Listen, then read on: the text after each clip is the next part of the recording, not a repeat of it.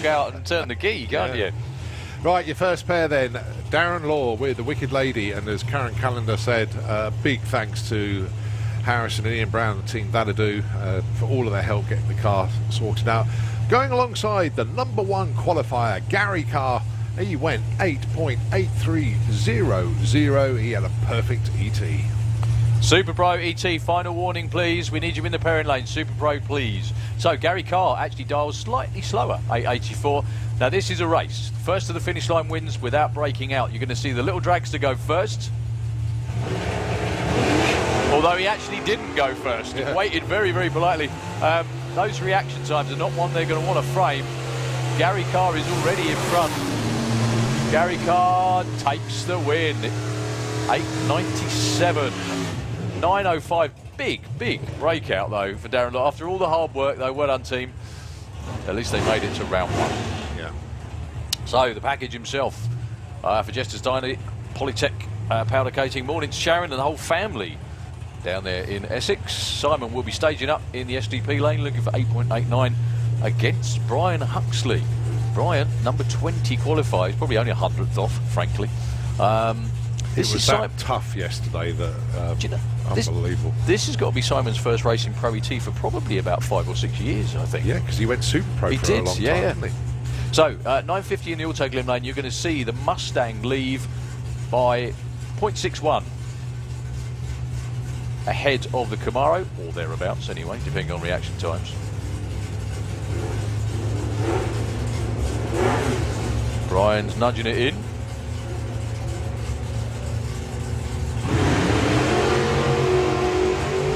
It's, well, do you know what? We both do the same thing. Just look at reaction time every single time. I think Simon's in front. Simon takes the win. Wow. My goodness me, what a race. That was pretty much over on the start line, actually. Simon with a 0.4 light, 0.11 for Brian. There was no way, actually, with Simon running 8.90 on an 89, that Brian could have won that once. Well done to Simon. Ollie in the Pontiac in the SGP lane, 9.19. Taking on Al Medley, our numbers 16 and 32 qualifier. Al Medley looking for 10.61. How many race cars has Al Medley got with him this weekend? Three? Three. Yeah, I think and so. they're all still working bizarrely, even though the Mustang did spit its coolant out yesterday. That's all fixed and running. So around about a 1.5 second advantage for the Oldsmobile in the Auto Glim lane.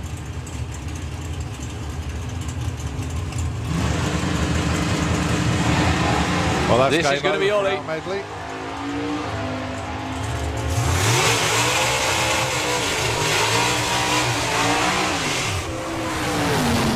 Oh, 62, sorry, 63 under 61 as well. Did he back off as well? Well, with 132, is that about right? Or maybe slightly slow for a 9.2? Cherry on the tree there for Alan Medley told the story on that one. Can we please have Junior Dragster into the pairing lanes, please? Junior Dragster into the lanes, please. Tom Kay, number 29. Tom had a number of wayward runs in qualifying with the Black Belt Dragster.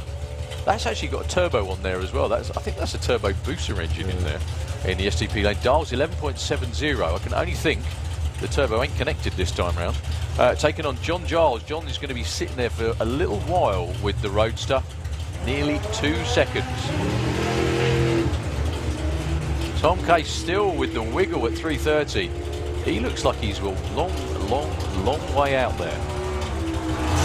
John Giles takes the win.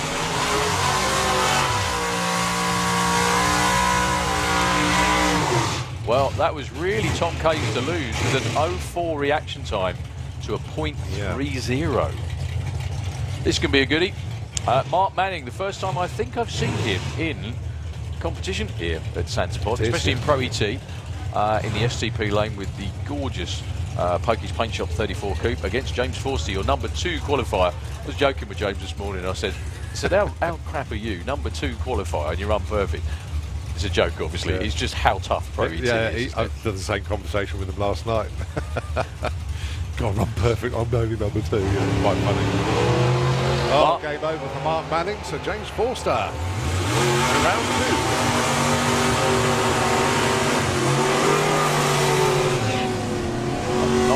11.58. Mark Manning backs out of it to an 11.62. Still hope he enjoyed his weekend down here. Bob Moldham from Leeds with the white noise. One of the coolest, one of Bob's daughters had one of the Junior Dragster. Can't remember this. One of the better names again in drag racing. That's called White Noise. The Junior was called Slight Noise. Although, to be honest, the Junior is probably as loud. Yeah. If you've got a decibel meter out, it wouldn't be far off. Against Mark Huxley. I think this is Mark's first race in this car, actually, again. Yeah. Two of the shortest wheelbase cars in Pro ET as well. Oh, and Mark Huxley's into round 2 as Bob Moldham. Cherry on the tree, unfortunately for him. Oh, well, they both actually break out. Well, I think Mark possibly, well, he must have seen the wind light in his lane. He thought, well, I might as well just drive it through, see what it runs. So if you were racing this morning, obviously I wouldn't be able to ask you this question, you'd be down there. But, I mean, dial-ins, especially with this, the tailwind is the fiercest it's been all weekend, I think, isn't it? I would, yeah, if the car was performing like it did a few weeks ago, I would probably dial a 1082. Wow, that's quite a big jump, actually. But I would have to have seen how the car went in qualifying as well. But assuming, yeah, I would have probably gone 1082. So Tom Watkins in the pickup in the STP lane, 11.26. 990 again, the number for Simon Ford.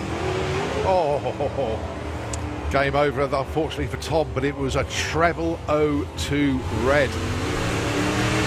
So Simon Fulton takes the win. Breaks out as well. Oh dear. Keep Tom away from sharp objects on the way home.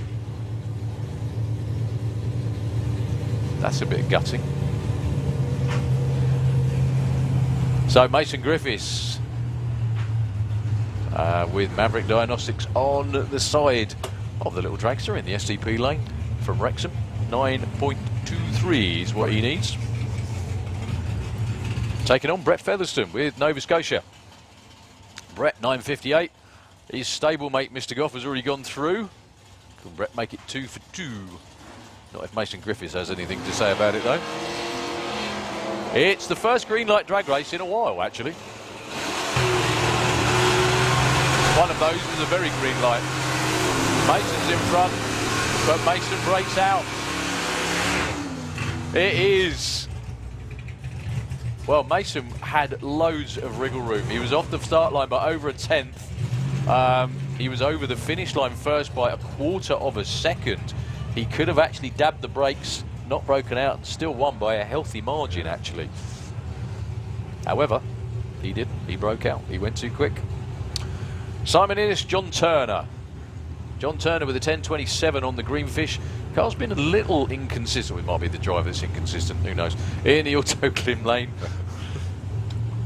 It's a good job. We get on with these folks, isn't it? Because otherwise we'd be in real trouble. The racers never listen to us at all. Even when they get home, they never play it back. Well, this is another one that could be won and lost on the start line. Obviously, we can't say which way round it is.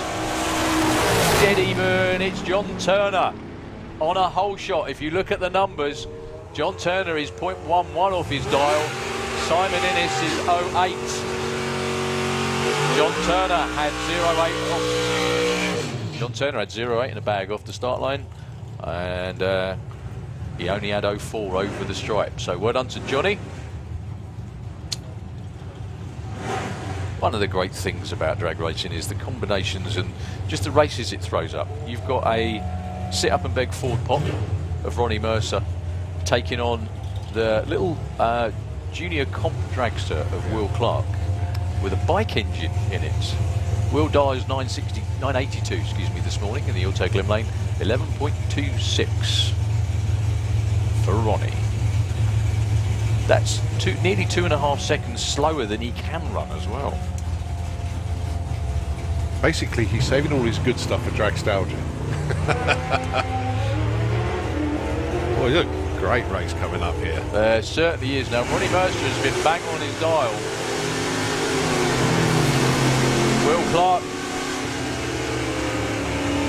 Will Clark was closer to his dial. That's actually the slowest run. That's the furthest off his dialing Ronnie's been all weekend. Yeah. 0.1 reaction time won that for Will Clark, really. Actually, yeah, it did. If you look at the numbers, 08 for Ronnie Mercer. Wasn't exactly late, but some people are sharper than others. Amy Watkins. Tom's already gone out this morning. What can Amy do? Just waiting for the dialogue. I've noticed actually Shane's got an orange top on to match Amy's car today. Has he got an orange dragon on as well? He has. Yeah, he has. Yeah, good lad. Taking on Vic Parsons. Amy was the number 7 qualifier with the Thatterbird Poncho in the STP lane. 9:52 for Vic Parsons. It's 10.13. Another 2 Nostalgia Superstock races, actually. We had Ollie and Al Medley. They were 2 Nostalgia Superstock races together. There's another pair of them. Well, you could visibly see Amy was bang on reaction time there. I'm not giving anything away. Perfect job, one end to the other. Amy Watkins with the 10th in the bag off the start line. Over the finish line, 300ths of a second off. That lady is a proper racer. Vic Parsons goes out round 1. That Nostalgia Superstock lot are a tough crowd, aren't they? Yeah. Chris Newsom with the Pro Stock MG. Well, Pro ET MG, but you know what I mean. In the SCP lane, 9:41, taking on another Huxley. There's 3 of them in Pro ET this weekend. That's Lee Huxley with the White Horse Chevy Nova. Well, 2 of them are through. Is it going to be 3 out of 3? No, Brian didn't make it. Oh, no, tell a lie. Yes, you're right. 1 for 1. This is the decider then. It will be Lee. Fairly big red light for Chris Newsom. 05. Doesn't matter what number comes up on the board. 9:29.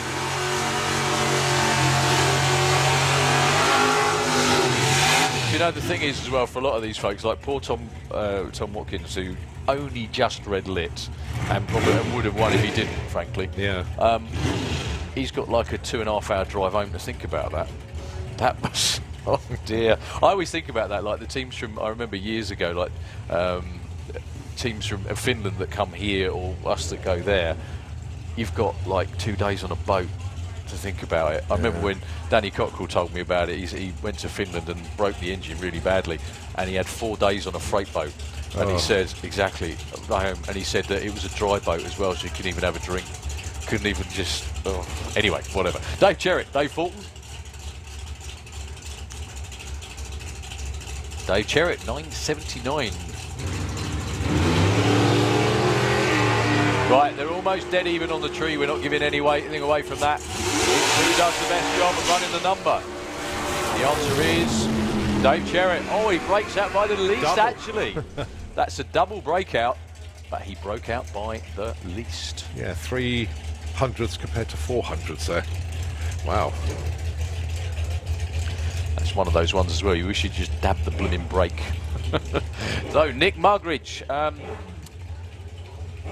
A little bit getting to know the car during qualifying, and boy did he get to know it by the end of it. 10:69 is his dial this morning in the STP lane. He has been razor sharp on the tree all through qualifying. This is his first race with this new car. Taking on Chloe Wilkins, 9:61 for Chloe. Chloe was real good in her last qualifying session as well. Chloe goes red. 0:29 light for Nick. Doesn't matter what he runs, he's going to take it to tune-up run and run it out the back door. Goes 10:61. Well, that obviously wasn't expected. Chloe triples through with 11:14 to end her day. So this is one of the alternates. Yes, it is. Alan Schofield should have been racing John Bean with the Mustang, but John's transmission has expired, unfortunately. So we have the alternate with Lee Morris.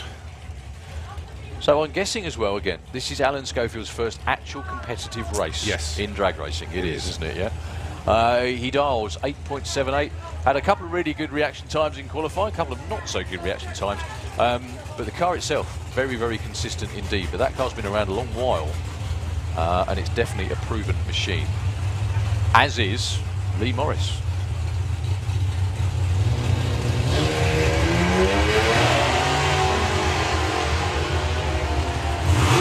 We both look left. Do you notice that every time? Lee Morris is out in front. Will he break out? The answer is no.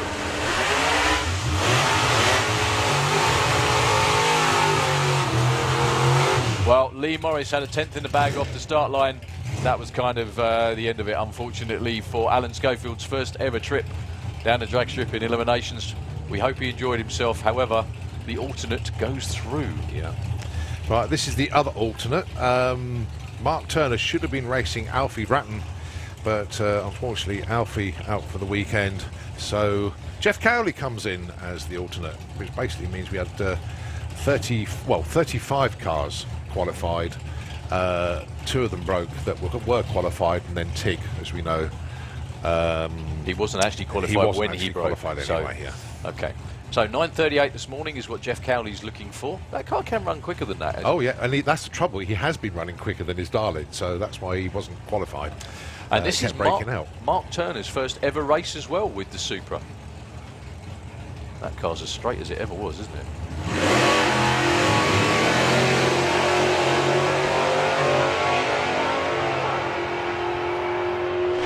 Well, Mark Turner is out in front. First round win or not? Yep. Mark Turner takes his first ever round win in racing. He was better on the tree as well by 12 hundredths, and that will go down as a whole shot win. Well, no, he broke out, Jeff Cowley. That's a good point too, yeah.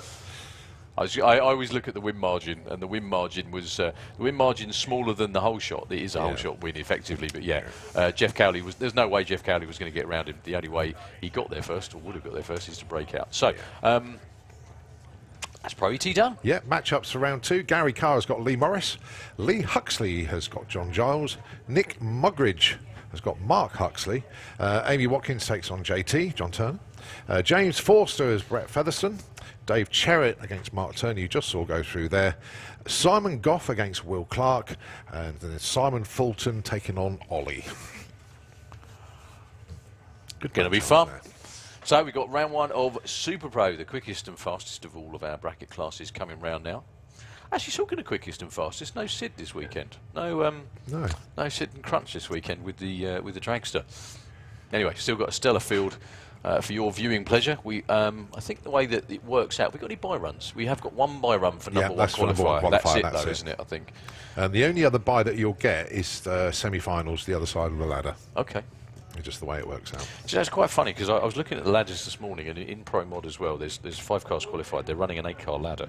Now, this used to happen years and years ago in the ETFA. 30 years ago. When there was 5 cars, everyone tried to qualify second. Because if you qualify second, you get a potentially, always potential.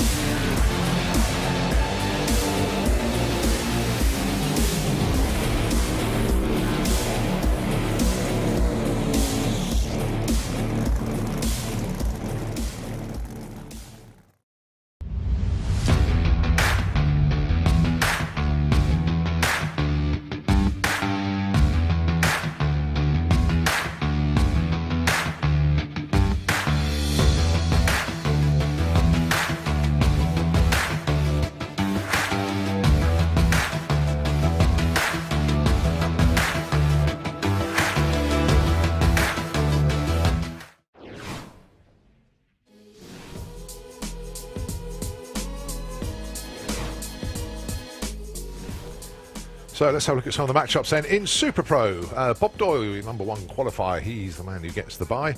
Barry Giles and Mick Howling. I think a lot of these people have raced each other many times before as well, so it could be quite interesting. And they've had a bit longer to think about They have, as well. Scott Hauser has got Ian Brown, the Camaro, taking on the Falling Dragster there. Billy Gain and Ashley Bell. Laura Turbeville and Tom Atkinson.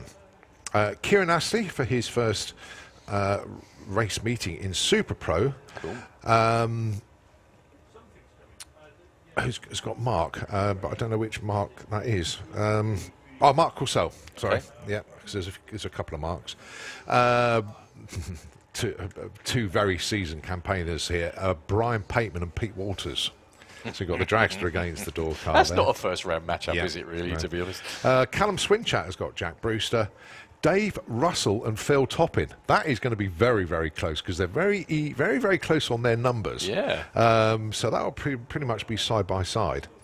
Nick Good and Alan Didwell, the two dragsters. John Turner has got... Oh, sorry, John Tebbenham has got Pell Norman. And then Ron Bartlett should have been racing Mark Bailey, but we know Mark Bailey has broken, so Ron will be having a solo in the Anglia. Well, we're just waiting for them. They're all suited, ready to go. I hope it is not a hold for anything soggy. I think they're just getting Well, there's preparing to nobody sort on it the out. track. Yeah, just so who's actually head of the lanes? Brian Pateman's there with Pete Walters. John Tebbenham's there too, just getting strapped in. So yeah, just a couple of moments away for Super Pro. Just to take you through the run order as well, folks. We are going to obviously stick to the run order as best we can. Thanks, Carl. So after Super Pro, we're due for Comp Eliminator. Now, this is scheduled for elimination round 16. However, I think only 7 cars qualified. So it will only be an 8-car ladder. Yeah, Go on. they are taking this session, then they're missing the next one. If Right, you know that what I makes mean. sense. So On the they'll be schedule, first yeah, round. They Yeah. will be Okay. first round. Then Junior Dragster, the round of 32, which is always a bit nervy for them. Super Gas Street Eliminator, Sportsman ET, VW Sportsman and Pro, and then we're on to Jet Cars Pro Mod round 1, Top Fuel Bike, Fuel Funny Cars, Top Fuel Dragster, and the rest of the jets as well. And the idea, if you haven't been drag racing before, wonder what we're wittering on about. The way that eliminations work in drag racing, the easiest way to describe it, think of a tennis tournament. It's tournament-style eliminations. So for the last couple of days, they have qualified from positions 1 through to 8, 16, 32, whatever the size of the field is that they're racing in. And then we pair them up in their respective classes. And then obviously, like a round of 16, it'll be the quarterfinals at Wimbledon, if you like. Not paid as much, obviously, but the quarterfinals at Wimbledon, then the winner of all the quarterfinal matchups go through to the semi-finals, then those 4 translate to 2, and then whoever wins the final race of the day in that particular class wins that event. And the way that the season-long points championship works out is that you get points for each round win during the year, and obviously event win as well, and it's accumulation of who has the most points over the season will be the number 1 at the end of the year. That's what we're waiting for you to do, isn't it? Start championship racing instead of... No chance. Well, I think the reason there's no chance is because you're obviously busy up here and doing other stuff. There is one other big reason. Okay. And that is, how can I put this? Indoors would not approve. At all. Well, let's face it, if you actually raced all the time, you'd be here less. Because if you raced instead of did this... Yeah, I understand that. However... If I raced all the time, I'd be divorced. So I'd be here more. I said this. I ain't risking that, mate. I tell you. I mentioned this to Luke. I mentioned this to. We took me and Luke were chatting a few weeks ago, and I mentioned this to him as well. I always remember reading. It was an editorial in Custom Car, and it was by Tim Bagley. It was really, really funny. He said it was. Oh, okay, it was a bit of a joke, but it's kind of true. He said he was sitting there in a doctor's surgery, and he picked up a leaflet, and it said, "Are you a drug addict?" And he was reading through it, and after reading through it, I think I am one.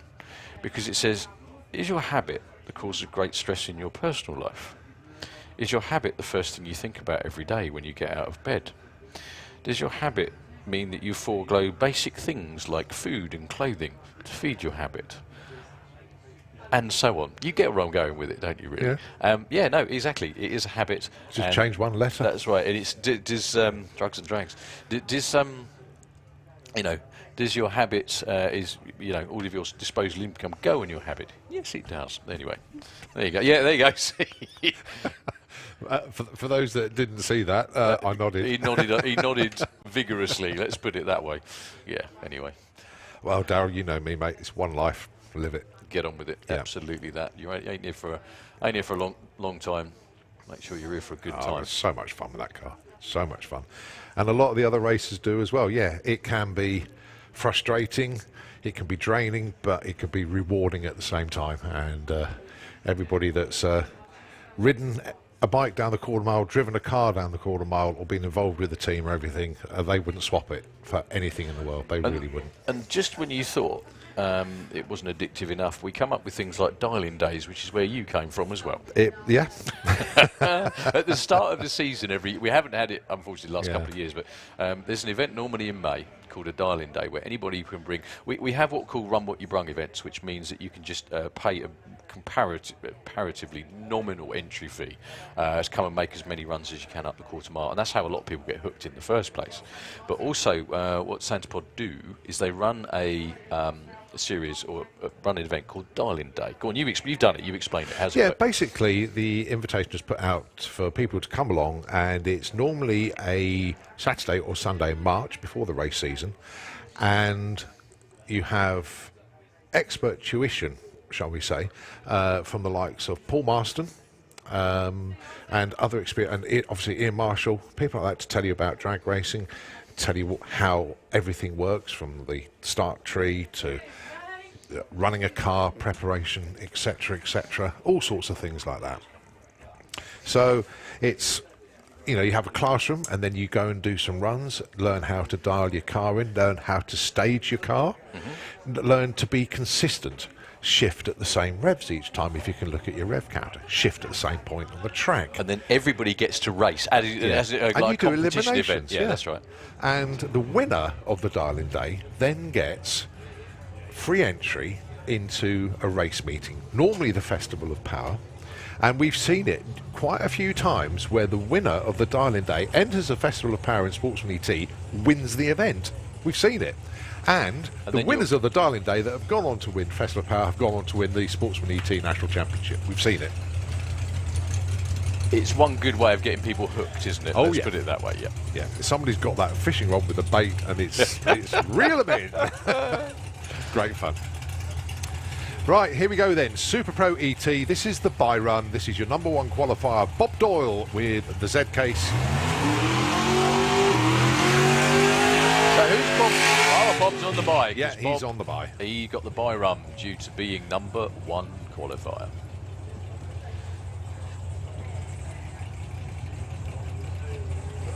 And not only that, there was one of two perfect ETs in Super Pro. Bob's was the better one by well, he's going for it. Of a second. Going for it as a tune-up run.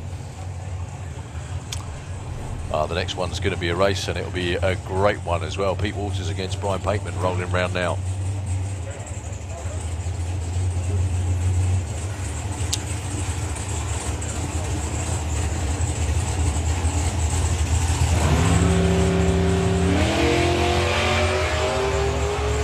Now, you don't see the reaction times come up on the scoreboard during eliminations because it might give one driver an unfair advantage over the other. My goodness me, though. Done. An 037 light with a 868 on a 67. Keep doing that all the rest of the day and it'll be very hard to beat. Talking of very hard to beat, Pete Walters, Brian Pateman.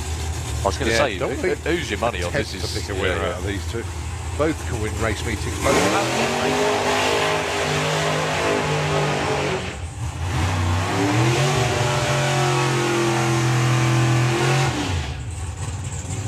Very difference on a lot of difference on the dial-in though. You're going to see the difference between an 8-second car and a 7-second car. It's quite noticeable. Brian Pateman in the Firebird, the family Firebird. That's the sort of car he'll never sell, isn't it? Well, they've had that car over 30 years, so it's never like going to part company with it now. I think they've had that longer than they have Steph, their eldest. Yeah.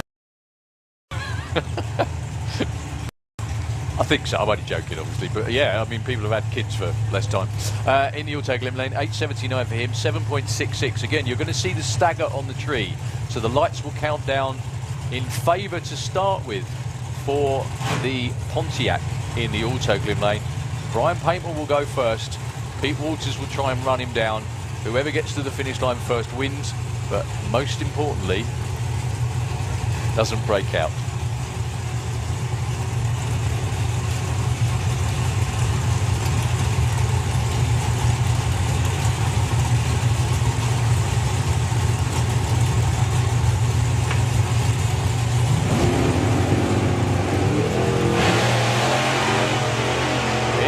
Green light drag race.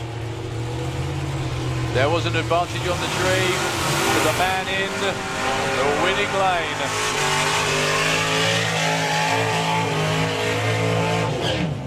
An 0-2. Whoa, Johnny. He normally does that further back. Anyway, an 0.23 reaction time for Brian Pateman, runs an 8.80 on an 8.79. Beats Pete Waters' 0.12 light, which is a little tardy for Pete, to be honest with you. He's normally bang on like Brian would have been. Went 7.83. Yeah. The win margin was actually bigger than we thought it would be, quarter of a second. So, we know John Tebbenham is killer at burnouts. However, can he knock off the Shogun of Pell Norman in this round one matchup? 8.86 for Johnny. Very consistently run that sort of number, isn't he? Pell Norman, though, with the Shogun looking for 8.16. I know they've got a few new bits and pieces on the rebuilt Capri, and that's what's been given and kind of fits over the weekend so far.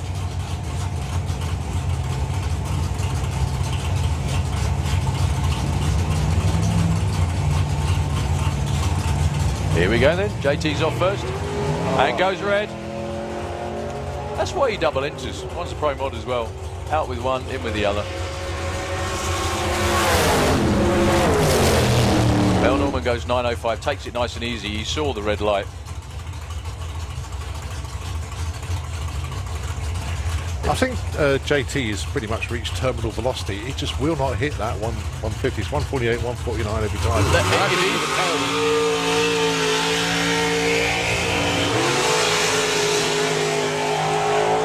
In all honesty, if he doesn't do it in early morning air, it's naturally aspirated, that car. Yeah. Doesn't do it normally in early morning air with a tailwind on this really sticky racetrack. It's, it's going to be tough. Yeah. Just to show with that combination. Yeah, indeed. I'm sure there's a few tweaks they can do maybe to get it over. Yeah. Well, this is another surprisingly tough first round matchup for both of them. Tom Atkinson, the time is money. Cortina with Dad John wandering past to take the pin out the chute. I'm not sure they rolled off the production lines with parachutes on the back of them. They should have done though. 8.88 and exactly a second quicker is Laura Turbeville. Can we have Comp Eliminator into the Perry lanes, please? Comp Eliminator into the lanes, please. So Tom Atkinson will go first. Laura will try and run him down. Laura was actually in the number 3 qualifier, ran very, very well in qualifying. Almost all through qualifying. The car was pretty consistent. Let's see if they picked the right number this morning.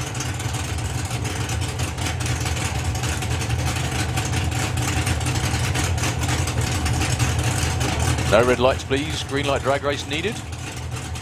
Tom goes in first.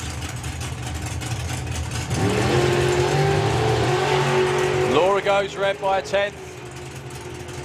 0.14 reaction time for Tom. Normally wouldn't get it done. Oh, Laura breaks out as well. What's known as bad on both ends, that is.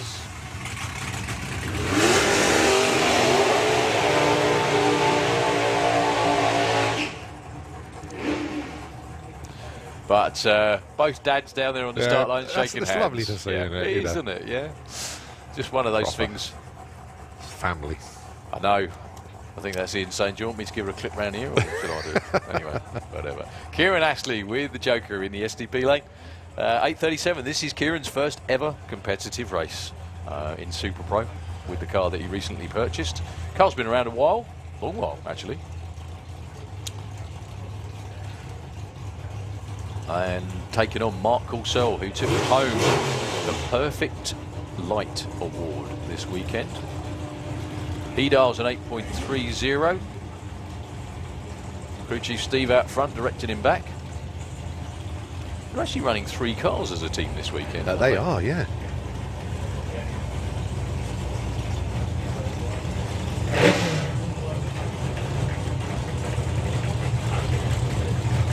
Marky Turk on the team as well, though. That's helping them run the 3 cars. I was just going to say too, there's not much in it on the tree either. Yeah. And obviously Mark was saying, a big shout out to Philippa and the kids in Spain, and Russ Heaven this, as you know, lives in Spain, had been seen Philippa, and Mark's Russ had sort of messaged back to say the Wild Bunch have got a European prize for them. It is a green light race. Kieran's out in front. Will he stay there? Yep.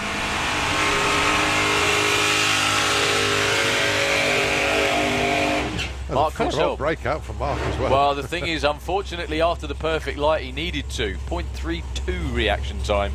Kieran Astley, his first ever win in competition, 8.40 and an 8.37. Good job, sir. Yeah, I was just saying that the Wild Bunch have got a Spanish branch. Yes, yeah?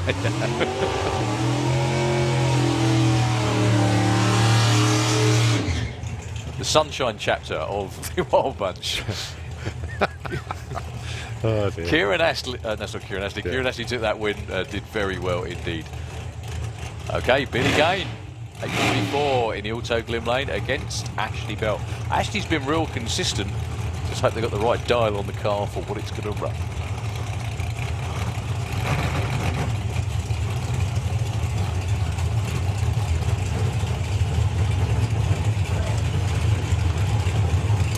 So Ashley's going to go first by about 0.3 of a second, well, plus 100.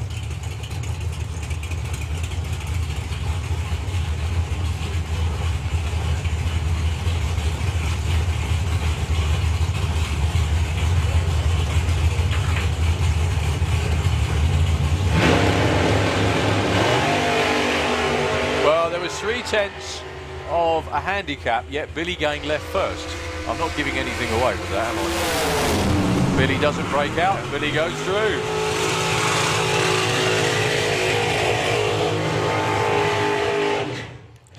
Well, Ashley Bell, nearly half a second reaction time, I think was the big difference in that one. Billy Gain backed off at the top end, still took the stripe. He probably noticed that he left before him as well, even with the handicap. So Ron Bartlett on a solo run should have been racing. Yeah, Mark Bailey, who's unfortunately got converter and transmission all in pieces, and when I say pieces, they're bits of loose metal, not as in pieces, but it's actually sort of destroyed itself. So hopefully they'll be back later on in the season. Aluminium soup is never that's good. It. Okay, Ron Bartlett though with 8.21 dial-in. Over the last few years, Ron's turned into a pretty damn good bracket racer. The car itself is consistent. He's consistent on the tree. He got to the finals at one of the big events a couple of years back, and well deserved it was too. And he's always smiling. If you know Ron, got to see Ron. He's one of those real happy people. Look at the reaction time too. Ron, don't waste that on a bike run. 002 on the tree. An 8.22 with a 0. That's got to be one of the best packages we've seen in round one, actually. A 002 reaction time, an 8.22 with a 0. That is a 100th package. That's actually... Yeah. The thing is, though, even if he read, he'd still go through. But even so, that was awesome. Well, that's what you get runs like that for, isn't it? Make the most of them. Scott Hauser should have been against... No, Ian Brown as well. Should have been against Ian Brown in this first round matchup. So, Scotty gets the same, well, privilege, if you can call it that. Commiserations to Ian Brown. They were having a real good weekend up till that point. Bye run for Scotty, just from down the road in Bindon. His dad Jeff has been around this place as long as it's been here almost, I think. I'm not being rude, Jeff, I'm just, observing. That's interesting, because Ian, Harrison Brown are all having a look at what Scott's doing.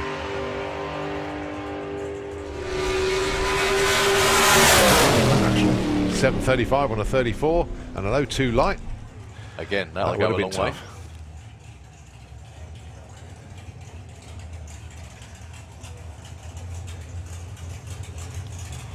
So, Barry Giles taking on Mick Howling, couple of dragsters.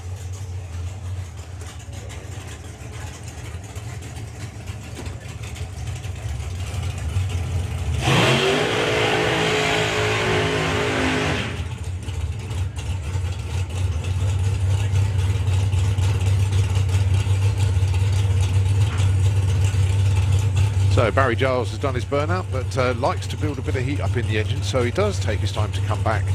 So there's no point in Mick Howling doing his burnout until Barry is well on his way back to the start line.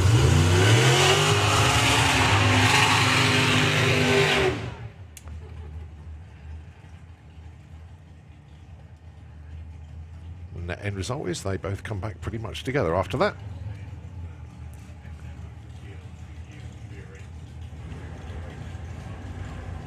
Three more pairs to go in Super Pro after this one.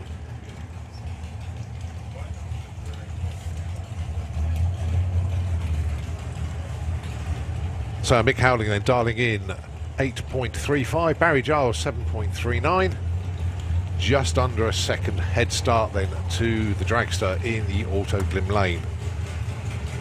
But then Barry Giles' dragster is almost a second quicker. And the idea being whoever reacts to the green better, gets to the top end first without going under their dial-in, takes the win.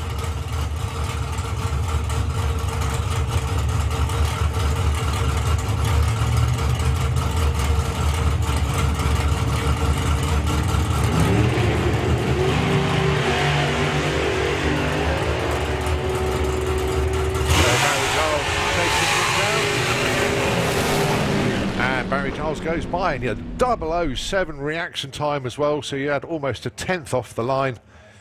So Barry Giles takes the win there, 7.44 on a 39 dial-in. Mick Howling was only 200ths off, but in effect a whole shot win there for Barry Giles.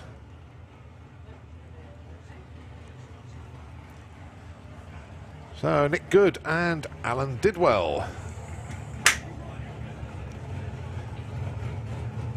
Well, Alan Didwell's car is coming around the corner, unfortunately not under power.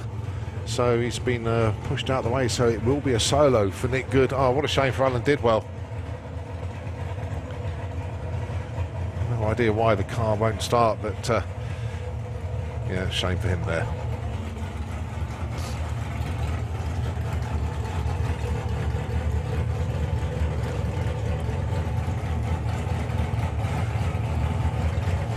So Nick Good dials 7.48.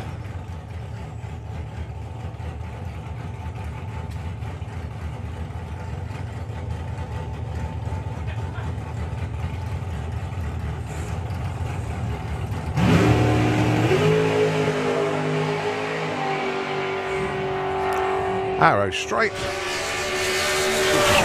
B goes 7.49 on a 7.48 dial-in. Nicely done there for Nick Good. Right, two pairs left to go. They're going to be Jack Brewster against Callum Swinchat.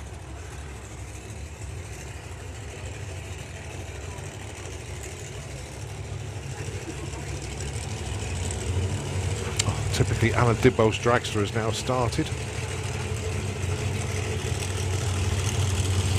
Oh. I know, I thought he was going to take a run then, but no, he's actually getting it reversed to be able to take it down the...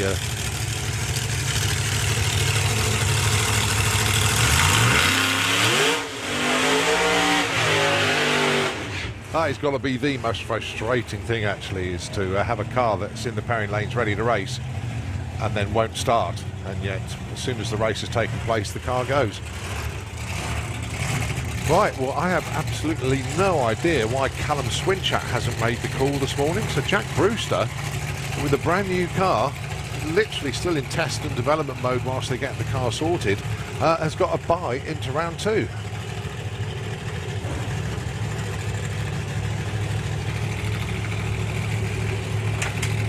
Callum's car, one of the most consistent cars you're likely to see in any class. I mean, taken the Wild Bunch Championship by winning pretty much everything, but unable to make the call for round one this morning. So Jack Brewster on a solo. Car pulling slightly left when he leaves the line.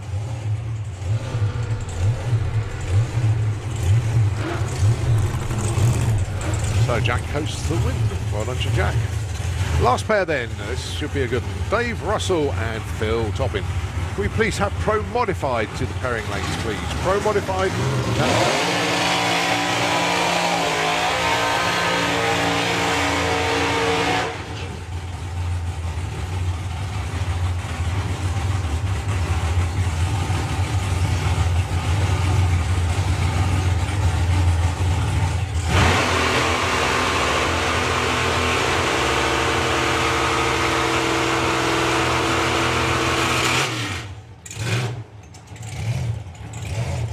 Dave Russell. Great time in qualifying for him. He qualified in the number 2 spot. Ran a perfect ET. Two of them actually in Super Pro qualifying.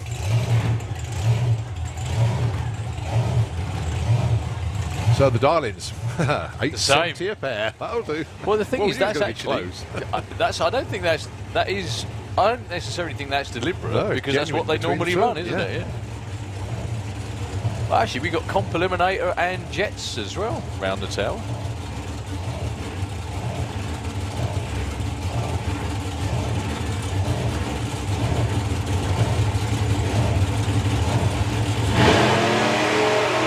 So it is a heads-up race. You could clearly see who left first. It's whether they break out or not. Van or Corvette? It'll be the Corvette. 2 wins for Dave Russell. Now, even though Dave Russell broke out, he still didn't get there first. Yeah, Phil Topham got there first. Over 1/10 of a second reaction time advantage too. The Corvette, Phil Topham goes through. Top Fuel Bike into the pairing lanes, please. Top Fuel Bike into the pairing lanes, please. Right, 2-seater dragster time. And again, Paul Brown, thank you ever so much indeed for forwarding us your hit list of the day for the people that are going in the back. First up, though, this is a 40th birthday present that was given to this passenger last year. The whole family are here to watch Stuart McWilliams from Suffolk go down the quarter mile. You can see some of the family on the apron there, filming this for posterity. We've got that again. So Stuart McWilliams, who's probably 41 now, because he got this as a birthday present last year. I fixed it. Sorry. Was it persuaded? No. It was on there. It was. Right. Sorry, something technical. I didn't touch anything, honestly.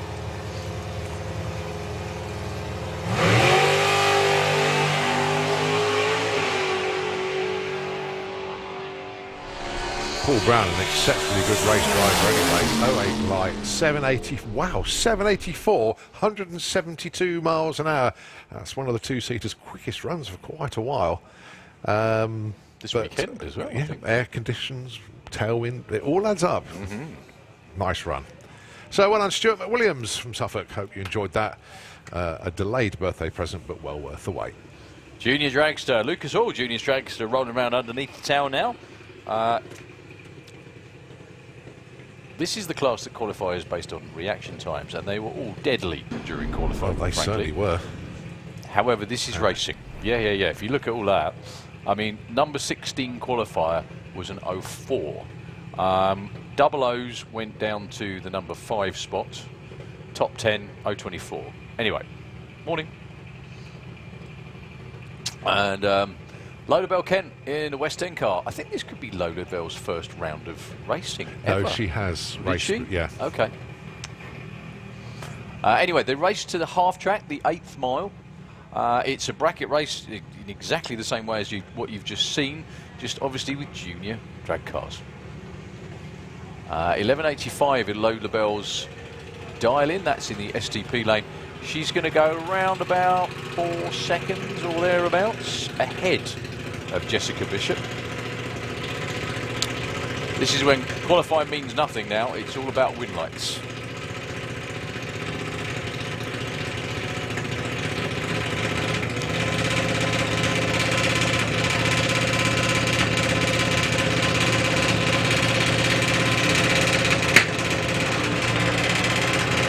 Two very polite reaction times. Can we have funny car to the pairing lanes, please? Funny car to the pairing lanes. Win light goes to Jessica Bishop.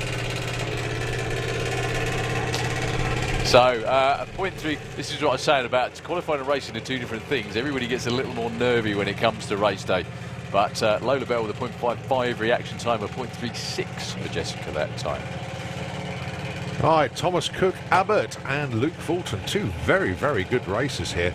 Thomas Cook Abbott has been at the sharp end of the National Championship quite a few times. Luke Fulton won the COVID Cup Championship last year But Luke, if you remember, missed all of Friday's qualifying due to the fact being his last day at school, and then had the school prom on Friday night.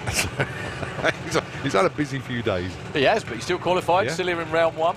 Again, the qualifying position matters not now. It's all about win lights.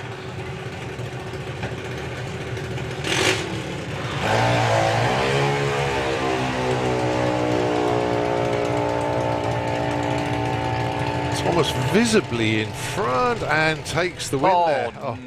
Oh, blimey. Don't show him that easy slip, actually. That's a very, very big whole shot win, that one. Vicky's face, yeah, bless especially her. with the fact that he ran 7.94 on Yeah. a 7.94. 0.3 reaction time in the that's what STP told the lane. story. That was the difference. So well done to Thomas. Commiserations to Luke. So it's going to be a fun ride home for the Taylors today. Yes. For one of them. I was looking For at one that. of them. It's Freddie and Frankie racing in round one of Junior Dragster. How did we work that one out, eh? It almost didn't work out that way because we had two identical reaction times. How did they split that? It's whoever did it first, I believe. Oh, okay. Unless Yeah, it that went makes down sense. to That the makes furthest point. So, but it worked out this way. So Freddie Taylor Foes first with the green lights, followed by Frankie. There ain't much in it on the tree. Who's got the better car on Who's the number? braver? It's Frankie. 8.10 and 8.04 beats a 9.10 on an 8.95. Win margin 0.7. 0.5 to 0.6 reaction time. Very, very even as well. Yeah. Very even. I wonder if they're going to rib each other all the way home. What do you You think? bet. Harry Redshaw and Jack Taylor, your next pair. 8.37 plays 9.35.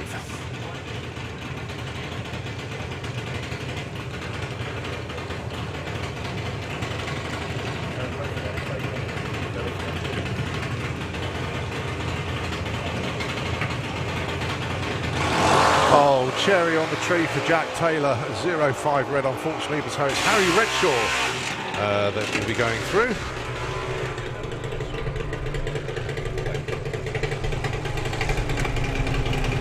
There's 8.35 breakout. Doesn't matter.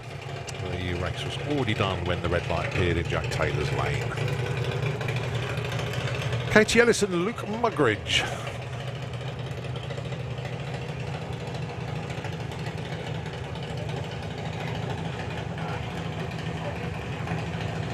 .790 is what Katie would like to run as close to, certainly not under. Luke Mugridge target 8.58. So Luke will be leaving first, and then 0.68 seconds later, Katie Green will come on. Well, it will come on if she's the right side of. Yeah, I was just Lord. going to say there's a lot of interpretation going, Yeah. open to interpretation stuff going on. So Luke was number 7, Katie 20, although Katie did have a 00 light that was scrubbed. Is Luke stuck? Because he's wriggling around. Oh, okay. Just couldn't get the car to inch forward there. Oh my word! Yeah. Katie's going to do Katie's well. pedalling. Oh, Kate, wow. Whoa. They both break out actually. Yeah. However, Luke Mugridge does by the least. Katie did actually get there first, but she had a good reaction time of 0.67. However, Luke Mugridge in eliminations 0.03. That was better than his qualifying. I know, that was better reaction. than number 1 qualifier, that was. Was it? Yeah, That's the quickest reaction in Junior Dragster Yeah. all weekend. brilliant. Well done. Unreal. Good lad. That was a bit of timing. Yeah. Kate's got a fast car. Right then, Teddy Sullivan and Harley Coursell. Oh, Harley's got to wait a long time, hasn't he? 8.15 compared to 12.6. Teddy was your number 1 qualifier. Around about 4.5 seconds then. Yeah. Give or take a bit. Mark's made it back down to watch his lad here in round 1. Teddy was number 1 qualifier, wasn't he? Only just though, look at that. He was very tight in Junior Dragster in qualifying.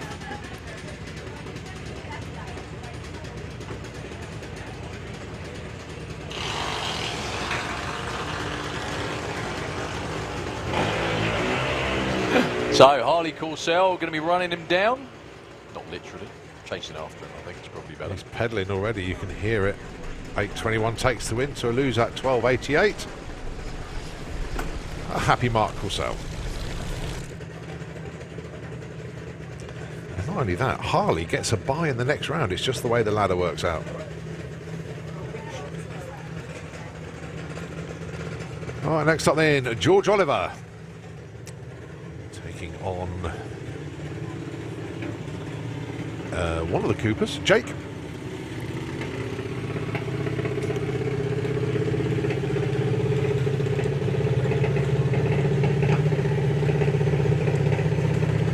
So 12-12 plays an 8-18.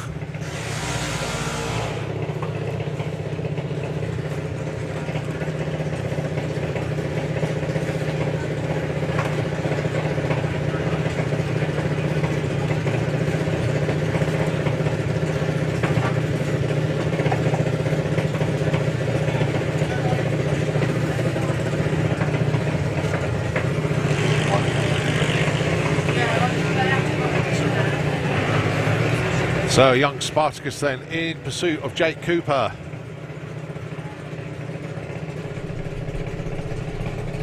Oh, George breaks out. He got there first, but West went that little bit too quick. And so Jake Cooper takes the win and is through to round 2.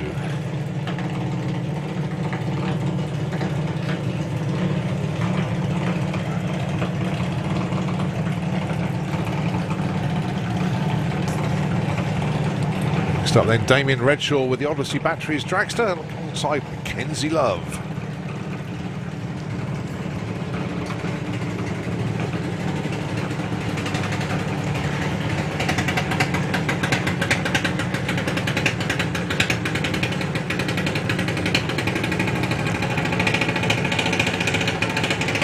The Darlings then 8 flat for Mackenzie, 9.43 for Damien, 1.43 second head start to the STP Lane dragster.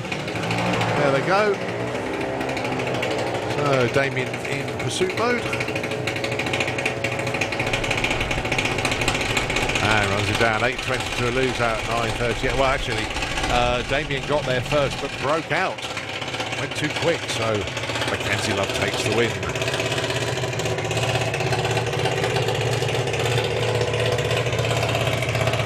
Okay, Daniel Weir, your number 3 qualifier in the Auto Glim Lane against one of the kind of house Santipod Raceway junior dragsters, actually.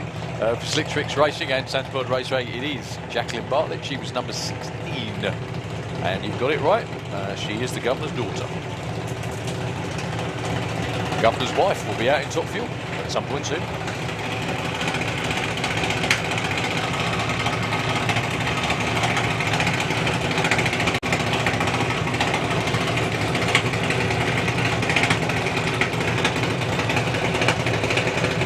So only 600ths of a second between these two on their Darlings.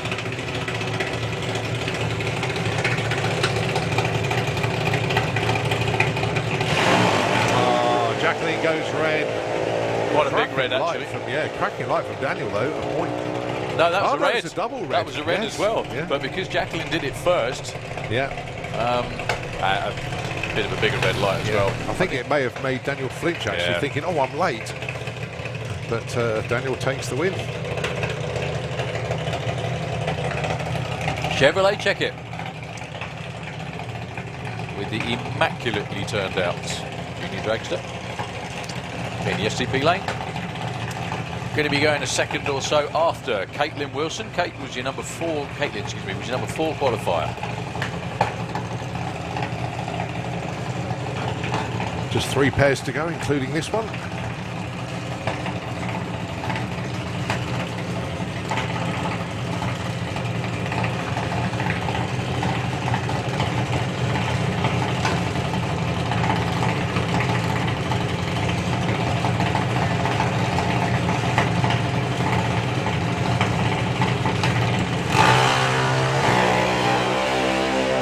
Not too much in it on the tree.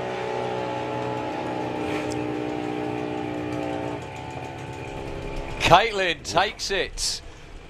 That would be a breakout win. Chevy Check It was actually over the finish line first, but just that bit too quick. 09 reaction times for 0.13. I think that's probably the reason that she went that little bit too quick anyway. So it will be Caitlin moving through. So Purdy Hadfield against Ada with the cherry bomb in the STP lane. 12.02. Purdy's got to sit there for 4 seconds.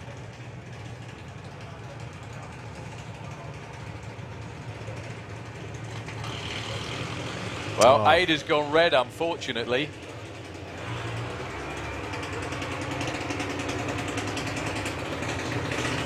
It will be Purdy that takes the win.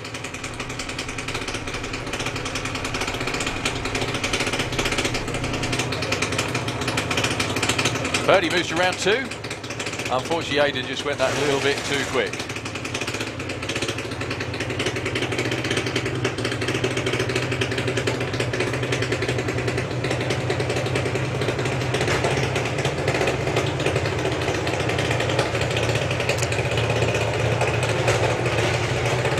So I think we've got Laura down here in the other Slick Tricks Racing Junior Dragster in the Auto Glim Lane, taking on Bullet Boy himself.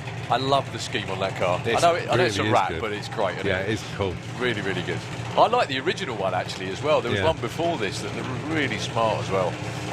That's Harley J. Darby. He was number 25. I think he might have even been last actually. Is that right? Yeah. Yeah, last of the... That is not in racing. Of course. And again, as you can see, whatever happens in qualifying means nothing at all. Now they're out there racing.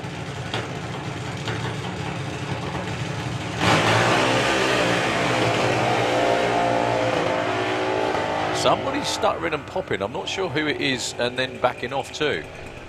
It is Lara Bartlett taking the win. 8.05 on a 7.98. Harley J. Darby 8.17 on 8 flat. They were fairly even off the start line. Whoa. Well, all for you folks out there not in a viewing area, now's a good time to get there. We've got jet cars coming right now, actually, seriously, right now. If you're wandering around in the pits or anywhere else, we've got jet cars coming, Comp Eliminator, lots of other good stuff too. Round 1 Pro Mod as well. Meanwhile, first round of Junior Dragster coming to a conclusion with Max Taylor and Kai Cooper. 13.79 for Max, Kai 9.10, so it'll be Max leaving first. I've just realised I've got just picked the worst time to have a cup of coffee, haven't I? Seriously. Best time for entertainment, though. I know. Well, if it's getting cold, I can always warm it up.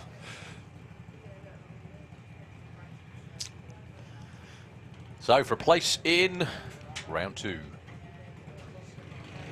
Red light for Max Taylor. He also deep stage. I think that's both the Taylors out in round 1 on red lights, wasn't it? Unfortunately. Kai Cooper goes 05 green. The wind light was already on in his lane, though.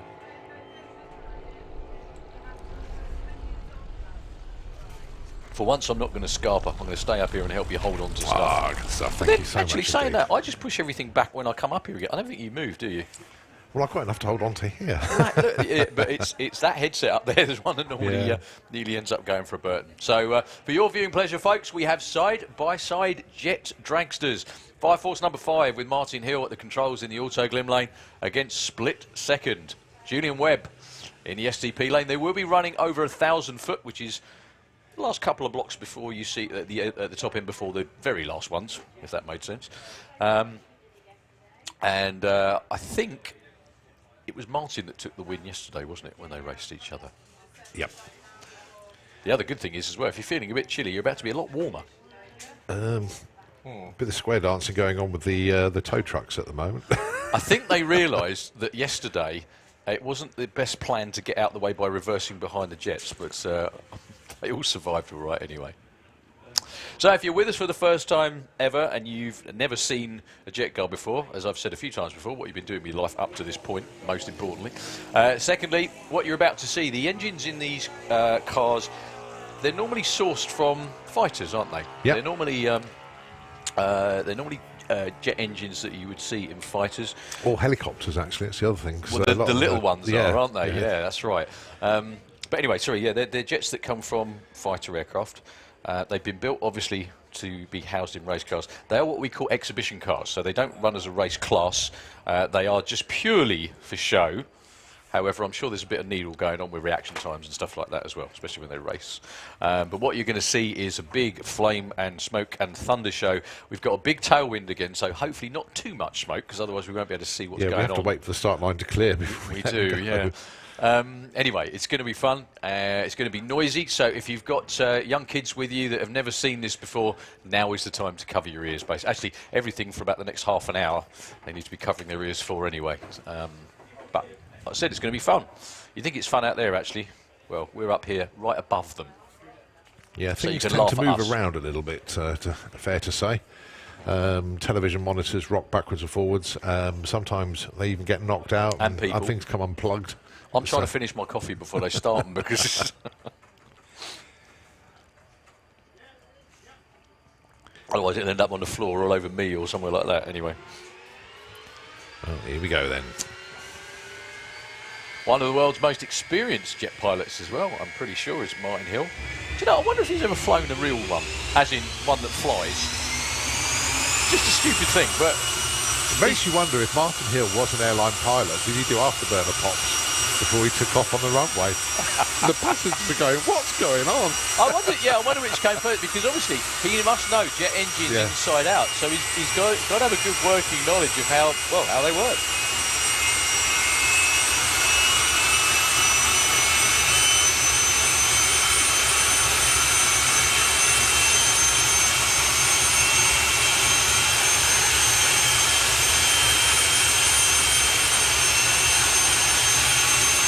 I did it. Coffee slurped. Fantastic. Right.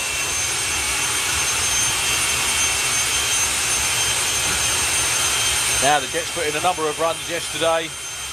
They're running to 1,000 foot, so the ETs that you see come up on the board will be for that distance, which is just hanging on waiting for Julian's team.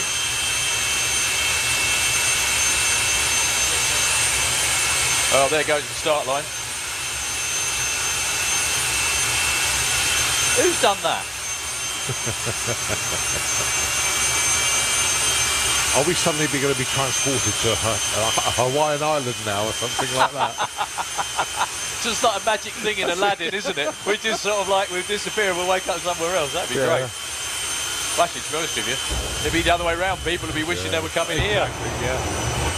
I'll tell you what, when the smoke clears, I really want to be at Santa Claus. Oh, I am.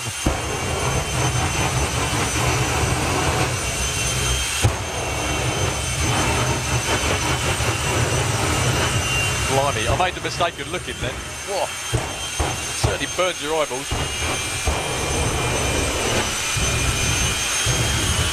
That's an awesome flame show. It really is. It is. I just hope everyone can see it, to be honest with you, because if you look over there, look. Yeah. Go on.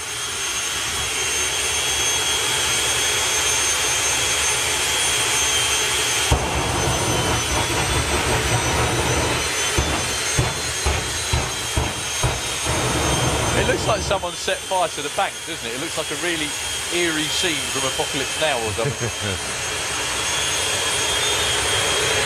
So they're winding up the turbines.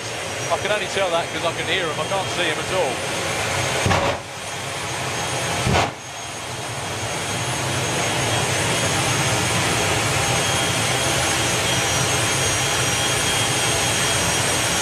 I think they're going to have to calm it down a little bit for a second just so they can see where they're going.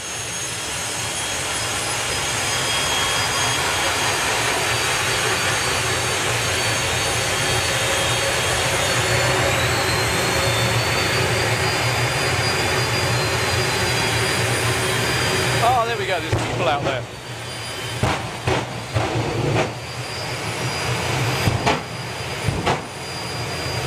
No more smoke, no more smoke.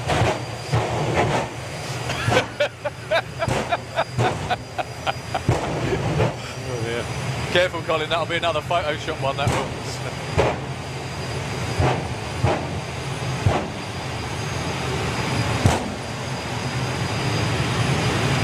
Well, Julian Webb already in stage. Martin Hill's blipping his way forward with 5:45. There we go.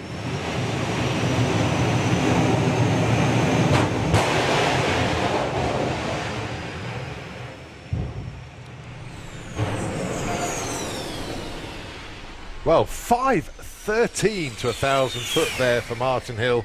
Only 148. He clicked it off way before he got there. Look at the 60 foot for a jet. 0.97. Outstanding. Well, we hope all you like smelling like diesel fitters when you go home at the end of the day. That cloud of smoke is a really thick one. It's like the start of Stars in Your Eyes, isn't it? It's quite unbelievable, isn't it? What a show they put on for you, everybody. My goodness me. I hope you enjoyed that too.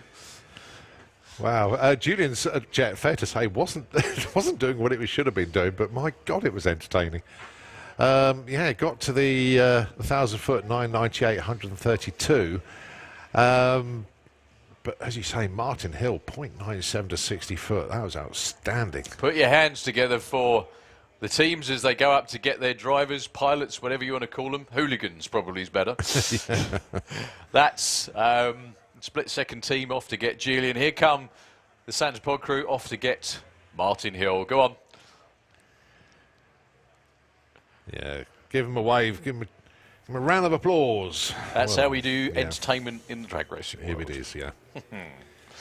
Okay, so now the jets have run. We've got round one of Comp Eliminator ready to go. Also Pro Modified. I'm not sure the order actually, Colin. Yeah, I think it's Comp. Hang on. Julian set fire to the burnout box. Look, there's a nice big chunk of it missing down there. Steve's putting the water down. Anyway, sorry, I beg your pardon. You were just saying, Colin. You were just saying, sorry. I was just looking at the burnout box, actually. It has, hasn't it? Scorched, it scorched it. It's actually scorched the burnout box. Yeah, just going to wait to see which class does actually come next, because on the schedule, Pro Mod should follow 545 and split second, but Comp Eliminator were due to run earlier than that. So, yeah, we'll just see which ones come around the corner first. But certainly going to be a full-on session for both of the classes. Pro Mod, as you say, Darryl was talking about the ladder in Pro Modified earlier on. Your number one qualifier does actually get a bye into the second round, but number 2 and number 5 race each other, and they get a bye into the final. Whoever wins that obviously goes into the semi-final. So it's a race. It's a race for the final, isn't it? Yeah. It's a race to see who goes into the final. Just wonder what we're doing, ladies and gentlemen. The tractor is just going down. Jet cars can leave a little bit of debris behind them, as you probably gathered. Little bits of tower and concrete as well, by the looks of it. Yeah. Just making sure that the racetrack is nice and clean, ready for the wheel-driven cars that are coming round behind them. We've also got Top Fuel Biker.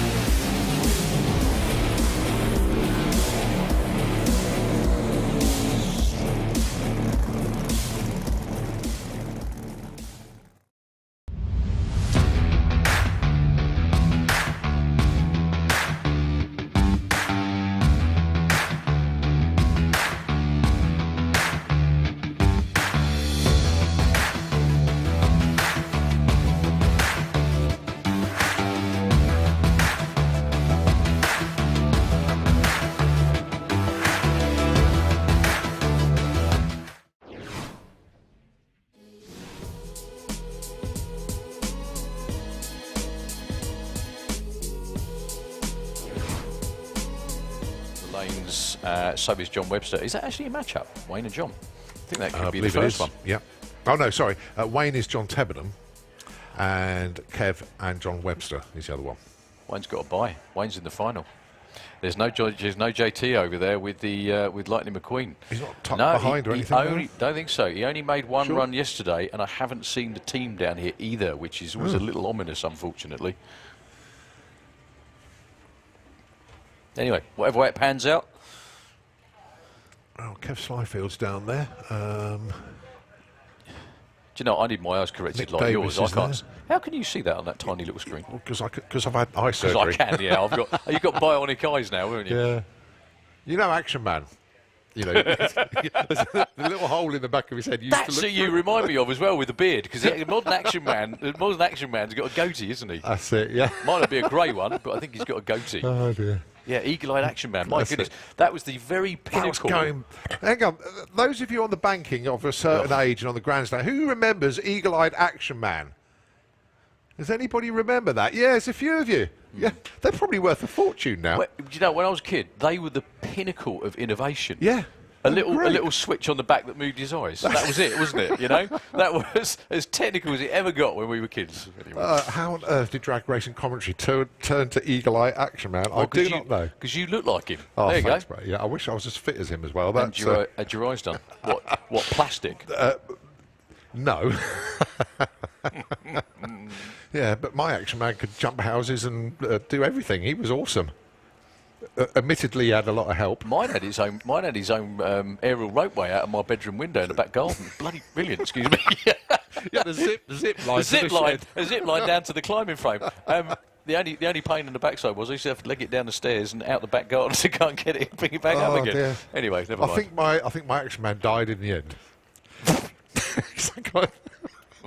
Got my dad's BSA Meteor .22 air rifle and shot him. Poor bloke. It's a good job no one's listening to this. No, nobody's listening at all. Thank goodness. We are so far off base now, this is ridiculous. Let's reel it back in. Yeah, just about. Anyway, once again, we hope you enjoyed the jet cars. If people haven't been before, we've also got fuel funny cars. We've got Top Fuel Dragsters coming up as well. So, actually, they haven't been called. I'm not sure whether they're there or not. I know the funny cars have been called. I know we've got Pro Mod there, and I know we've got Comp Eliminator there, and probably more jet cars too. So, anyway, don't go anywhere. Probably about 40 years late. Oh, God, yes, go on. I must apologise to my sister. I was trying to move on. It's not happening, is it? Go on. I must apologise to my sister, because not only shoot did her Action as well, Man die... Come on.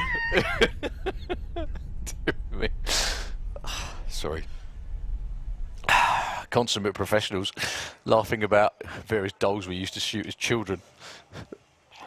Colin's got bright red, which clashes with his beard. It's always a good look. Anyway, so the Bluebird just finishing up. Do you know what? That was a Pippi style meltdown. That was. That was great. Dear. Anyway.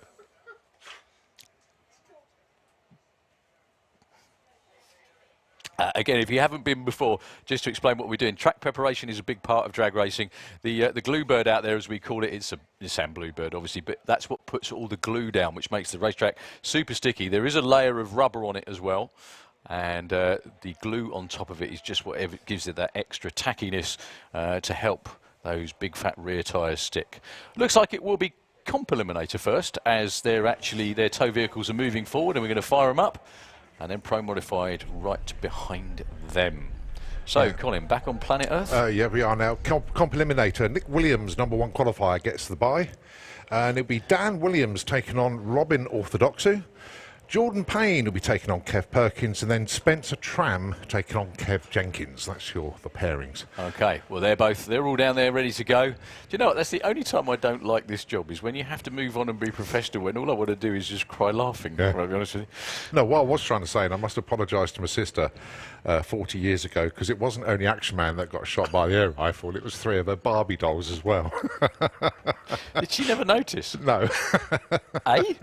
Well, I think they just got kidnapped and shot. Kidnapped and shot by Action Man? No, by me.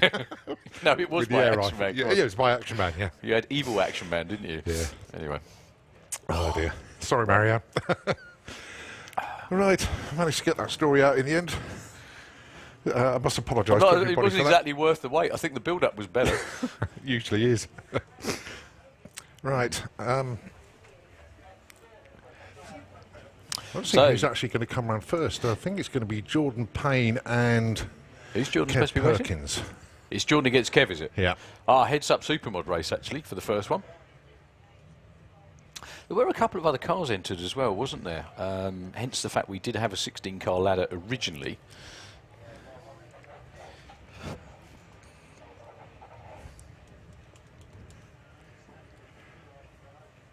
God, I'm even getting messages about Action Man now. So, oh dear. Yeah. Thanks, Nick. Really Nick Wood, that is. dropped ourselves in it that time. Yeah. Well, you did. Oh, we're added to the entertainment. They don't come here just for drag racing. They come for the entertainment. I think you'll find they do. Oh dear. Well, it's good to see Chris Hannon back round as well.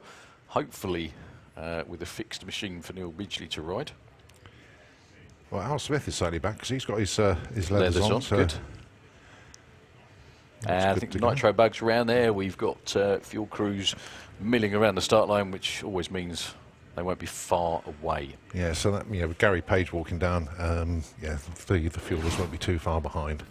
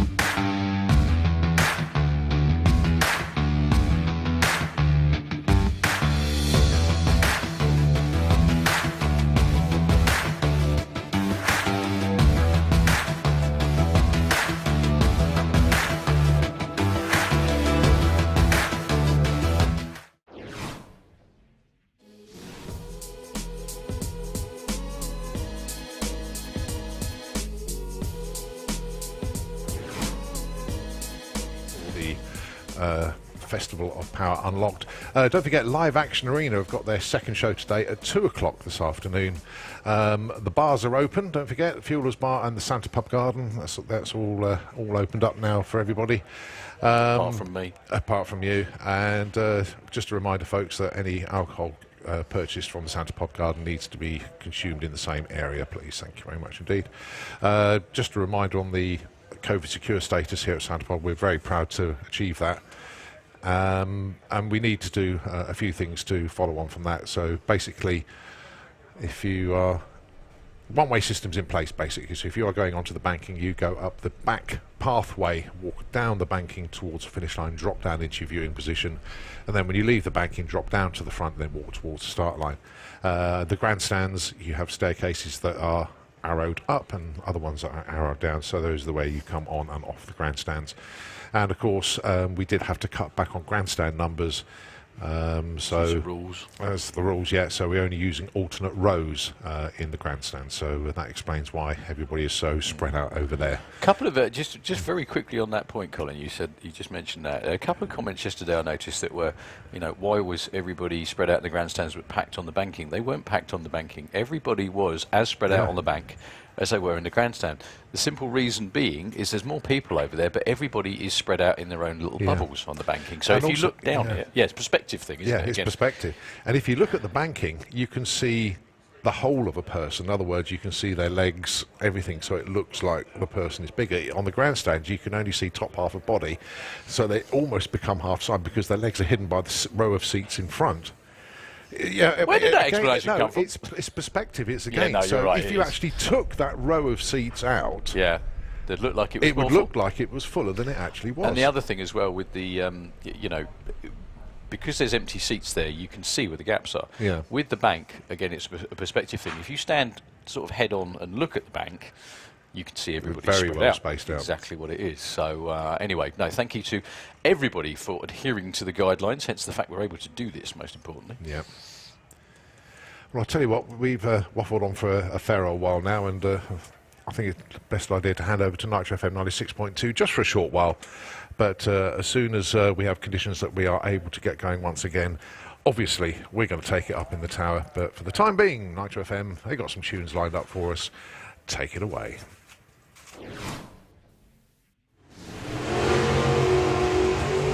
It's, well, do you know what? We both do the same thing. Just look at the reaction time every single time. I think so. Well, that's this is going to be Ollie. Medley.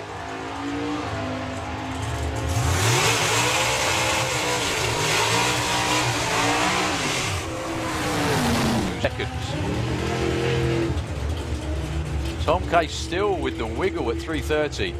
He looks like he's a long way out there. John Giles, take it. Oh, game over for Mark Manning. So James Forster, round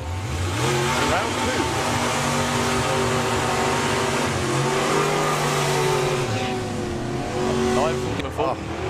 Oh, game over, unfortunately for Tom, but it was a treble 0-2 red.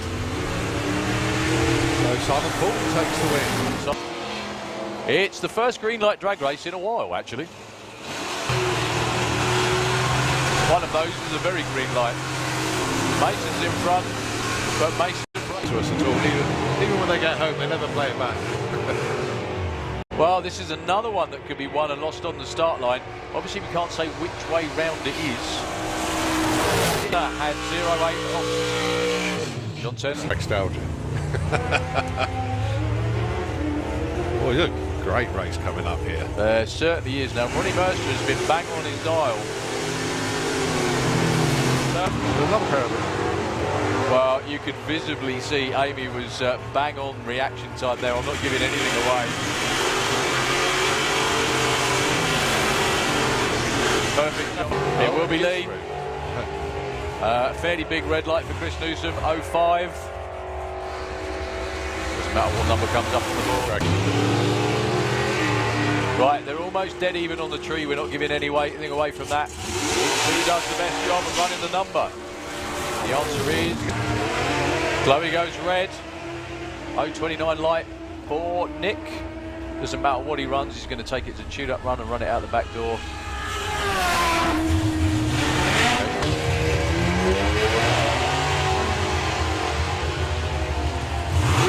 We both look left, do you notice that? Every time. Lee Morris is out in front. Will he break out? The answer is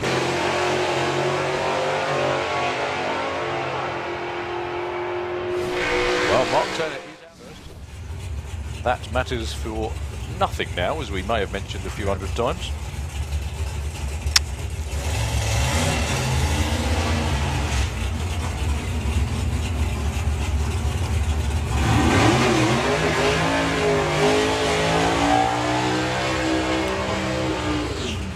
Just going to say, actually, one guy we've been missing for a while now is Fred Hone.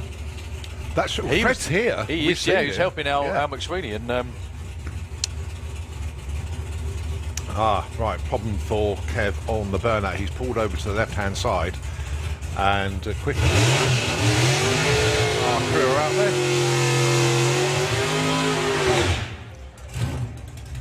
So unfortunately, Kev is going to be pushed back. So it's going to be a solo run for Jordan Payne.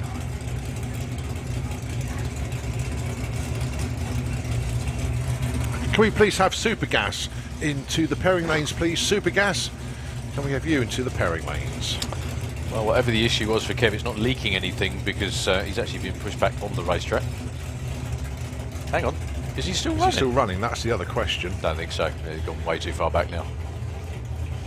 Those boys wouldn't use any more energy than they had to. No. Street Eliminator, please, into the lanes. Street Eliminator, could we have you into the lanes, please? Okay, Jordan Payne with a freebie into round 2. Now, this is where things get a little bit interesting in Comp Eliminator. In qualifying, they run it out the back door every time. In eliminations, if you run quicker than 0.5, i.e. half a second under your index, for the next round of racing you get what's known as a competition index control, which means they move your index down. So Jordan will probably click it before the finish. Spencer Tram should be racing Kev Jenkins. Now, there is no Kev Jenkins down there, unfortunately. If you remember, Kev's run last night was, well, unfortunately it wasn't. It was just more of a toodle up the racetrack. So it looks like Spence is going to get his first round win in the new car. Yeah. And he'll be racing Jordan Payne in the semis.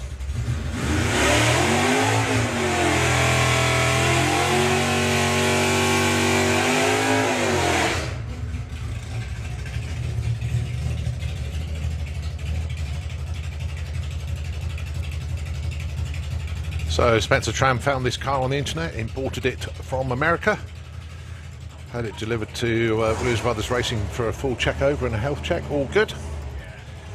And car up here for his first race meeting, and he's pulling wheelies for the first time in his racing career in this car. Is that right? Yeah, never did it with the Corrado.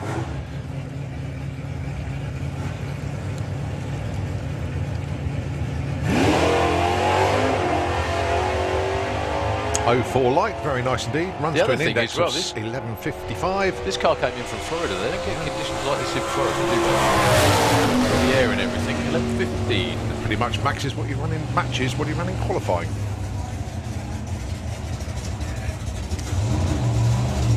So we've got a race this time. Robin Orthodoxu taking on the Williams boys, or one of them anyway.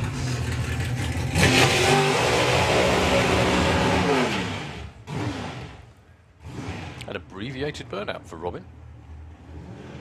Yeah, Dan will wait for Robin to come back before he does his burnout.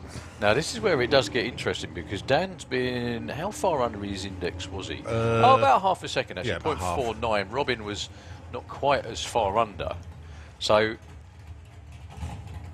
I don't think since they've integrated stock and super stock cars into comp, have they actually been part of elimination? Yeah. Have they? This is the first event. So this is the first time for Dan Williams. He's used to bracket racing and used to racing in super stock and stock all over Europe and in America as well. Yeah. However, he's never had anybody running him down at the speed that Robin is about to. No, definitely not. If you look at the ET difference, there will be a stagger on the tree of about, well, just over 4 seconds. Make that 3 because I can't count. Anyway, the big Chevelle is going to get 3 point. No, Nick, Keith's not happy. Oh, right, Keith is happy.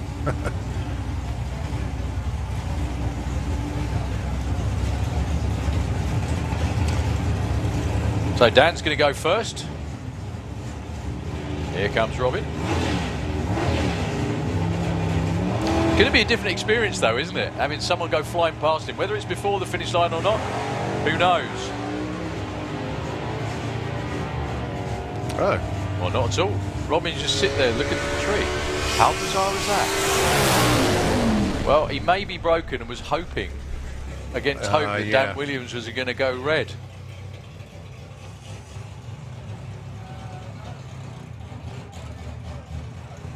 Well, Robin's actually kind of just rolling to a halt around about half track, unfortunately. Might need the quad. Right, so this is interesting. Nick gets a bye, and he's going to be racing his brother Dan in the semi-finals. And then on the other side of the ladder, Spencer taking on Jordan. so it could be a bunch of stockers in the final. It could be. It could be. Well, Robin stopped out there on the racetrack, whatever it was. I can only think that the engine was hurt, and he just wanted to stage in, again, the hope that Dan went red, which he didn't do. That's right, Dan didn't, well, 0.2, but he did have it in the bag, performance advantage. Oh, Robin's got going again. Albeit very slowly. That's right, he's taking himself off out the way.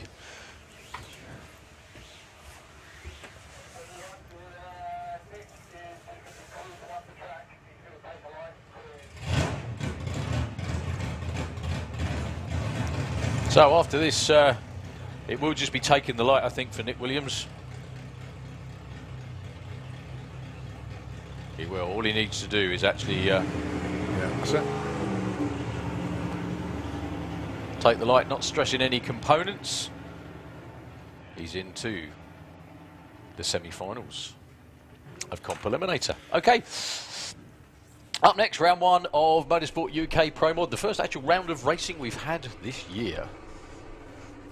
First round should be Wayne Nicholson against John Tebbenham. Now, when John ran yesterday, something went pop before the finish line. Obviously, it wasn't fixable before round 1 this morning. So, commiserations to John. We would have loved to see him out here with Lightning McQueen for this round 1 encounter. We're just waiting for the thumbs up to get Wayne out here in the Lucky Devil.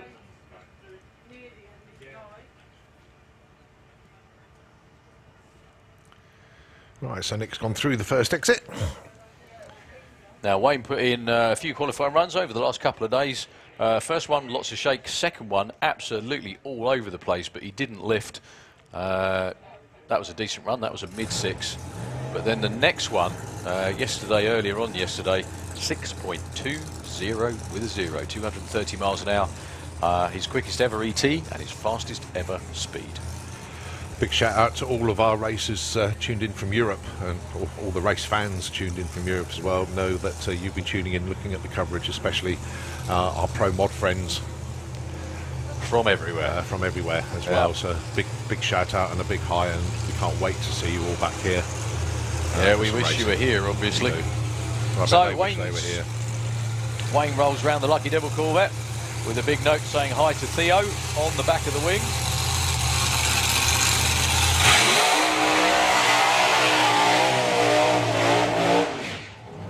Now, I'm not sure whether Wayne's going to actually put in a full run, because he will be around again in the semi-finals in a few hours' time. Definitely. He's got a bye run. All he has to do is stage. However, I'm thinking probably he will run it to maybe 60, 100 foot out, just to make sure it hooks and goes off the start line without stressing everything out too much, because there's no point in killing it on a bye run. Well, actually saying that, this is a bye run. Yeah. It should have been a race. He's actually takes the green light. He's in the final, isn't he? Just the way it works out. Also, I noticed no Belinda to clip him round the ear this weekend. I haven't seen Belinda about at all. Belinda, very good morning. Good afternoon, actually, sorry. Hope you're doing okay. And to little Theo, Grandad wishes you well, as we all do, obviously.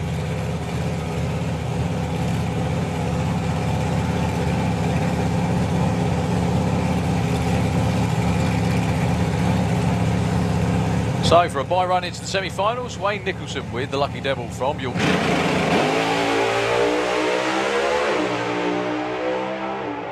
What a stormer for Wayne. Is this going to be a one? Oh, yes! 6:14, 230 miles an hour, kicks his personal best into next week. Well done, everybody. 0.994 to 60 foot. 4:03, 184 miles an hour to the 8th. When I saw that number come up, I knew what was going to come up on the finish line board, actually, because it's always about the same amount of time from half track to the finish line. Well done, Wayne. Well done, everyone on the team. Well, if he stages in the semis, that's going to be he's going to be in the final in Pro Mod. That's fantastic. And to run a PB like that, fantastic. We have another full-on, well, we always did anyway, but we've got another full-on contender in Pro Mod. Next up, Fives. Yeah.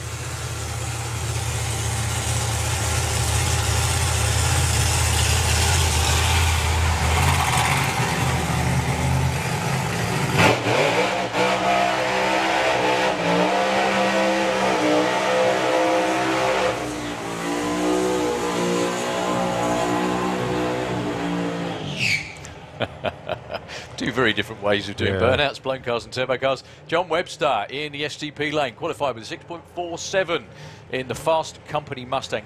Absolutely gorgeously turned out machine.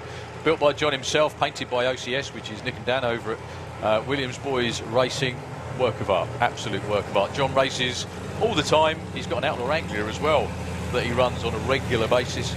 Taking on Kev Slyfield. Kev's had an unbelievable effort to make it into this round one matchup. Broke one of the rocker stands in the engine that they didn't have a spare for, so he went home, went back to the shop, he machined a replacement, and that replacement is in the engine, ready to go. The only problem for Kev is that he didn't get any runs in at all yesterday. His last run on Friday was a 6:36, which qualified him number 3. This actually for a place in the semis against Nick Davis. Well, they know the track's good. Yeah. Some paths are easy and some paths are difficult, and this is a difficult path. Whoever wins this to go through. No shake. That'll be Kev Slyfield with a 5.94, 238 miles an hour. I think they've just burst into tears down there on the start line. What a way to move on. John Webster with one of his best runs for a long while with the Fast Company Mustang. 6:32, 2:35. What a race. Short numbers for Kev Slyfield. 9.75 to 60 foot. The 8th mile, 3:88, 1:89. Quarter mile, 5:94, 2:38. And for John Webster too, look at that, 102 to 60 foot, 422 at 183 to the 8th, out the back door with a 632 235. Proper Pro Mod race. That was what Fantastic. we missed. And Kev Slyfield now takes low ET of the weekend. However, that could change in about a minute.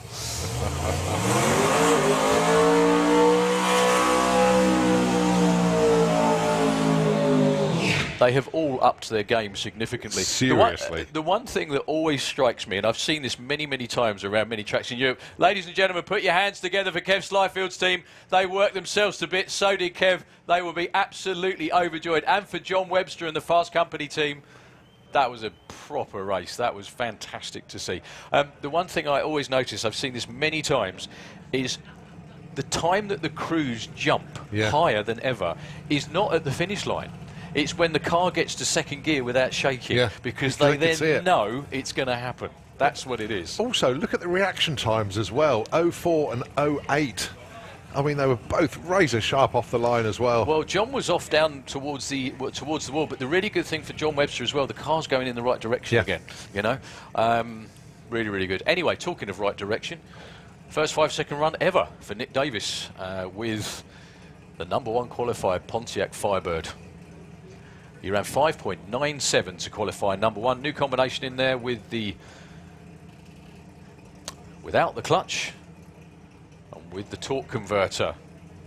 Slowly but surely creeping up on it.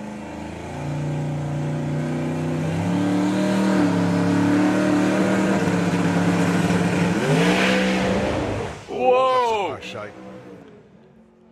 Now he's wondering, why am I being held back? And hang on, the chutes are out. I wonder what the flapping was, whether it was the doors or the bodywork. I don't know whether you saw that, but when he shook then, got about 10 foot before it started beating the rear tyres up. He's in the semi-finals anyway to race against the man you just saw run low ET, Kev Slyfield. Thing is though, what you don't know is whether, because they knew they had a bye run, they knew they were in the next round, whether Rob Loring decided to try something. But anyway, Wayne Nicholson, on a bye run with a personal best, 6:14 into the semi-finals. He gets another bye due to the odd lot field. And on the other side of the ladder, it will be that man you just saw shake himself to bits, Nick Davis, taking on Kev Slyfield, who ran low ET of the weekend so far. That was awesome. Absolutely awesome. Well, we actually got one more Pro Mod here as well, still licensing. Is Matt Peters, but he's getting better and better every single time. These cars, I can't imagine how difficult it is to try and license in one of these cars. It's hard enough just to get them set up to run, let alone driving them from one end to the other. Matt put in a really good launch yesterday with the ex-Norbert Kuno Avenger.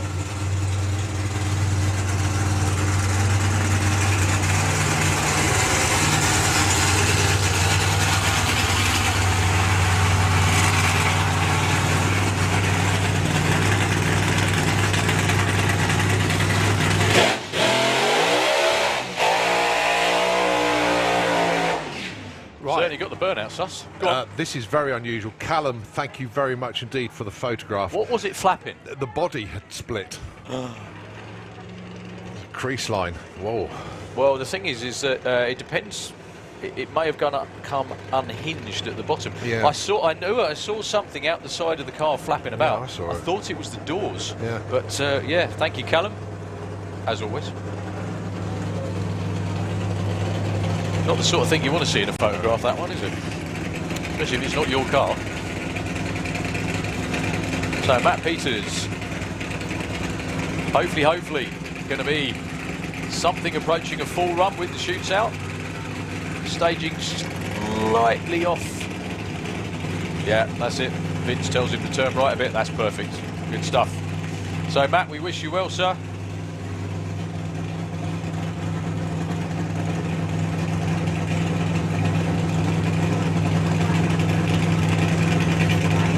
Ian's not happy with something. He spotted something. Hasn't got his head restraint on. Oh dear. Yeah. Okay. They all have what we call hands devices, or neck restraints, head and neck restraints, if you like. And they're for good reason. If there's any sort of incident Right, so it'll be Top Fuel Bike up next. I think this is actually round one. It is, yep. Going to be Al Smith on the Rocket against, this will be one hell of a matchup if everything goes to plan for Al and Phil Bainbridge. They put in a couple of runs on, I think it was on Friday. I'm not sure they ran yesterday, did they?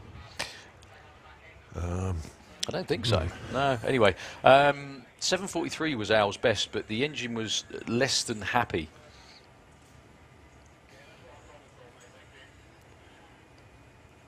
Yeah, the engine was actually less than happy. I can see Steve Wallack, actually, the team are actually lining the bike up to Steve's instruction in the burnout box. So when he rolls forward, he's in exactly the place that he wants to be.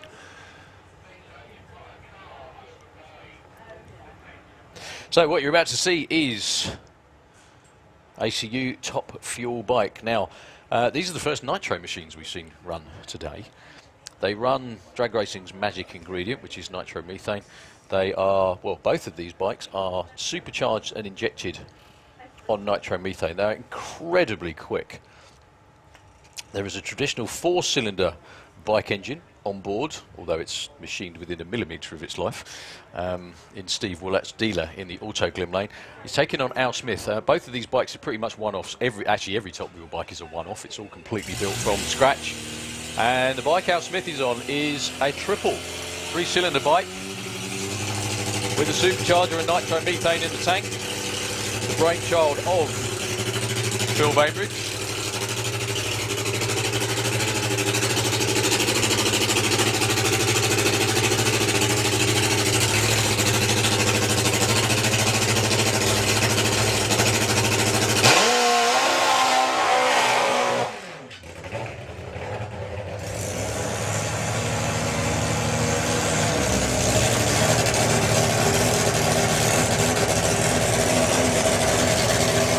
So Al Smith fired up on the Rocket.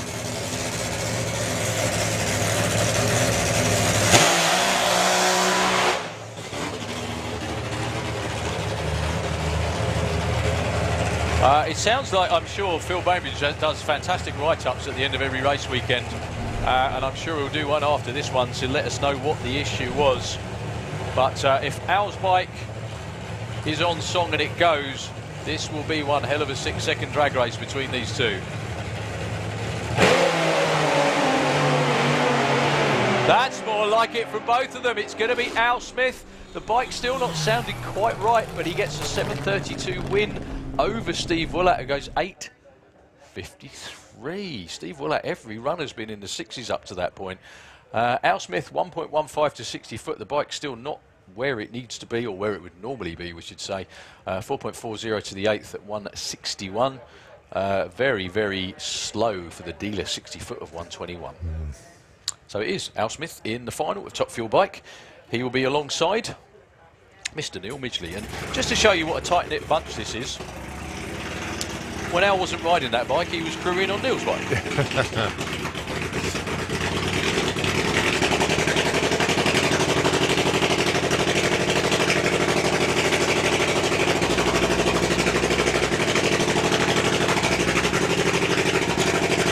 Just goes to show that the only time they're rivals is when they're actually on the track. The rest of the time they all want to help each other, make sure they put on a show. They always want someone to race instead of a buy. Well, the fact that Neil Midgley's even made it to take the green light in this round of racing is a bit of a, well, not a miracle, it's just lots of hard work, frankly. As long as he takes the green light, he will be through into the final, but they want to save it for that final round race. On the qualifying run they made yesterday, which was an absolute stormer, his quickest ever ET, 6:28 was when he went yesterday. They blew it up, frankly. Something let go in a big old way, and they spent all night rebuilding it. It's all good now, yeah? Excellent, good stuff. Yeah, a lot of hard work by the whole team, by Chris, Neil, and the crew. So they get to race out. When your parts locker is almost empty and you've got 2 runs to make, there's no point sacrificing it for a bye run. You wait till you do your main The thing run. is, if it was still in, I'm pretty sure if it was still in one bit after qualifying and it was going well, they'd have nailed it. Yeah. But like you said, Colin, when they've got the final to run in a little while, you need to get there first. That's the most important thing. So it looks like we're going to give Matt Peters another go with the Lucas Oil Avenger. All buttoned up this time. Vince takes another deep breath. Going to do another short burnout just to warm the tyres and hope this goes well.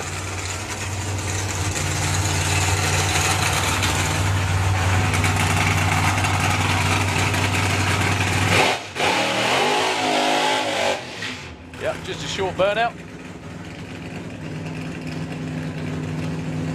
Our eagle-eyed chief starter, Mr. Ian Marshall, obviously noticed something was a bit amiss. Could we please have Sportsman ET into the pairing lanes now, please? Sportsman ET, can we have you into the lanes, please?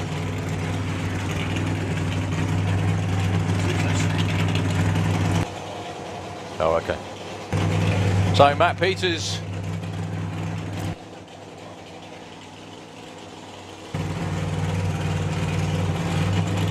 Come on, Matt, you can do it. You can indeed. Straight into tyre shake off the line. That had hardly any forward motion whatsoever, just literally stood up on the rear tyres. Didn't go anywhere at all. Shows that he really wanted to get going though. Right, so Matt coasting to a stop almost by the looks of it. Next up then, looks like we've got a Fuel Funny car, and it's Kevin Kent being towed round the corner.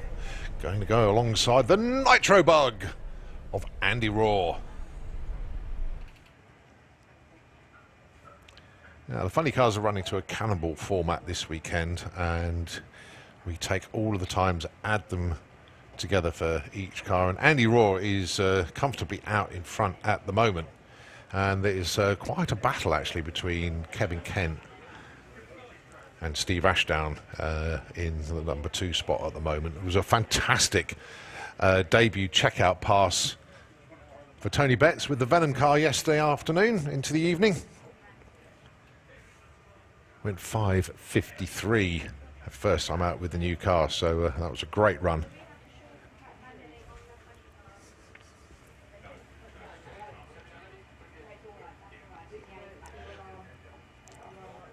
Well, it is one of the most unusual body styles you're ever likely to see on a Nostalgia Funny car, the VW Beetle of Andy Raw. But then Andy is VW through and through. Has a business involving restorations and everything with regards to VWs. Mainly on the sort of the buses more than the cars themselves.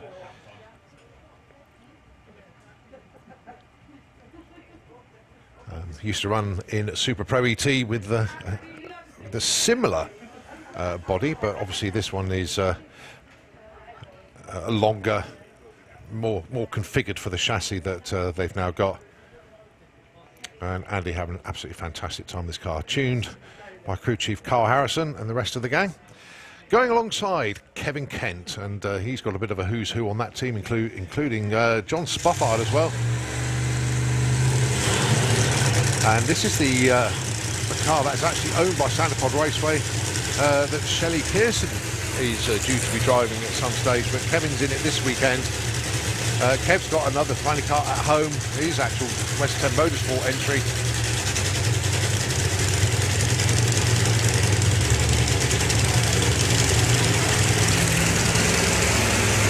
So wait for the right moment to debut that car.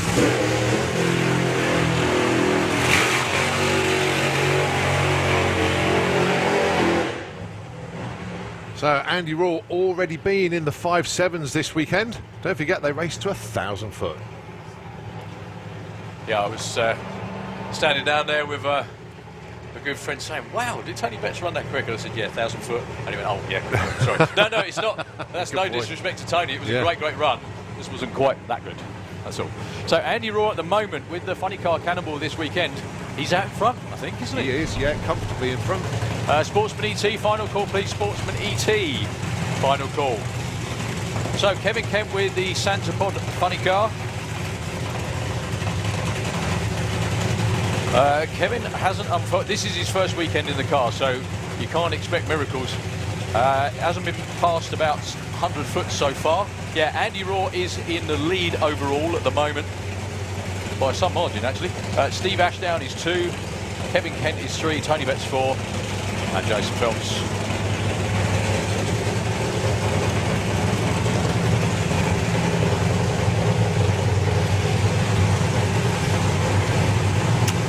So, Nostalgia Funny Car in the form of the Nitro Bug. In the Auto Glim Lane, the modern day Santapod Funny Car with Kevin Kent at the wheel. One very experienced fuel car pilot, that man.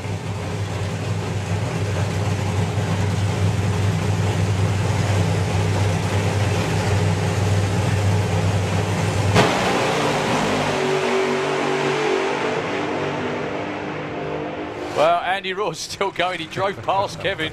0620 Twix at 135. That will probably more than likely be Andy Raw into the final of the... he's guaranteed his spot. It's there's no ifs, buts or maybes. He's there. However, the other spot is still a bit open because I can't see Steve Ashdown in here for this round. Kevin's car seems to be suffering a little bit off the start line with ignition issues because it doesn't seem to be hitting on all eight when he hits the throttle. And that's one of the reasons. These cars...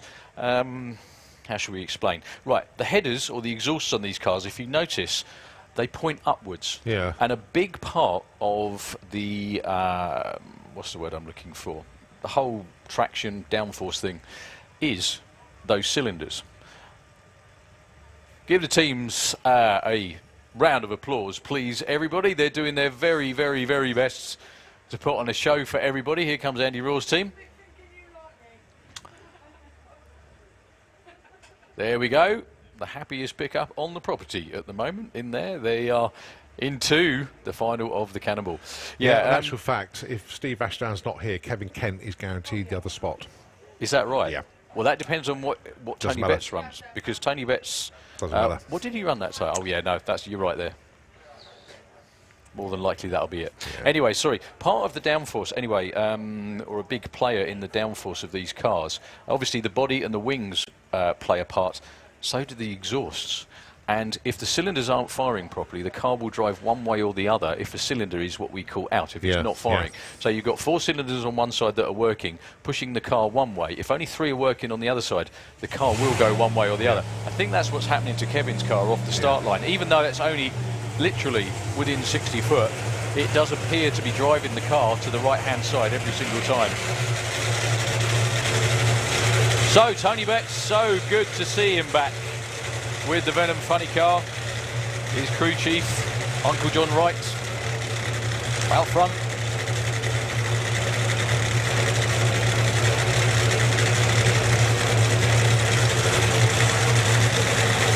What a fabulous debut run for Tony yesterday with this car.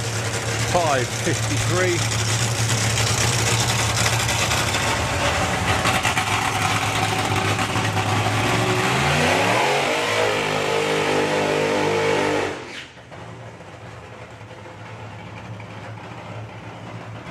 I mean, I know these guys don't get a huge amount of track time, but you just put this new combination together, new body, everything is new, and you go, right, I'm going for a checkout pass, and if it feels good, yeah, keep going. We'll just keep going. Well, like I said, was outstanding. It's Tony's money, it's Tony's car.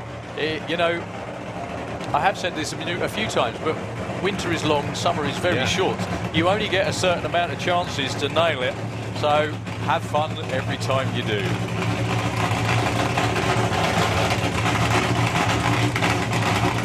So after Tony's unfortunate coming together with a wall at the not the European finals last year, pretty much everything in the car is brand new apart from the driver. The chassis is new, engine combination's new.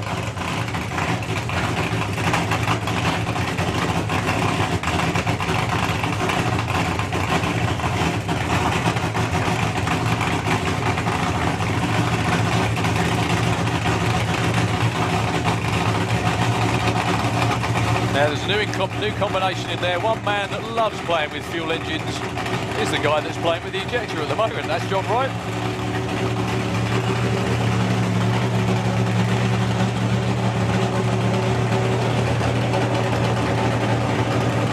See what Tony can do. This is only his second run in the new car.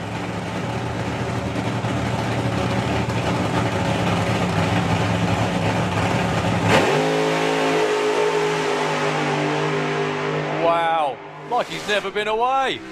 552, 182 miles an hour, pretty much where he was yesterday. 107 to 60 foot, 428, 175 to the 8th mile. Superb. Absolutely. I think the piston smoke through the top end is actually, sorry, the smoke is not necessarily piston smoke. It's just a bit of the engine breathing. But Tony's actually put down the 2 quickest 1,000-foot runs for funny cars this weekend on his first 2 runs with the car. Can't say how impressive that is. Okay, folks, lining up underneath the tower.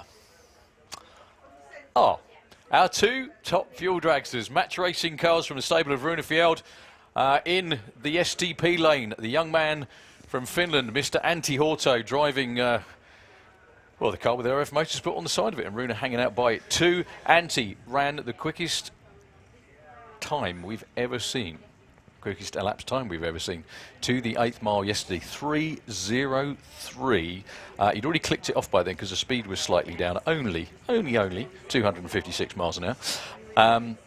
Give Tony Betts' team a round of applause, please, as they head up to get their driver. He's not in the final of the Cannonball simply because, unfortunately, he missed one of the runs yesterday. But with consistency like that, I don't think they're too worried about it. The car's working, everything's good.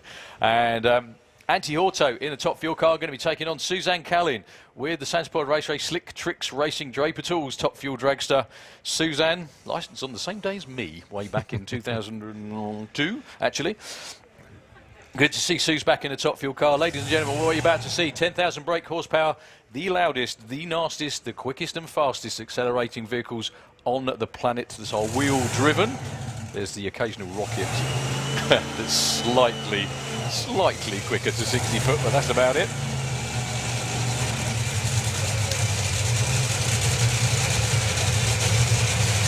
And you heard right as well, 10,000 brake horsepower. They accelerate from 0 to 100 miles an hour in twice their own length. I don't think I'd do that if I jumped out of a plane, actually.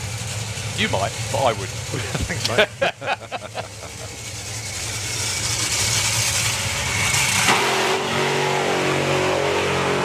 You would accelerate fast if I pushed you out of the plane. That's a good point, actually. Well, you gave me a big shove anyway. Yeah, that's it, yeah. One noticeable thing that both of these cars aren't burning out over the start line.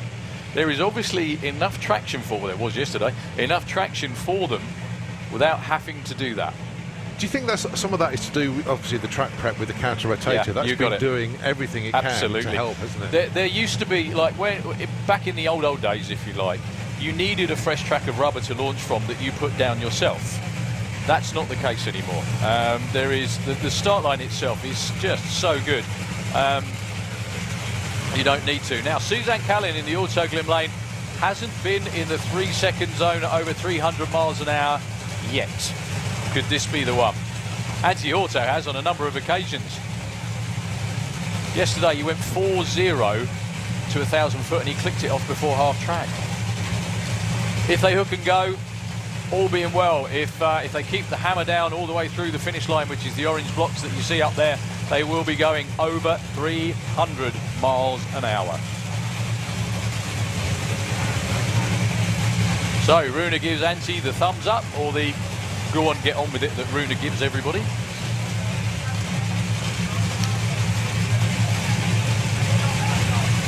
Side-by-side top fuel dragsters back at Sandspod Raceway for the first time in 2021.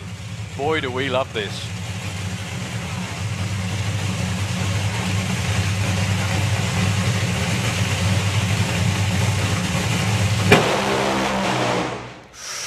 Whoa, dearie me. Lots of big tyre shake off the start line for both of them. Suzanne actually left on Antti slightly. And a whole shot win. 79 to 70. That's a pretty good race, actually. Anyway, just some very quick numbers for you. Reaction time for Suzanne slightly better than Antti's. To 60 foot, Antti Horto, 8.839.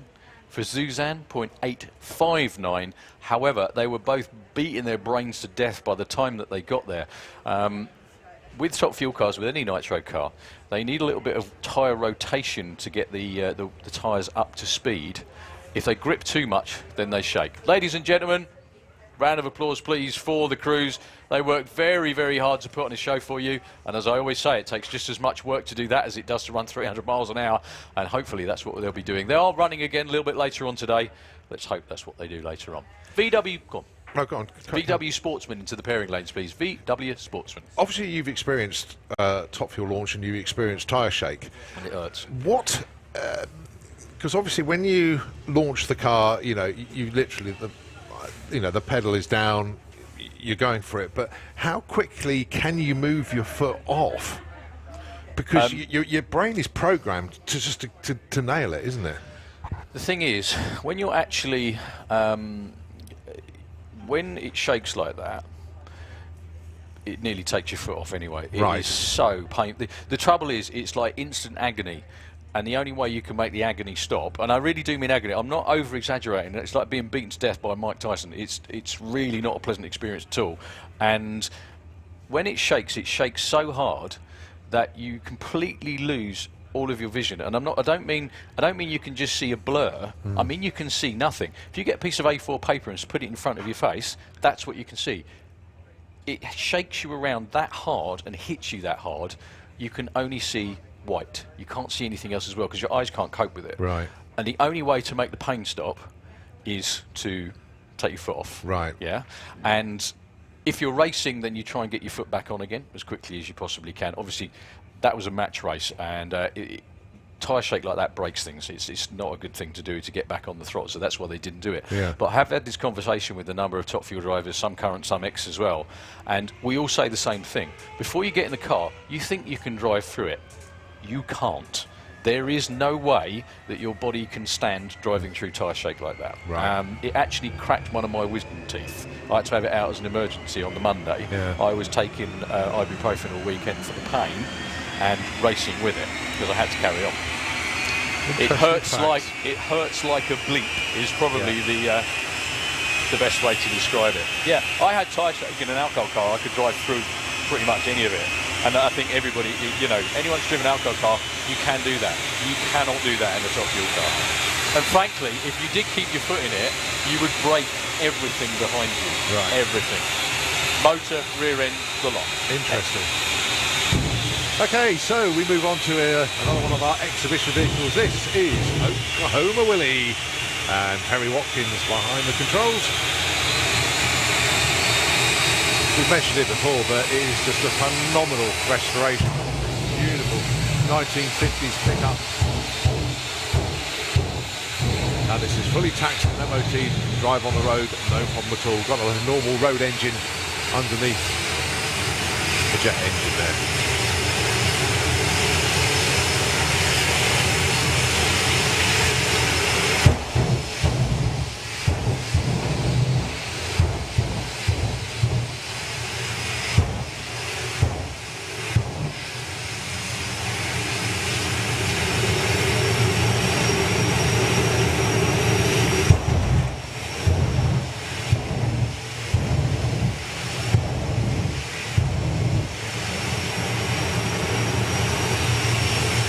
So Perry going through his flame show here at the start line of Sandipod Raceway for the Festival of Power Unlocked.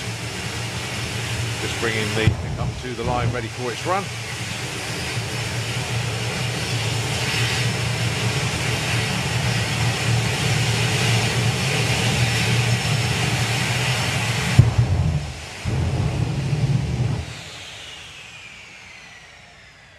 Well, he's had a few issues with the jet this weekend, fair to say, and this time he's actually shut it off. It was a phenomenal flame show at the start, though. That is really cool. So what Perry... I'm not quite sure how he's going to do this. Yes, he's done it. I thought he would. But he engages the engine and now just drives the truck off the track. That is just absolutely spot on. I'm so sorry. I didn't mean to burst out laughing quite like that. But yeah, I forgot he could do that. Yeah. So he actually just...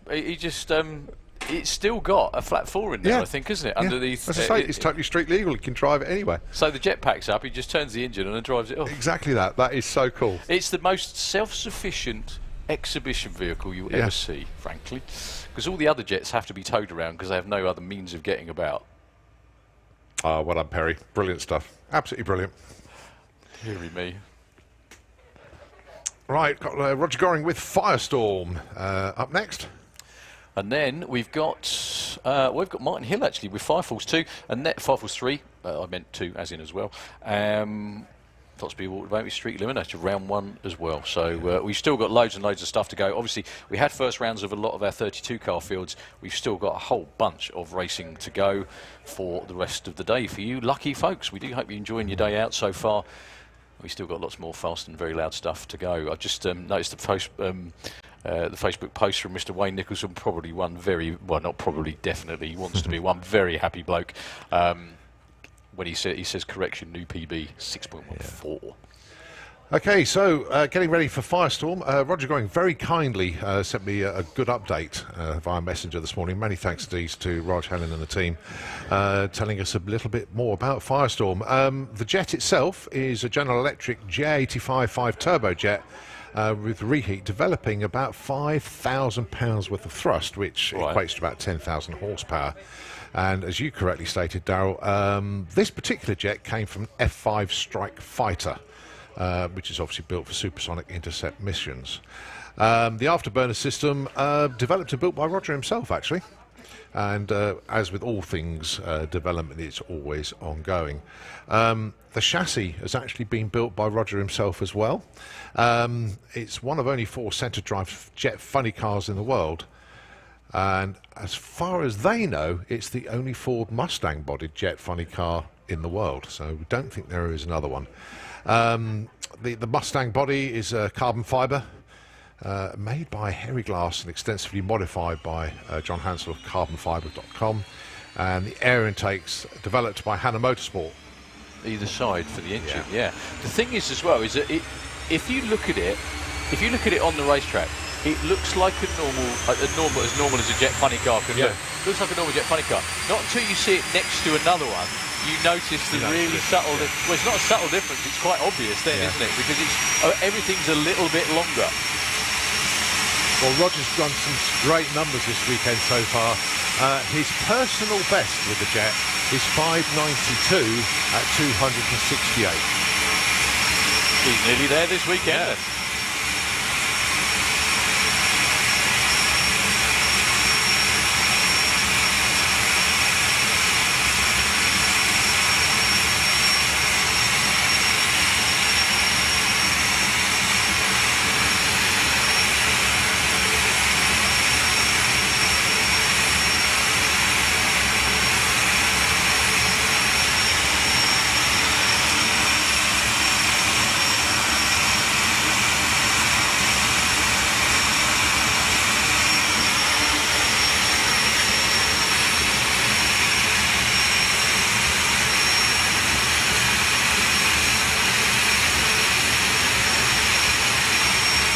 So you'll see one of the most iconic moments from any racetrack around the world. There we go, Helen with the thumbs up.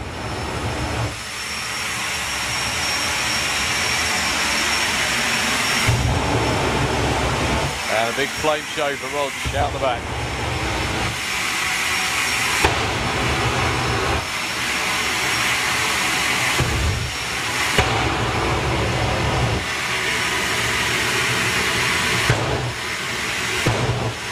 Do you know what as well, the other thing with this car is it looks more like a jet fighter than any other car you could possibly see. I think it's just the way it's got a very, looking at the body as well, the actual cab, the bit that Roger's sitting in is tiny, isn't it? Really small. Very, very cool, all the same. There goes the screen again.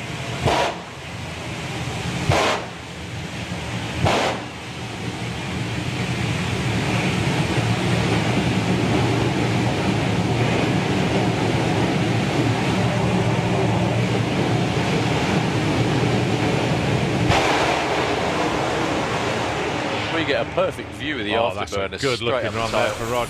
Clicks it slightly earlier. Whoa, 6:05 at 246 miles an hour. Cracking run there for Rog. But you say, did click it slightly early. I think they're match racing with the funny cars a little later on today as well, aren't they? Yeah. That'll be good. Round of applause, please, for the Firestorm team. Yeah, and we've lost a bunch of screens and other stuff as usual up here. Never mind. I mean, he's only 0.12 of a second of a personal best there. I mean, that's how quick that car is going now. Well done. So we have Martin Hill with Fire Force 3, then we're on with eliminations for all of our sportsman classes. Looks like we have Top Speed Automotive Street Eliminator, we've got Super Gas as well at the front of the lanes. Do you know something? Last night I drove out of here last night, and it's the only first time it's ever happened. Where I drove out and all the cars were out on the cruise that were coming back in. Oh, good timing. It's just like, yeah, again, totally by accident. But what a sight. It's just, honestly, it's one of the coolest things you'll ever see. I know. Oh, yeah, you're doing it, aren't you? doing it the next one. Actually, saying that, you do when you go to work, didn't you? Well, yeah. But to do it in a cruise with other cars like it, yeah. It's very, very weird seeing 6-second, 200 miles an hour cars just cruise past you on the road. Awesome. I just can't wait for that. I really can't wait for it. If you wonder what we're on about, Colin is going to be entering Bruce into Street Eliminator. Yeah, that might not go well. Oh well. So, when you were running a few weeks ago, were you on slicks or treads then? Treads. You were on treads? Yep. So, actually then, there's a very good chance that... Do you think you'd pick up much by switching it? No? Not at all, no? No, because the car is quicker on treads than it is on slicks. How does that work? Tyre size.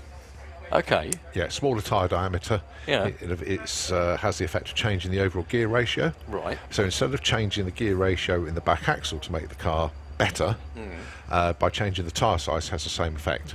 Right. Okay. And the car just works better with those tyres on it. Is that right?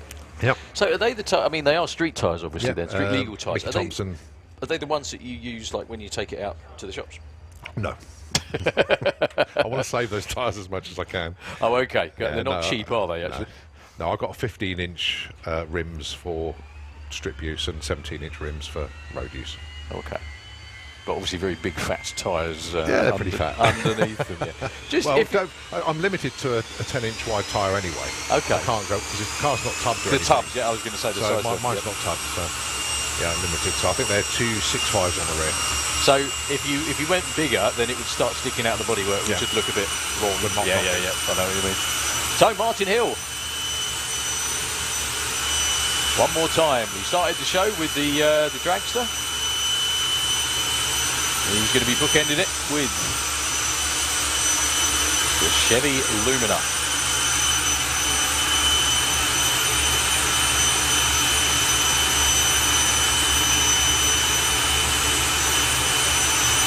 Quite a few people getting in touch actually. Paul Martin, hope you're both well, and everybody's having a great meeting. We certainly are.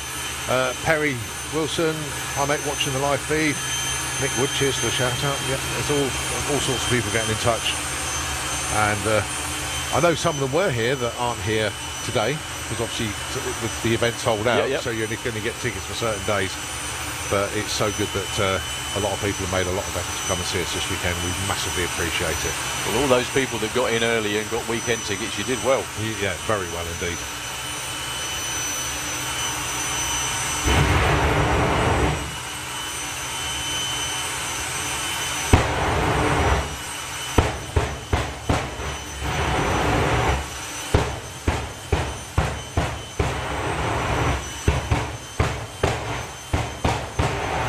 Up the other end and put everything back on again. What have we lost? Nothing yet. There's a couple of nearlies. We've had a few nearlies. We've lost the screen again. That's the thing with jets in the tower.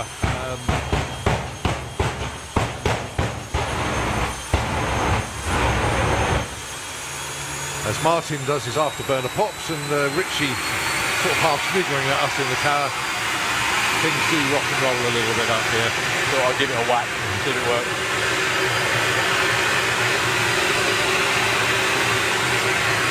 Just realised I wandered over to stand in the wrong place then.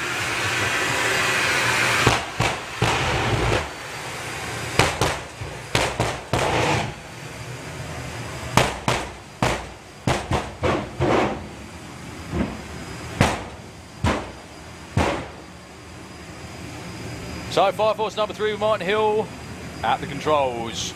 Richie bringing him into stage. everybody out there can see what's going on. We've just given up, frankly. You might have to wait for that to clear again. I think he is waiting for it to clear by the sounds of it. Yeah, well, he's into pre-stage, so another blip will take him in.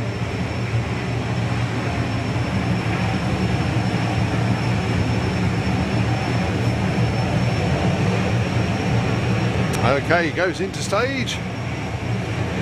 Martin Hill, Fire Force 3. Boogie's on down the quarter mile. That's a good one. That's a very good one. 588 at 273 miles an hour. A lot of the difference as well. That car has got the same engine in as the Dragster. 115 to 60 foot. 115 to 60 foot for Martin that time with the funny car. The Jet Dragster, though, almost 0.2 of a second quicker, which makes a massive difference, obviously, in drag racing. So we've got a bit of a track sweep, a very brief track sweep, to make sure there's no residue or anything like that left on the racetrack, and then we'll be on with eliminations. Put your hands together for the whole Fire Force team. They do a great job entertaining everybody. They'll be back again a little bit later on today. So just while they're doing a bit of track prep, excuse me, just a couple of moments away, we're from round one of Street Eliminator and Supergas. Nitro FM, if you wouldn't mind just paying a few bills, we'll be back with you shortly.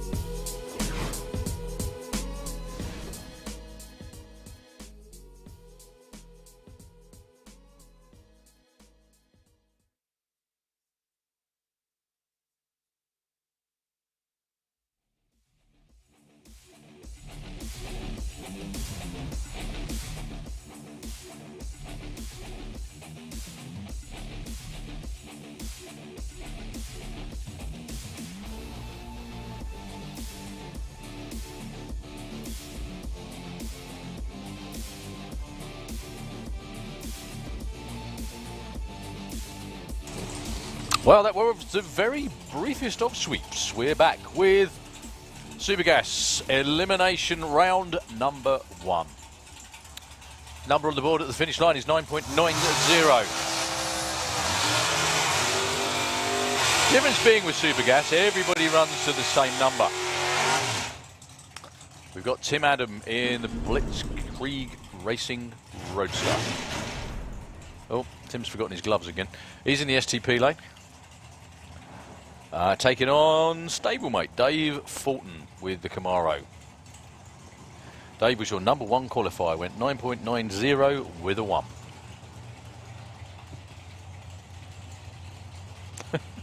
Tim's putting his gloves on down here, he's got one the wrong way around.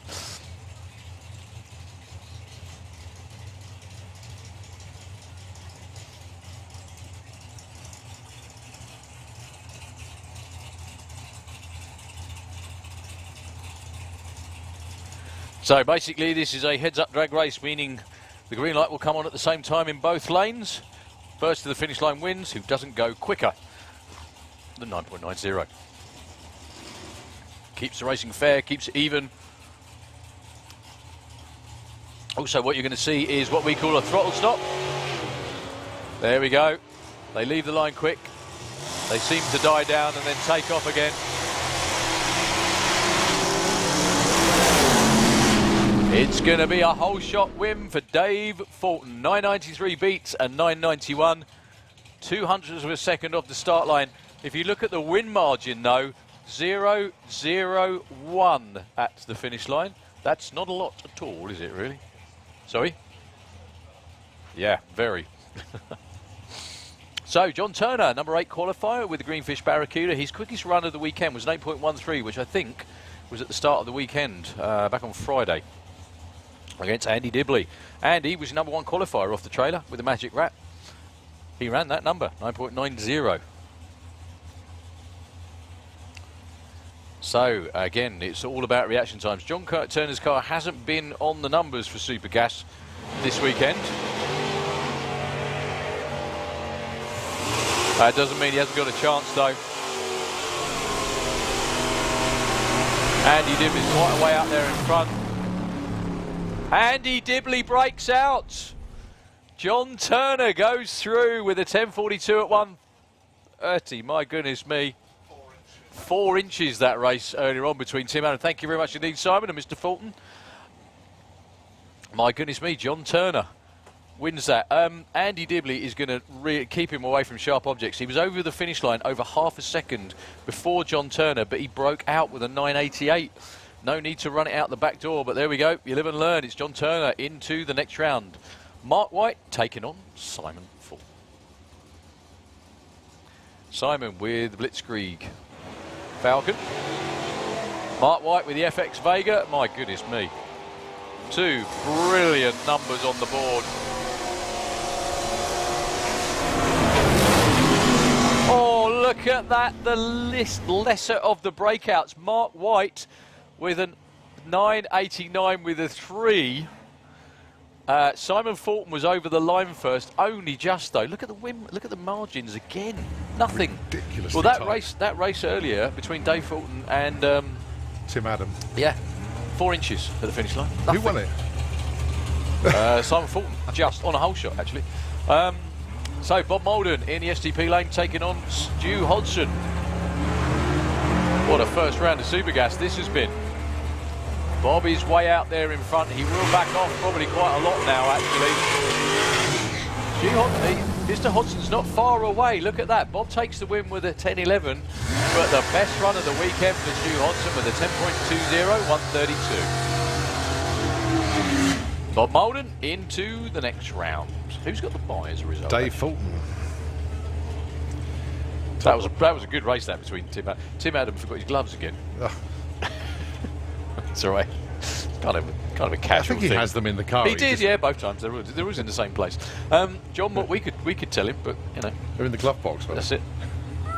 Dear oh dear. So John Merton's first race in Supergas for about 4 years, I think, in the Auto Glim Lane, taking on Andy Harrison. John Morton had all kinds of issues throughout qualifying, just trying to run the numbers.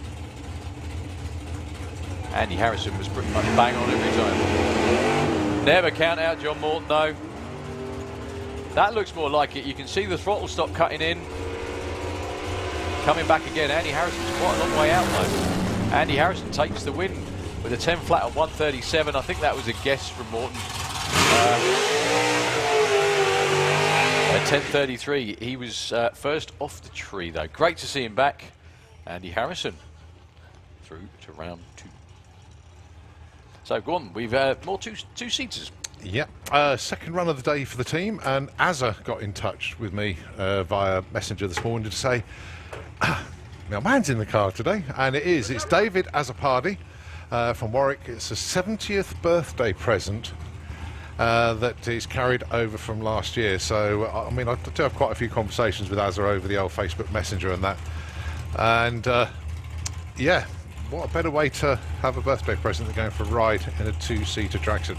And obviously shows there's no age limit either.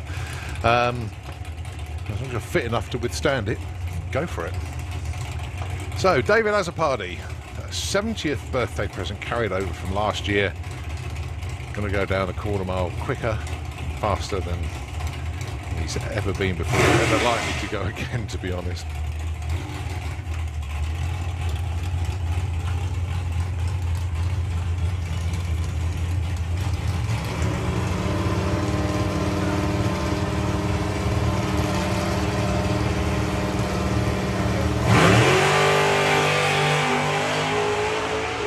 $115 to 60 foot. He's going to fill that.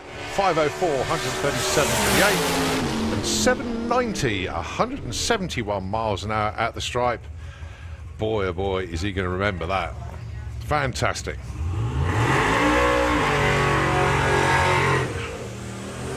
Top Speed Automotive Street Eliminator, round number 1. Damien Halliwell with the Biscayne taking on Tony Higgs with Trigger's Broom. Heads up racing, first the other end wins. Now the weird thing about Street Eliminator, it's not always the quicker cars in qualifying that go through, because they can break traction and the slower ones can get a good run in, and the quicker ones try and catch them up, and sometimes it doesn't work.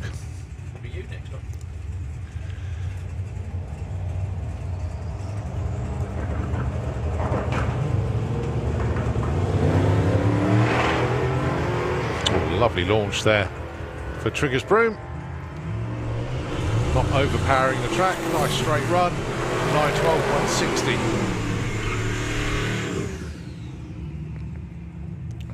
160. $10.42, 130. Quickest run of the weekend there for Damien in the losing effort there. But Trigger's Broom through to round 2. Ash Cooper and Andy Bond. The Transit van taking on the 56 Chevy. Andy Bond was your number 1 qualifier, 7.40, has been over 200 miles an hour and has done it on many occasions now.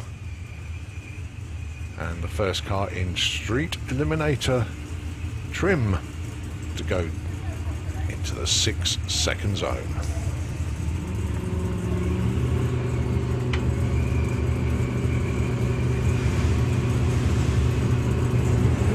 So Ash bumps in.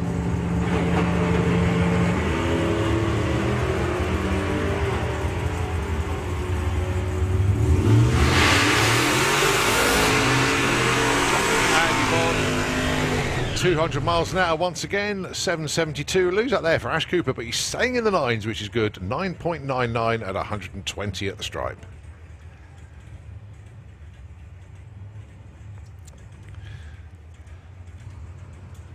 So it's turn of the pickup trucks then. Nigel Hale with the Redneck Racing C30. That is an enormous, what Darren and I call a postcode on wheels. Going alongside Al Williamson, the Howlin' Hauler. 8:09 in qualifying. Tell you what, they had a few issues over the course of the weekend, but boy oh boy did they get to the bottom of it. Found the root cause, and now the Howlin' Hauler is really hauling.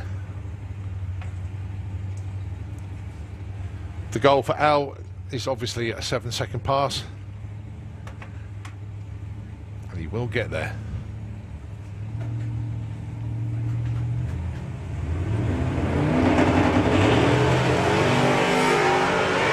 Tiny pedal there from Al, but a 125 60 foot. 8:14, 169 miles an hour. Great run. 10:50, 131. Al Williamson finding good form here. Goes into round 2.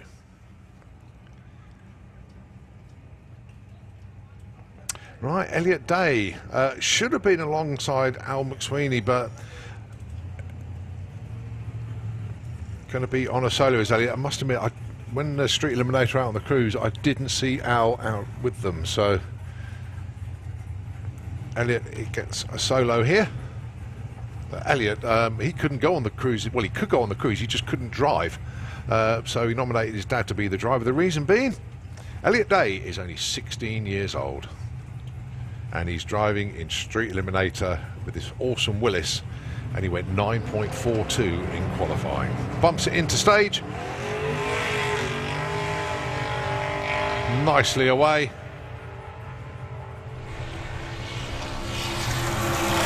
Nicely down the track, 9:43. Pretty much matches his qualifying numbers as well. Happy days. Proud dad alert again.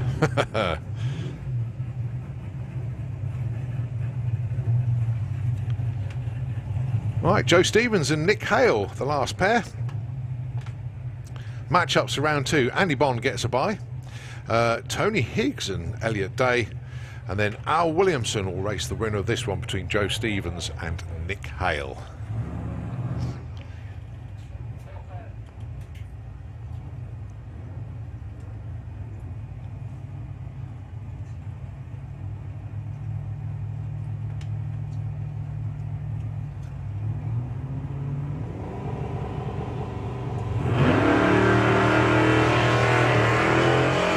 Away together, a reaction time advantage to Nick, and he's pulling away from Joe Stevens.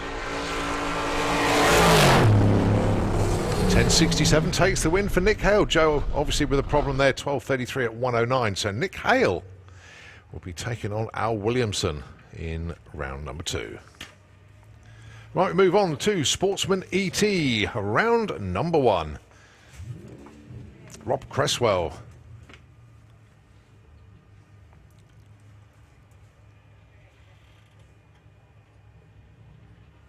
I was waiting for Georgina to appear. There she is. Celebrated her wedding anniversary this weekend. 22 years with Mike. Well done.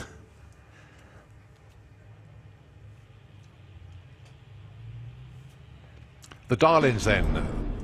15.91 for Georgina. 13.70 for Rob. So Georgina will be leaving 2.21 seconds ahead of Rob, but then Rob's car is 2.21 seconds quicker. Then it's whoever can run closer to the number without going under it will take the win, but obviously reaction times come into the mix as well. It's all about the overall package. Oh, Georgina goes red, so that is game over straight away.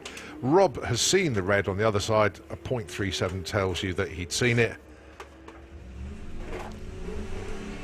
So Rob Cresswell through to round number 2. He's even got the brakes on at the finishing line. 14.45. Oh, Georgina goes 15.91 on a 15.91 dial-in as well. Oh, as we say jokingly in the tower, keep her away from sharp objects, but to run pretty much bang on your number, but to have an 0-1 red light, what a shame. Connor Holt in the out-of-time racing. Is that an Astra Estate? It is, yeah, I think so. It is, okay. In the STP late, 18.20, taking on Gary Lake with the Arabian Night. I didn't know they made Astra Estates. That's all the only reason I sort of stuttered at that one.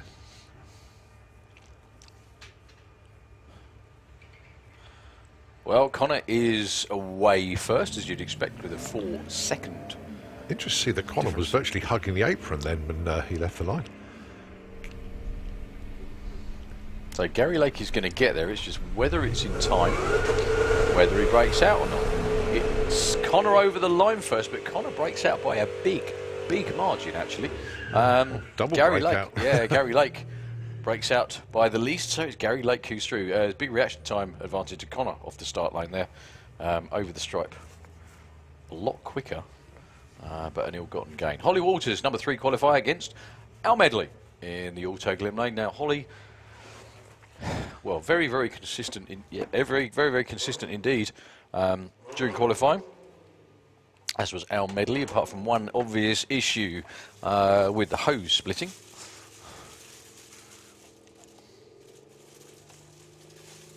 So Holly, oh, has Al just rolled through? He has, hasn't he? Yeah, he rolled through stage. He was actually staged, but unfortunately just went that bit too far and rolled out. It's Holly with effectively a bye run. Even though there's someone in the other lane, the wind light's already on, because that's pretty much as good as Al Medley showing up, unfortunately for him. Very close to a dial-in, breakout up the other end, but it's a round win all the same. Yeah, Al Medley won't get an ET again because he did actually roll through. Okay, Little Miss Rampage. Felicity Gibbs with the Mustang from Coulston, where I used to go to school, actually, in Old Coulston. 17 dead. She actually dialed a 16.99 and she qualified #1 for a while with that number until she got pipped, taking on Debbie Taylor with the Mustang cunningly disguised as a Seat. 14.64. So Felicity's going to go first by some margin. There she goes. And we have a green light drag race as well. It's very weird to see a Seat running down a Mustang. You'd think a muscle car would have a lot more muscle than a Seat. Not this time round. Felicity's still out in front of the finish line. Felicity, look at that. 17.04 and a 17 flat. A breakout for Debbie Taylor. Felicity Gibbs on the tree was 09.31 for Debbie. I don't think she was, no matter what she did, actually, she wouldn't have got there first, and she didn't get there first that time round. So, Cookie the Tesla with Carl Magira at the wheel. This time dials a 12.60. His dialing's been all over the place. You automatically think with an electric car, it would be very straightforward to dial in. It would run exactly the same every time because it's only got, well, one gear, which is go, pretty much. Hasn't been like that at all this time round for Carl. Carl is another graduate of the Darling Day School of Drag Racing. He got free entry into the Thunderball event and did very well at that as well. And hey presto, he's now racing full-time in Sportsman ET. Against Jill Medley with a full circle Jeep Cherokee from Scunthorpe.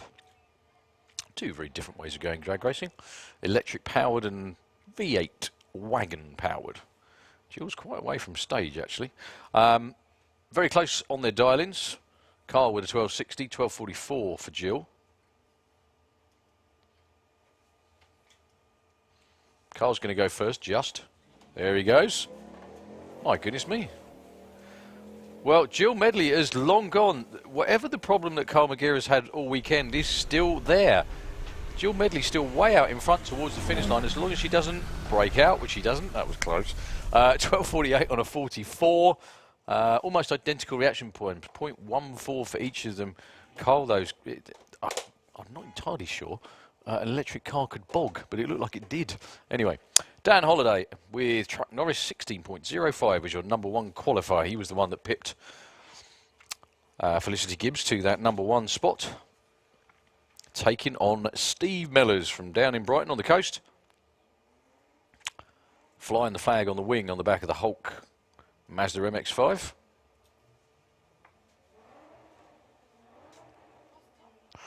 Like the way he's actually turned the mirrors around for a bit of extra aerodynamic help. Although in bracket racing, they're more of a help if they're down, to be honest with you. Steve's going to go first. There he goes. Followed by Dan. Another green light drag race. And if you think these cars look like normal cars, that's because they are, folks. That's what you call entry-level drag racing. Dan Holloway's already got the brakes on at 1,000 foot. Really? Well, that cost him. 16.44 takes the win for Steve Mellors. Look at that, only 400ths off. Well done to him. There was a 500ths reaction time advantage for Dan Holloway, but he had the brakes on before the finish line. So Steve that actually gets the bye in the second round into the semi-finals. Pro ET, final warning please. Pro ET, could we have you into the lanes please? I hope I'm reading that off the right screen, because this one's blue. Right, Joe Kellett and Kirsty Tram, two more famous names in drag racing you probably would do well to stumble across.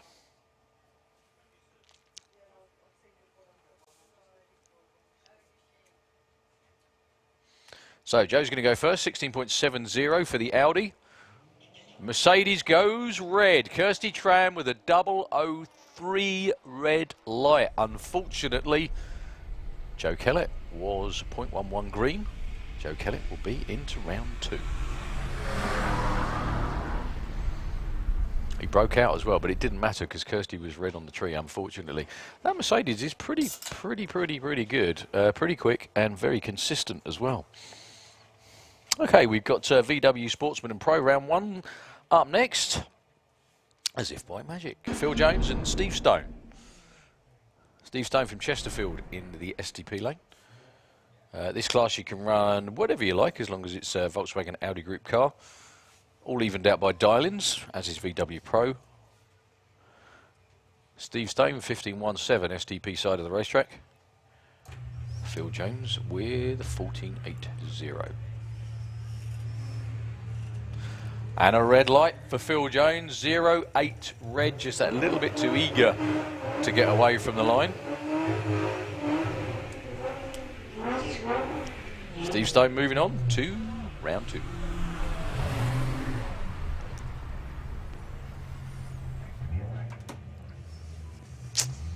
Okay, Polly Judge, the one and only Polly.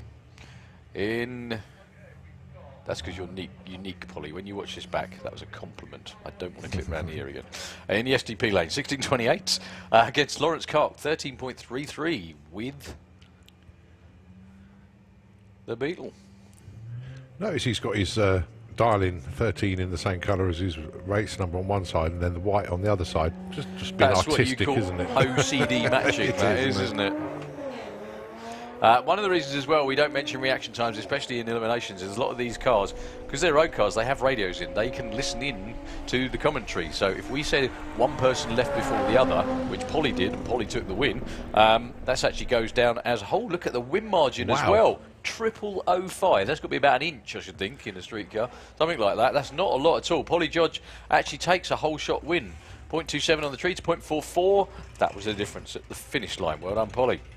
Yeah, it's an advantage to... That's a contender for Bob's photo finish, I think, that one. That's probably it, I would have said. I could get much closer than that as well. Well, bear in mind they're doing 84 and 99 miles an hour. There's not that much... No. Yeah, exactly. Not that much difference then. So, Larry Ainslow with the VW Bora in the STP lane, 17.40. Now, the thing is, very unusual for Lowry to be running anyone down. Well, she won't be able to, well, she'll catch and pass, but unfortunately she's gone red off the tree. That was a 0.2 red, Jason. Sorry, mate. 0-1 reaction time for Ethan Lyle. He was #1 qualifier as well. But yeah, Larry is normally the one being caught, not the other way round. So didn't like waiting. 1978 breakouts, and Lowry nowhere near, but unfortunately due to the red light it didn't matter. Justin Foley taking on Morgan Wilson with the ever difficult to nail down dial-in on the Beetle, the Havoc car in the auto limo. She's going to go first by 3 and a bit seconds, 3 1/4 seconds over Justin Foley. With the Red Dwarf. Red Dwarf, what? Not got a what in red, is it?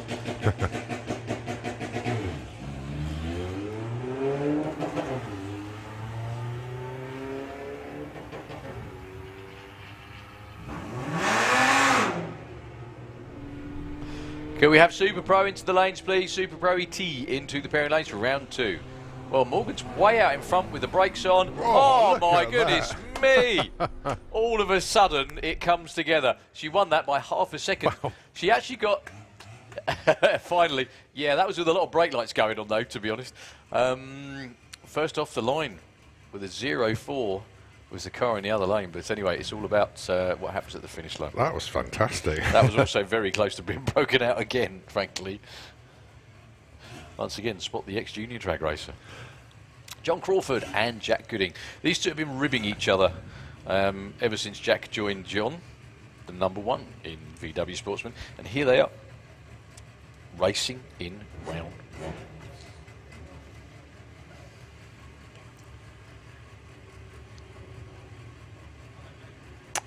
Right, yeah, Jack went it straight to stage, courtesy stage.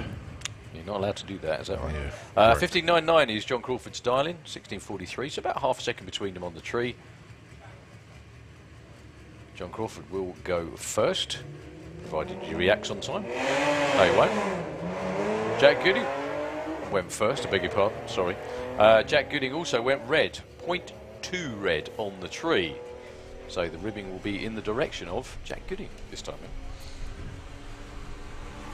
Nice put on for John. Oh, look at John wow. Crawford, wow. John Crawford, if you got the radio on, 15.990 on a 15.99. Frame that timing ticket, sir. Well done. You can take that into maths class tomorrow and say, look, that's how you do it. Oh, you'll be using that as an example for a long time. You bet. And we say example. John Crawford was taking the mickey out of myself, actually, saying I'd love to be used as an example when we were using him as an example of a racer coming off the banking to go onto the drag strip. Well, he's going to use his timings ticket as an example to his kids at school. Blow it up, frame it, show it to all the other VW Pro racers. It'll be like, you know, in Wayne's World where they go round with their passes. You know, they go round with their VIP passes and show them to everyone like that. Yeah, that sort of thing. Bruce Harvey bogs off the line, unfortunately. Rob Creswell long gone in the STP lane. Yeah, he's slowing down. I think he saw what happened to Bruce. Yep, slowing down, takes the win light. That's the most important thing. So round 2, Ethan will be taking on Polly. John Crawford will be taking on Steve Stone, and Rob Cresswell, you just saw go through, will be taking on Morgan Wilson. Looking behind us, we've got VW Pro. One thing I've noticed as well, which always makes me laugh, check out the Team Militia wagon down there. You look at the front headlights, it looks like they're always winking when they're like that, because they take one headlight out for the turbo.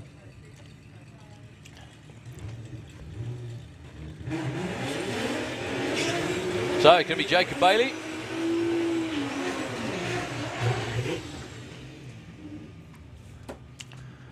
He's wound the dialing back from 10.3 to 10.5 now.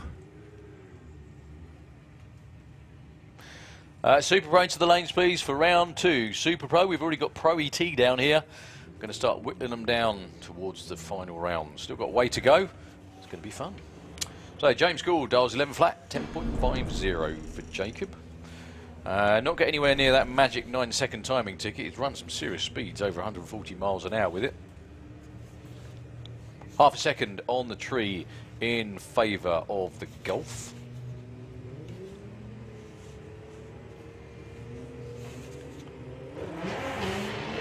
Well, I don't need to tell you, those were good reaction times. Check out Jacob Bailey on the tree.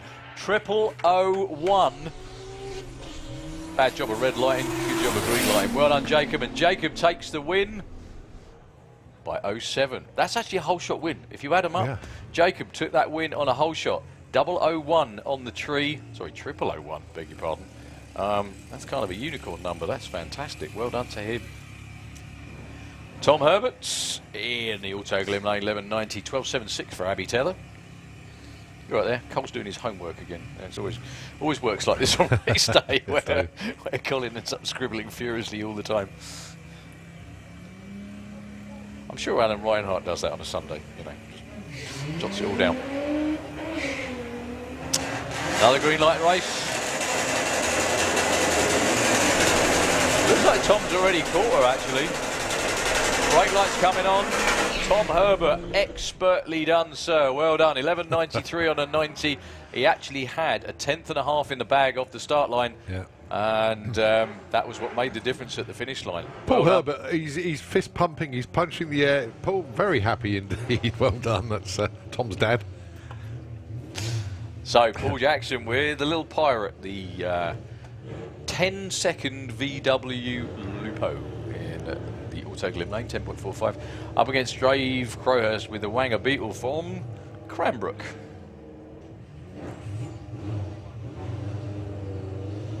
Not far from me, actually, Cranbrook. In the STP lane. He's going to be going second by 0.3 of a second.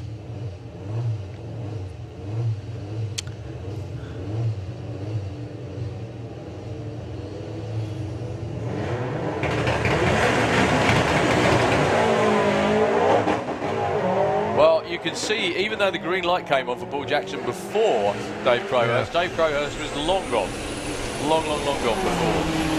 Oh, and tries very hard to break out on the other end. Takes the win with a 10.17 on a 50.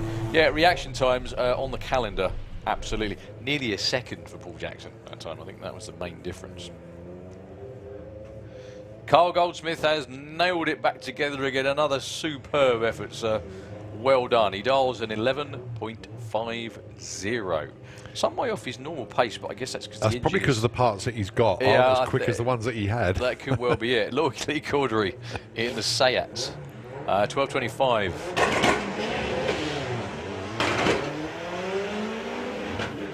Yeah, not the normal launch that we expect to see from Carl, but the thing is, that's probably going to actually preserve the engine. He's now going to stand on it to try and run Lee down. Oh, dearie me. Lee takes the win by 0.15. Good race, one into the other. And as always, a superb effort by Carl Goldsmith just to make it here for round one. So Adrian Solly with the Late Goose. Now that's what happens when your arches aren't quite enough for wheels, isn't it? Yeah, is that right? Yeah, just looking at the back window of Adrian Solis, is hashtag pray for CVs. They are having CV joints going quite a lot in the VW class this weekend. Taking on Graham Fairhead, 11.10, excuse me. However, you can clearly see he still left the line second. Even though the tree ran in his lane first. Adrian's out front. Adrian takes the win with a brake light through the finish line.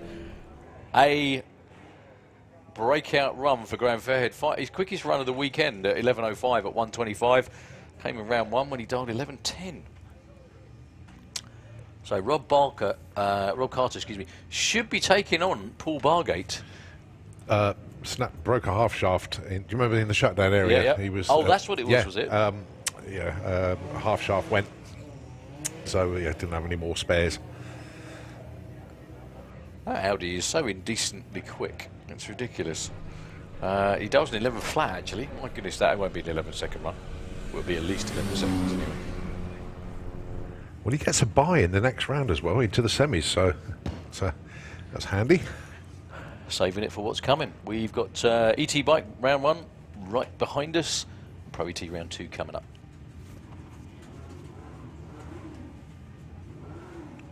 Obviously, we started a little late this morning because of the weather. However, as always, Santa Pod Racers Club doing their absolute damnedest to make sure everything runs as close to time as possible. And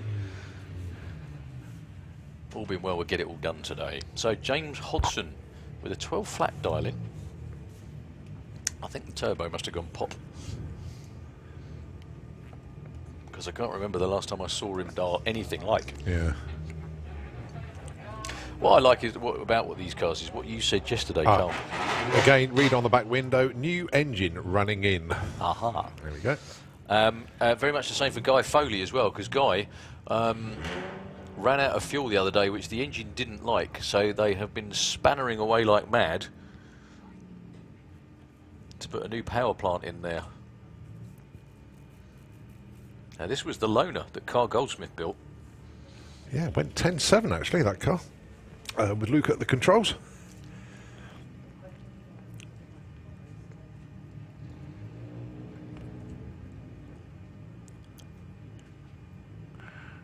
Okay, so Guy Foley, he was number 2 qualifier.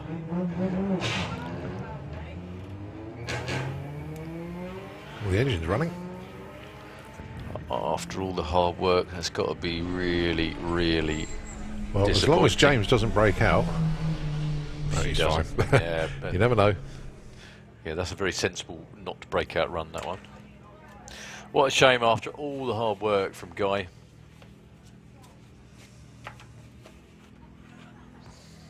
Didn't even get around to putting the front bumper back on.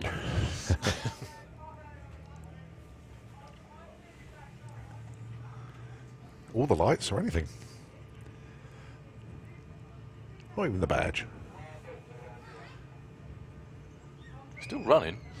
Anyway, ET Bike, round 1 rolling underneath us.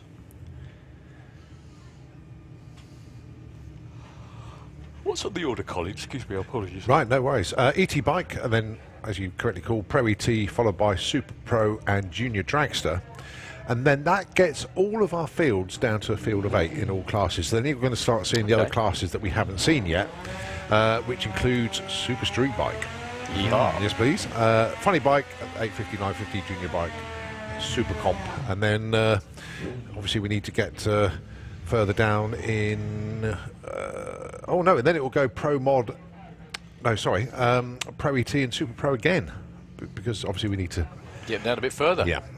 So, round 1 of ET Bike. Pete Harrison, Dave Grundy. Pete Harrison in the STP lane, 10.70, 10.55 for Dale.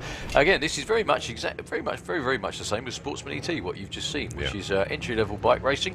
So, whatever bike you've got, turn up, see what it runs, dial a number, you come racing. Red light for Pete Harrison, just proving you can red light no matter how much you spend.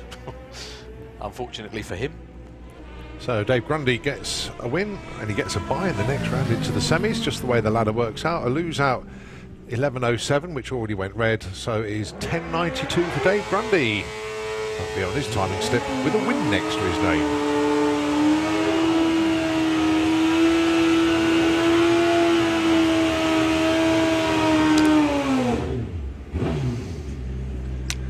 Bill Marsh with his Hayabusa dialing in 9.22 and Paul Adams 8.90. 0.32 of a second head start then to Bill. On the tree, possibly. Yeah.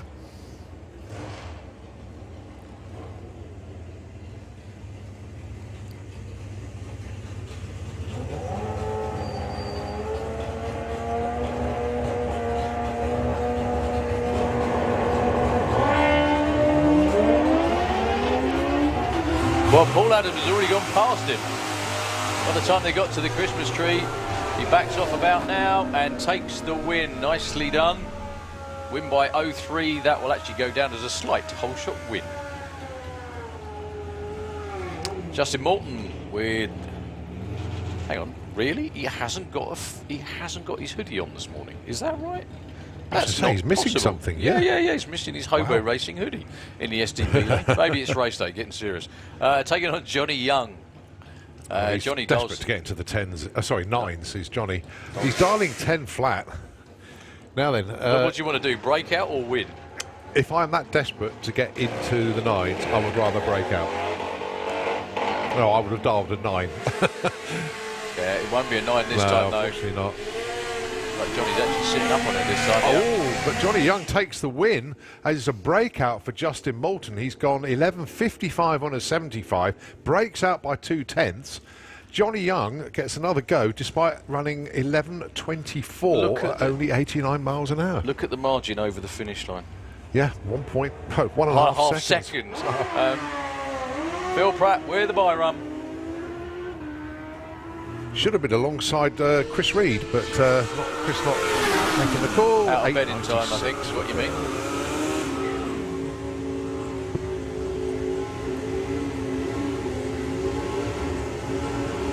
Well, Phil Pratt doesn't need any help normally moving on elimination, so give him a freebie. So, Matt Jones with Beelzebub, the bandit from Farnborough. Now, he went into the 9s yesterday. Right, Michael Gooding with the much more traditional attire of a Hobo Racing hoodie in the SDP lane. Half second on the tree in favour of the much more upright machine in the Autoglym lane.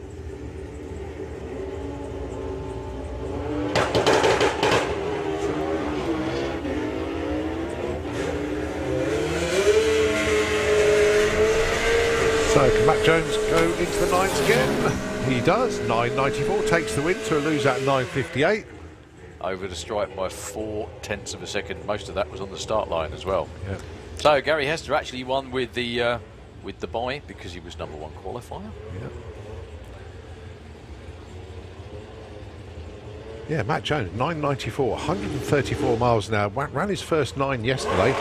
Gets another one there. So Gary Hester dials in 8.8. Goes 9.09, but safety through to round 2. He's going to be racing Paul Adams. Robbie Dobby with the Super Penguin. Should have been alongside Blade, but unfortunately engine problems for Blade. I can see Ollie down there watching, but Pro T coming up after this bye run for Robbie Dobby.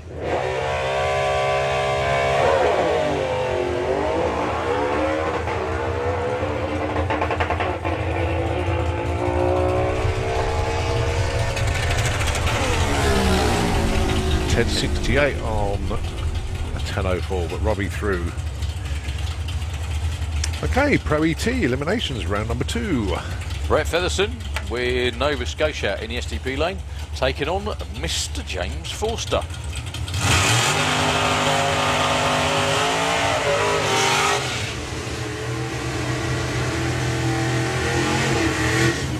Now, interestingly, James has bought himself a little bit of wriggle room here. He's he's turned back the dial-in by 500s. James is a pretty canny bracket racer. Watched everybody else do it for a while, like most people do, and then thought, I'll have a go at that. So Brett with the Nova this for a place in round 3, which will be the quarterfinals. Yeah, that's right, in Rosen. Not much in it on the tree.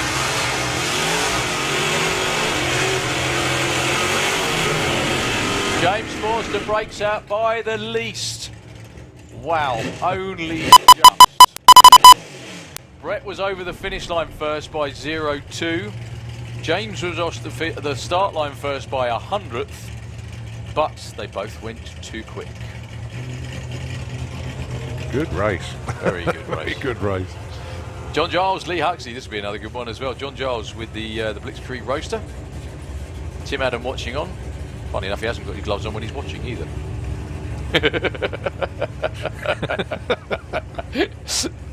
Taking on Lee Huxley.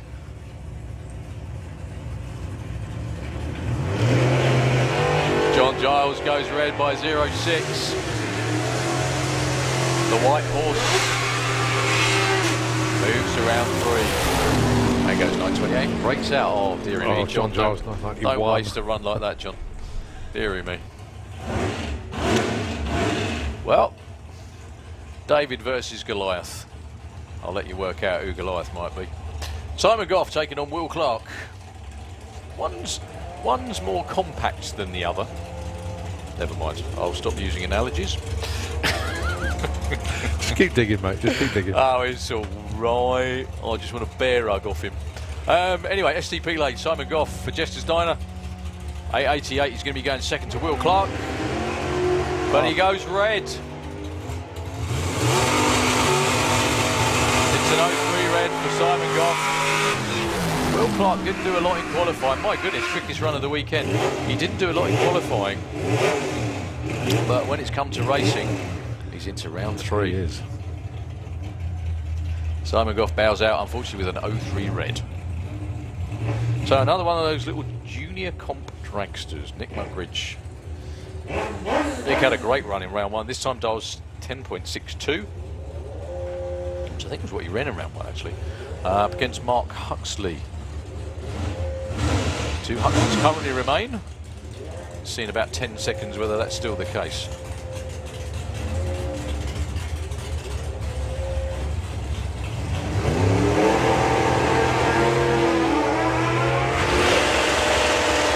Well, it looks like Mark's actually caught Nick already. It is. Well, not sure what happened to Nick Mugridge there, because he got caught very, very quickly by Mr. Huxley, and it's 2 out of 3 Huxleys into round 3. So the newest competitor in Pro ET still around, taking on probably one of the original members. Most experienced, yeah. Dave Cherrett. And Dave Cherrett does it differently to everybody else. He just goes flat out and then coasts to the finish line in a lot of his races. Not doing that this time, though. No, he's not, no. Which is unusual for him, actually. I don't think I've ever... Mood he's in. Oh, I know. I was saying, it depends what mood he's in. I think so. What he's had for breakfast. Yeah. Probably that. So Mark Turner took his first ever round win in his first ever round of racing earlier today. And Dave Cherrett is the only person ever to beat me in Pro ET. Yes, because you've only entered one I've only race. entered once race. Oh, I got knocked out in round 1. I'm sure he tells everyone that when he goes home. I beat Colin. Well, he's through here though. Mark Turner, unfortunately, a 0.2 red. He nearly did that perfectly, actually.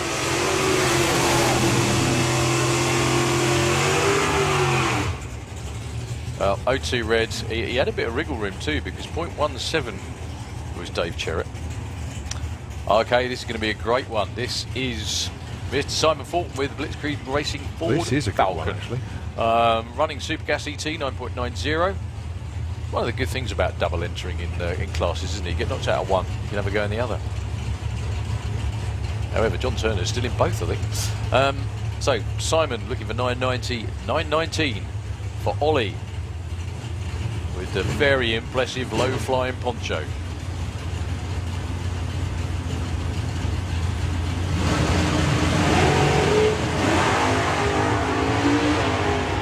Reach for the sky. Ollie, and that's what Ollie's gone past.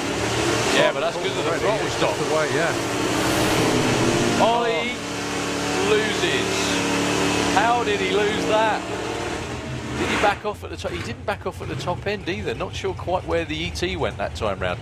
I've got a sneaky suspicion because Simon runs with a throttle stop. Ollie He backed off of it.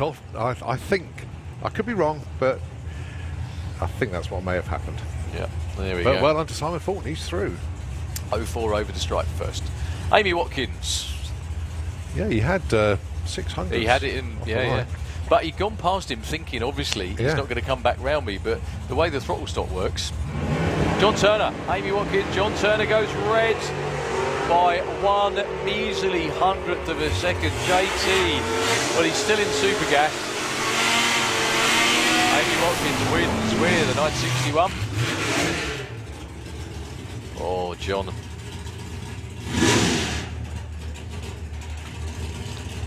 So, 1 green car out. Would it be 2 or not? Lee Morris, who wasn't even qualified coming into today, got in on the brake rule. Here he is in round 2 against the number 1 qualifier, Gary Carr. Was this Guy King's car? It is, yeah. It was. Well, it was, sorry. So it was. What's Guy King got now? Am I allowed to Chevelle, ask got the that? black Chevelle. Okay. And he's got obviously another one being built at the moment. Okay. And a full-blown NHRA stocker. Nice problem to have. Yeah.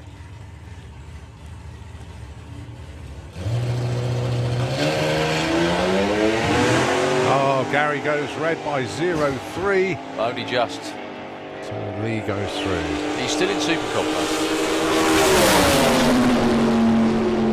85 and an 84. Well, the car's certainly tuned to perfection. Just a little bit too quick off the line there for Gary. He only just missed though. I mean, 03 is very, very close indeed, isn't it?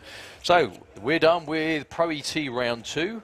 Up next is Super Pro ET round 2. We're on, just quickly for all the folks out there listening and watching, with regards to schedule, when's the next live action arena? Everything else. 2 o'clock. It's 2. That's now then. That's 2 minutes time actually. Oh, good timing. Yeah, that's all right. No, I just thought very quickly. Yeah, so live action arena will be kicking off in a couple of minutes over there behind the main spectator grandstand. We're just doing a little bit of track prep again before we get to Super Pro, and then we've got the next session. So we've got Comp and Pro Mod then. Yeah, I'm sorry. It's all right. Oh yeah, of course not. Sorry, my mistake. I'm just thinking the next times for all of these. So, what do you reckon that'll be? Probably about 3 o'clock there or thereabouts. Yeah, I think so. Yeah, but then we do obviously that needs to run before. That does. That does. Yeah, that makes perfect sense. So yeah, just a little bit of bit more glue going down before Super Pro round 2.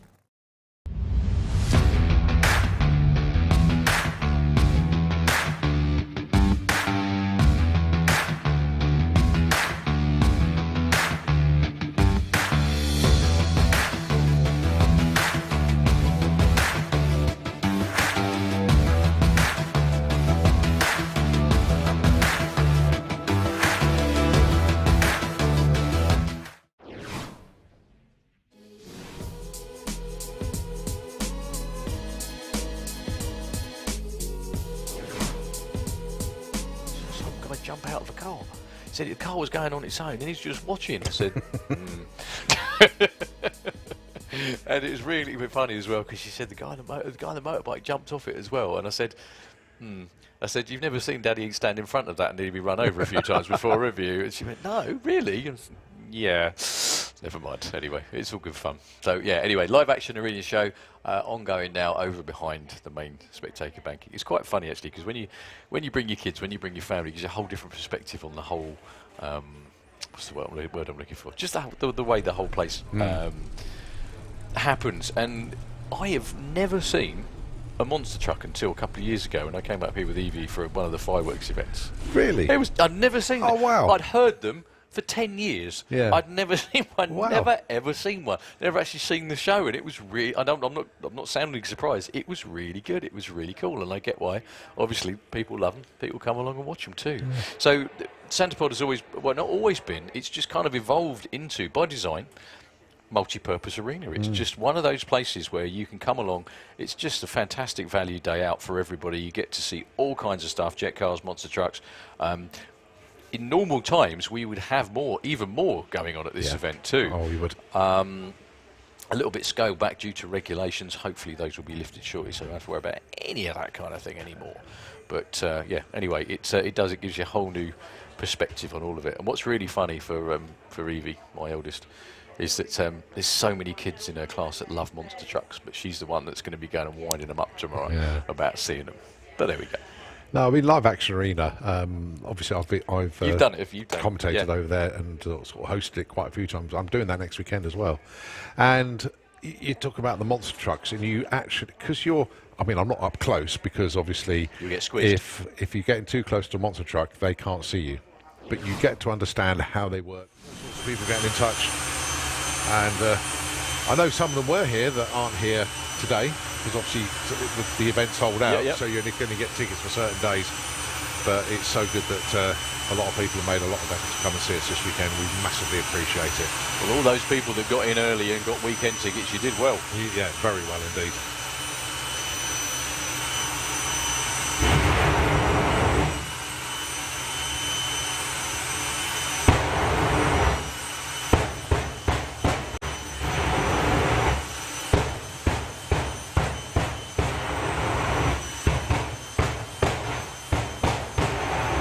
The other end and put everything back on again. What have we lost? Nothing yet. There's a couple of nearlies. We've had a few nearlies. We've lost the screen again. That's the thing with jets in the tower.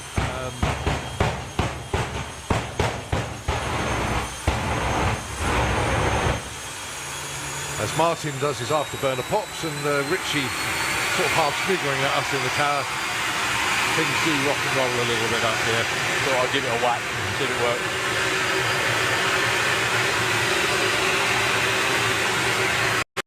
Just realised I wandered over to stand in the wrong place then.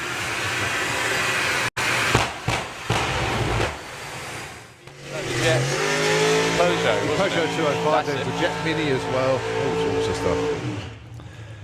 And of course, Team Maximum Lock, the drift team from Malta.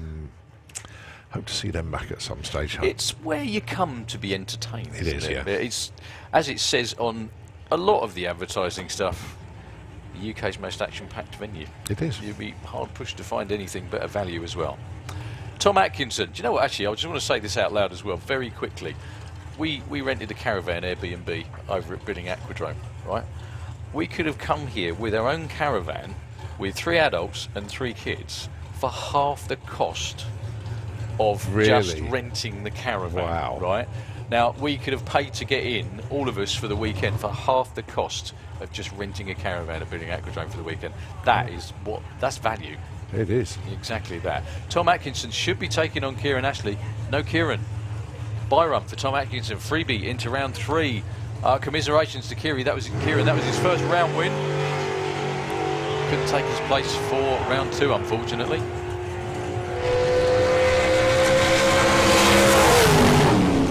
.886 for the 1, just a bit too quick. Yeah, good tune-up run. Yeah, that's quite mind-blowing, isn't it? You can actually do it that way around. And it's cheaper to come here and watch everything. Right, Barry Giles. Written on the back wing of the dragster, 7.39. Going to be taken on Bob Doyle. Bob showing really good form this weekend. Number 1 qualified with a perfect ET. Ran on his numbers in eliminations round 1. Although it was a bye run, he still did it. He's going to need to stay on his game for this one, though, because Barry Giles is one tough customer to get round. They're both, so far this weekend, wait for Bob to do his burnout. have been about as good as each other, I think.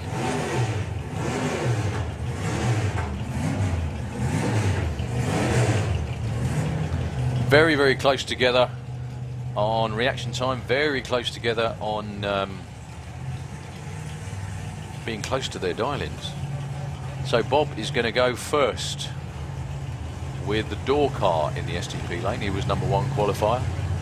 Again, we've said it a few times, that doesn't matter at all at the moment.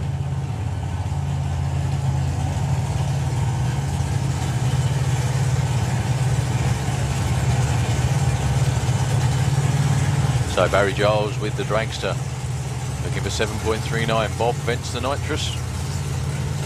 I think he needs the nitrous running the 8s, doesn't he, Bob Doyle, actually? Yeah. Pretty sure naturally aspirated, it's a 9-second car. Not that makes any difference, it's all about bracket racing.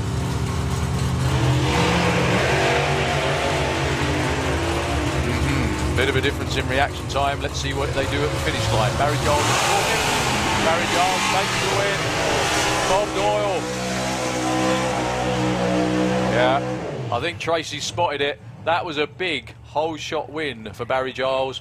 0.19 on the tree for Bob Doyle, 0.4. The win margin was 0.7. Barry Giles a lot further off his dial-in. Bob Doyle was bang on it. But Barry was lifted by then. Absolutely. Oof. Only 163 as well. I think he just wanted to make sure you need to get there first, but if you can, back off so you don't go too quick. Pell Norman with the Shogun, the Capri in the STP lane. 8.16 taking on Nick Good in one of a few dragsters he has at home. The Rune Fjeld of Super Pro Racing. Although Rune doesn't drive his own cars anymore. No. Interestingly as well, this is the only car of Nick's actually out racing this weekend. There's normally a couple of them. Still got the blown car at home as well. Well, the blown car is his normal ride, obviously. That's right. Dave Catton is more crew than driver these days. And got the young lad's name now. So the door car's going to get the head start again on the tree. Brad Jackson, obviously, that's right, did very, very well with the car, but then I think he was doing some charity work in South Africa or something like that. Oh, certainly a distance away. A pair of, frankly, horrible reaction times. Nick Good's already caught him, and he doesn't break out. Nowhere near their elapsed times, nowhere near any good on the tree, frankly. Nick Good, 0.57. 0.35 for Pell Norman. Pell's having issues on the way down. Nick caught him quickly and won with a 7.90 on a 48. You would not normally expect a package like that to be winning in Super Pro.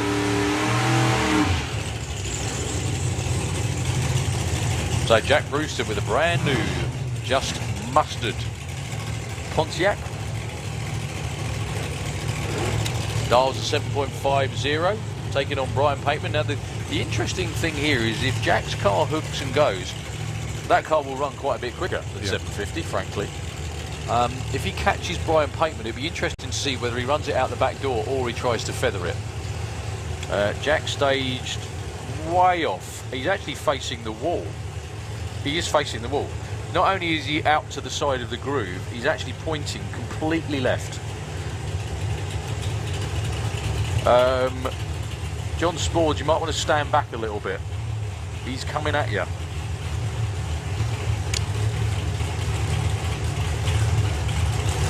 So Brian Pateman's going to go first. Jack Brewster's going to try and keep it off the wall.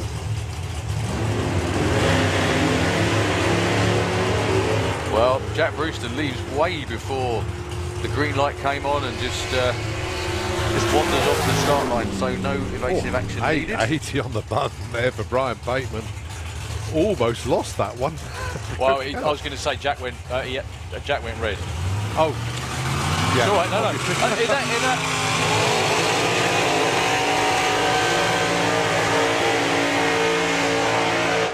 So if your opponent breaks out but you've gone red, you lose, don't you? I think if red is the foul. Red is the foul. Yeah, the race is over as soon as the red comes on. Oh, of course, because the win light comes on the other lane. Doesn't matter what you do. The only way you can lose a race after a red light is if you cross the centre line. That's right, first or worst. Or the wall. So, a couple of beautiful maroony red cars out there. Phil Topham with the topless Stingray in the SDP lane. 870, beat Dave Russell in round one.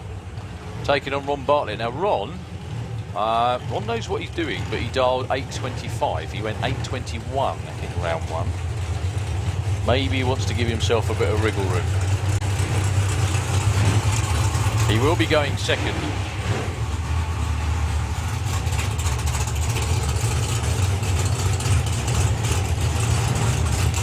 Comp Eliminator into the lanes, according to the screen. Comp Eliminator, please, into the lanes. I think we're almost out of cars in the lanes at the moment.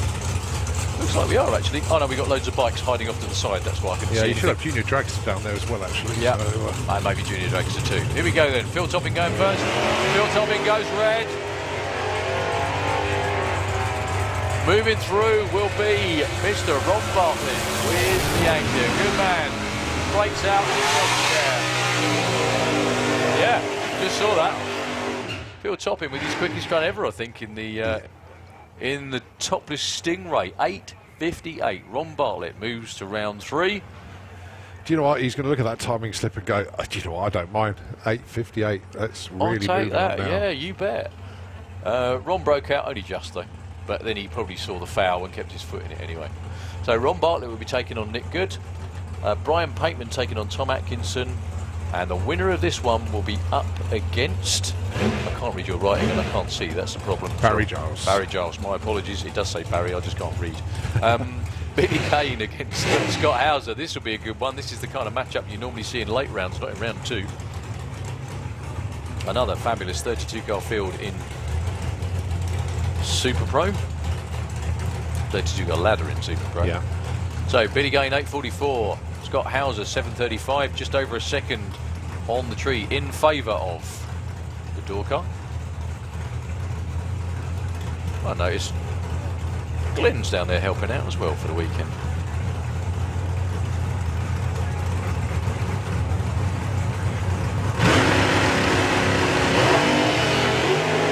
Oh, Billy goes red by the most minuscule margin, 0009 red. That was 3B Scott Hauser. Wow, look at that numbers, for though. a race. Look at the numbers.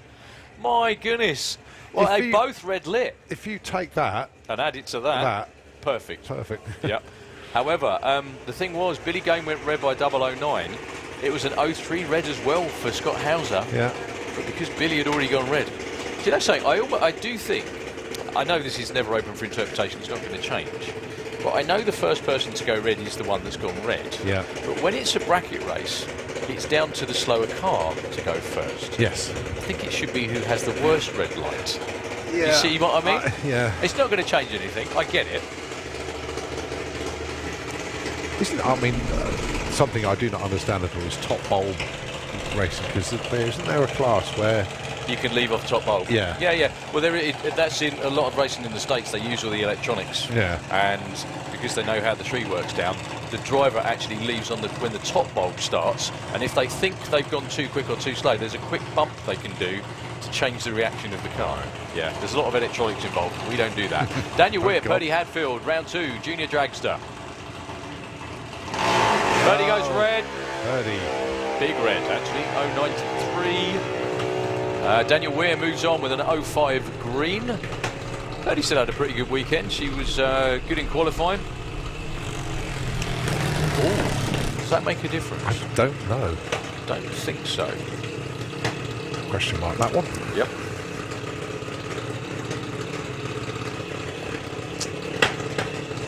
Well, the family got a weekend off before they're back down here again for Dragstalgia with the family altered. Jake Cooper taking on Harry Redshaw. I did notice Andy put on Facebook yesterday that he's got Kev Seifeld's team, including Kev, helping him out. Yeah. I know. At Dragstalgia. Not alone of a motor. Oh. No.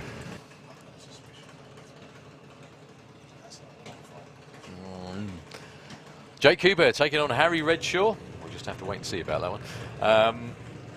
STP lane, 12.20 for Jake.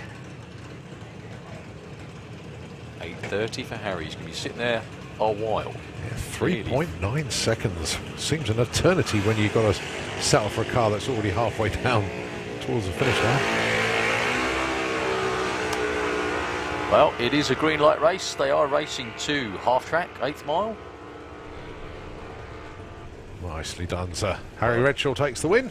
8:34 and 8:30. Quite a big win margin, actually, half a second. And he gets a bye into the semis as well. So that was 2 round wins there in one, in effect.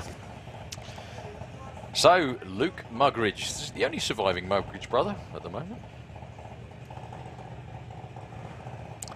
In the SDP lane. Not as if Nick's got much to do, is it, anyway? Got his own car to run, he's helping setting up his brothers as well. Taking on Kai Cooper on the Autoglim side of the track.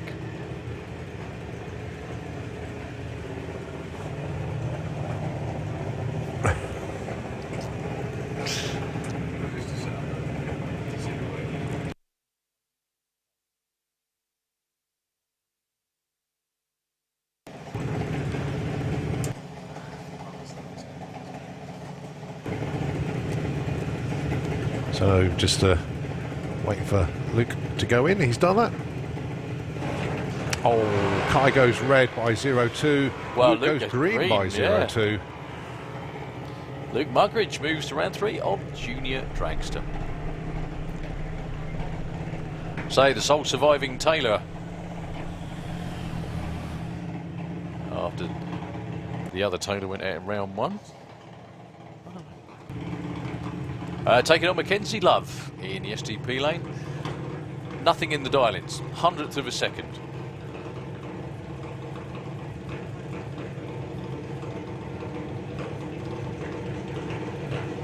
Hundredth of a second is going to be very difficult to spot off the start line, to be honest.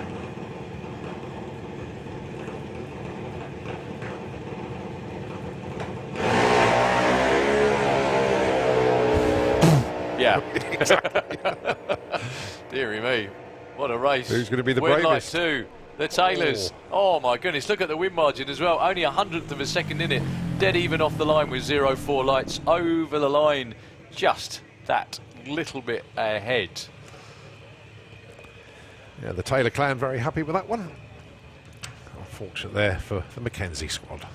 So, a bye run for Harley Corsell. Well, Dad laughed first with the perfect light money. Harley is laughing last because he's going further in eliminations than his dad.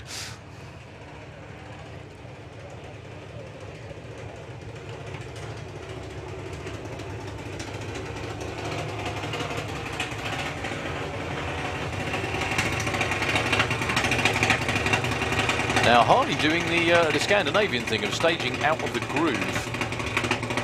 Doesn't make any difference whether it's left, right or in the middle, frankly. Just to help the car launch a little better because it's not in the really sticky part of the racetrack. 8:02. So Morgan's come down to support her sister Caitlin. That's Morgan's old car, actually. After running a perfect TT in VW Sport. Thomas Cook Abbott. Thomas was pretty good round 1 as well with the Tominator. The winner of this has got Luke Muggeridge in the next round.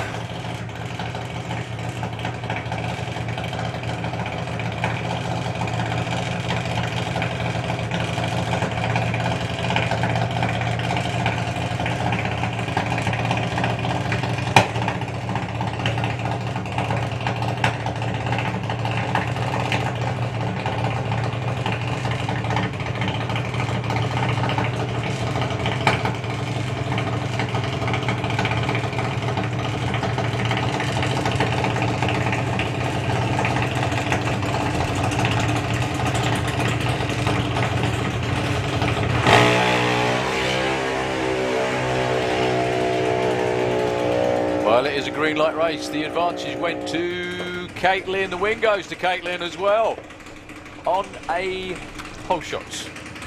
Yeah, the reaction time advantage, 1/10 of a second, to be honest. So Caitlin is through to race Luke. Right, last pair. Jessica Bishop and Lara Bartlett.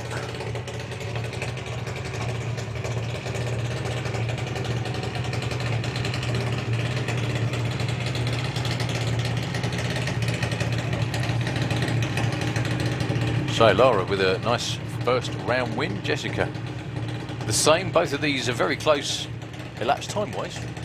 Only 500ths in it on the tree. Slight advantage going to Lara when the green light comes on. Got first round of Super Street Bike right behind them. This is going to be fun.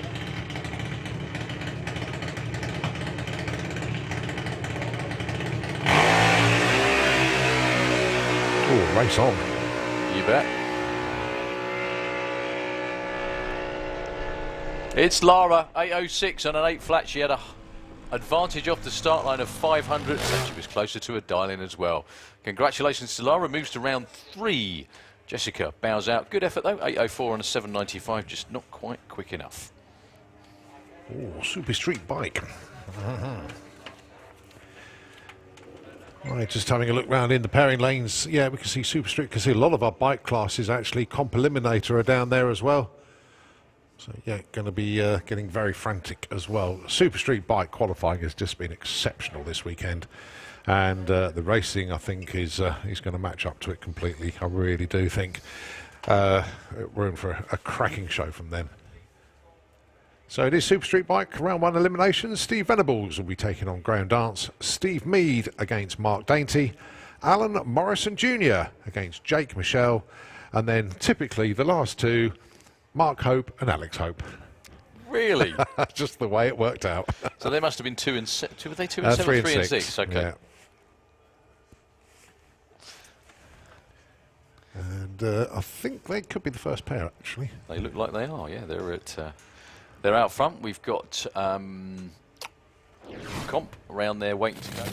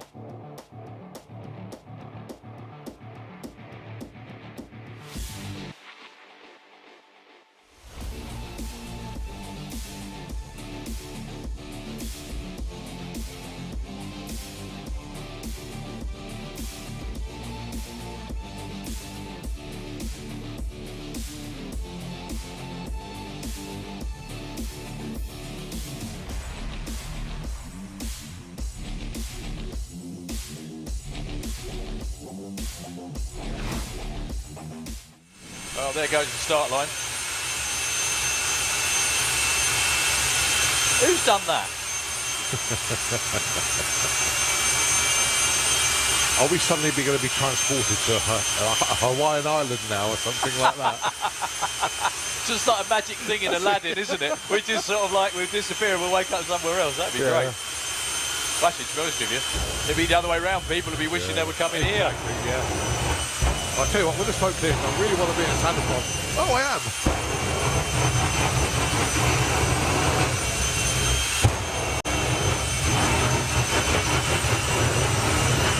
Blimey, I made the mistake of looking then. Whoa. Certainly burns your eyeballs.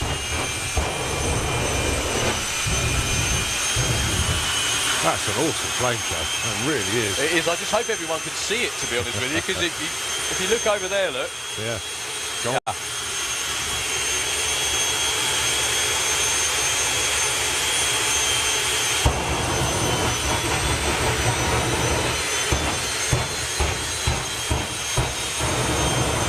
someone set fire to the bank, doesn't it? It looks like a really eerie scene from Apocalypse Now or something.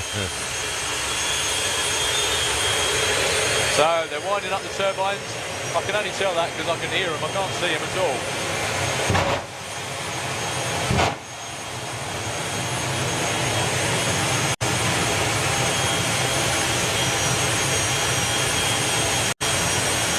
I think they're going to have to calm it down a little bit for a second just so they can see where they're going.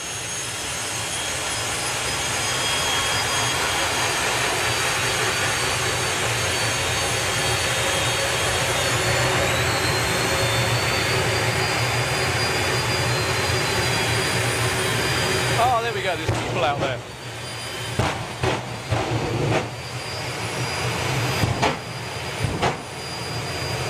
No more smoke, no more smoke.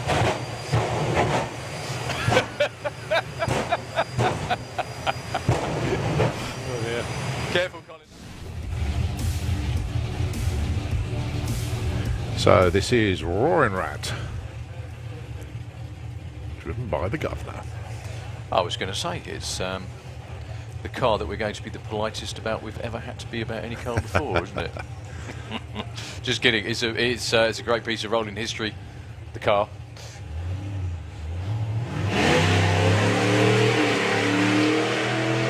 Very nice launch as well. Excellent stuff. 11 or a 10? 1080 at 124. Sorry. Yeah, anyway. Congratulations, sir. 10.80, 124 miles an hour. That's all right. There's always about we've ever had to be about any car before, isn't it? Just kidding. It's a great piece of rolling history, the car.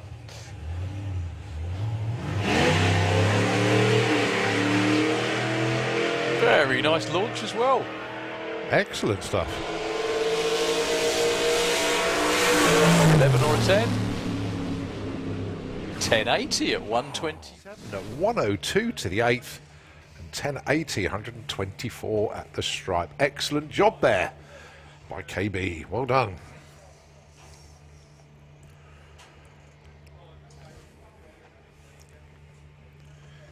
Right, well, the tractor is now going to finish off doing its grooming of the racetrack out there. So we continue on that. Nitro FM, if you can just take it back once again. And obviously, as soon as race cars come around again, we'll take it back.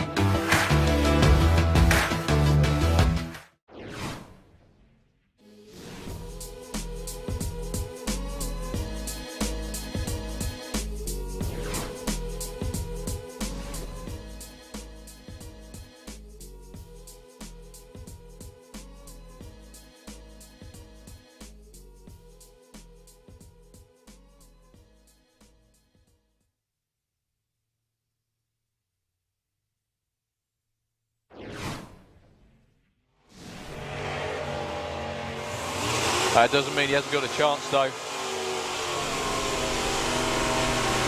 Andy Dim is quite a way out there in front. Falcon. Mark White with the FX Vega. My goodness me. Two brilliant numbers on the board.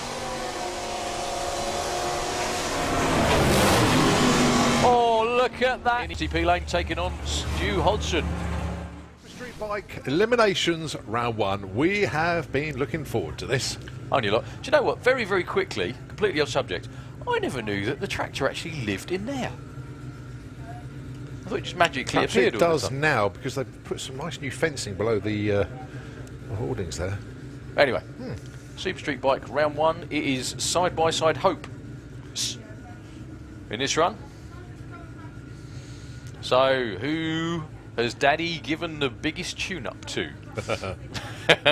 Is it Alex or Mark? So far this weekend, it's been Mark with the advantage, running some very, very big speeds as well. He ran at 7.1 at over 200 miles an hour. However, his brother wasn't exactly far behind.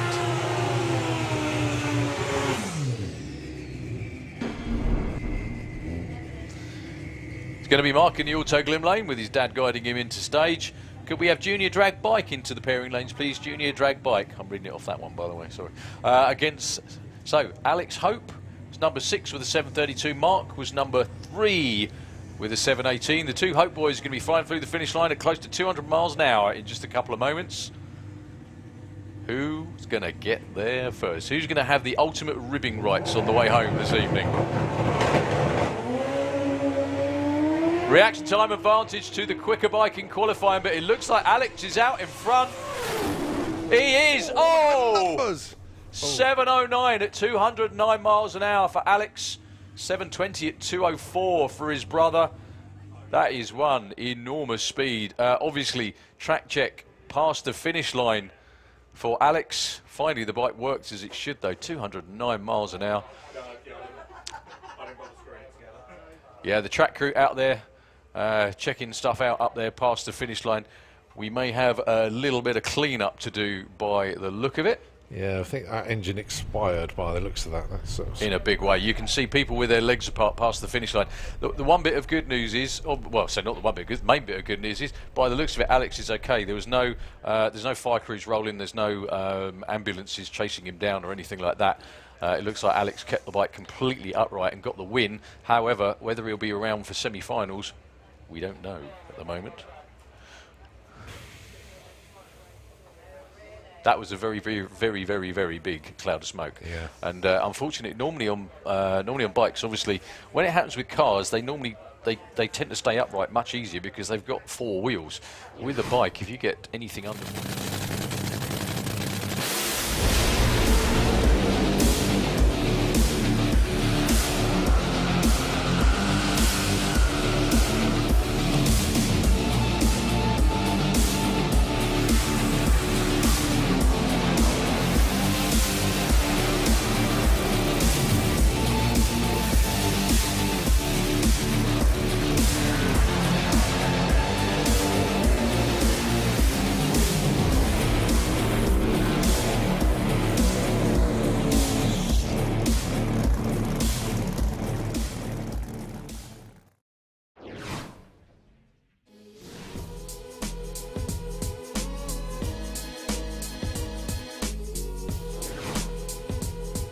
One good thing again is that it's going to be VW Pro races.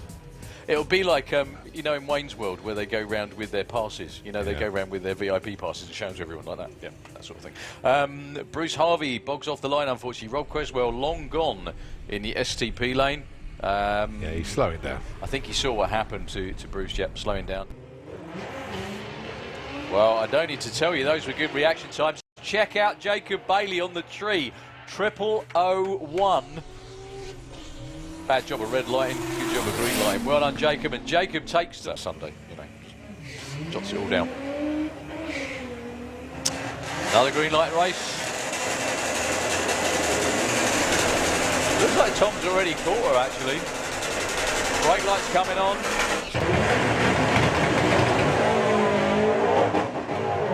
Well, you can see, even though the green light came on for Paul Jackson before Dave Crowhurst, Dave Crowhurst was long gone. Long gone before. Oh, and tries... Yeah, not the normal launch that we expect to see from Carl, but the thing is that's probably going to actually preserve the engine. He's now going to stand on it to try and run Lee down. Oh, dear. 11.10, excuse me. However, you can clearly see he still left the line second. Even though the tree ran in his lane first. Adrian's out front. Adrian. Red light for Pete Harrison. Just proving you can red light no matter how much you spend. Unfortunately for him. So Dave Grundy gets a win and he gets a bye in the next round into the semis.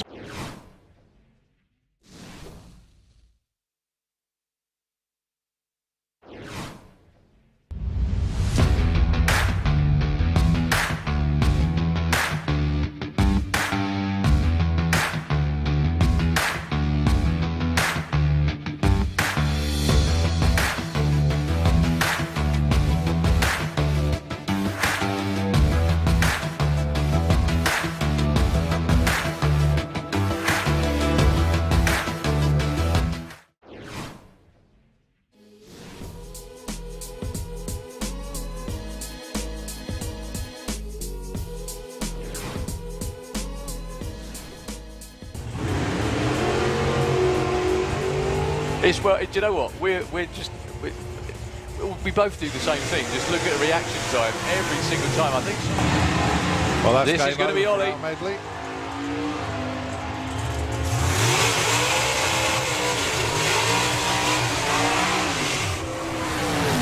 Seconds. Tom Case still with the wiggle at 3:30. He looks like he's a long way out there. John Giles, Oh, game over for Mark Manning, so James Forster. Round 2.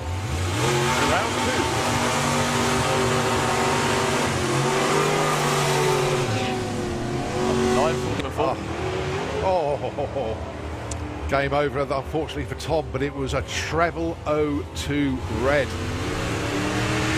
So Simon Fulton takes the win. It's the first green light drag race in a while, actually. One of those was a very green light. Mason's in front, but Mason to us at all. Even when they get home, they never play it back. Well, this is another one that could be won and lost on the start line. Obviously, we can't say which way round it is. That had 0.8 lost. John Turner. Nostalgia.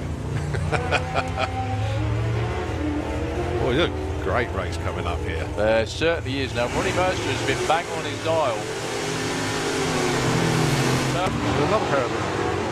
Well, you could visibly see Amy was bang on reaction time there. I'm not giving anything away. Perfect. It will be Lee.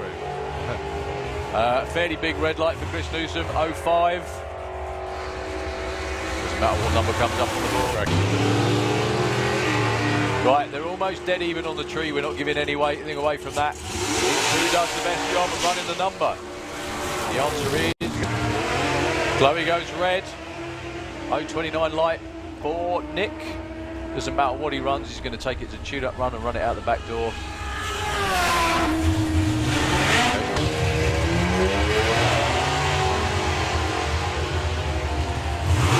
We both look left, do you notice that? Every time. Lee Morris is out in front. Will he break out? The answer?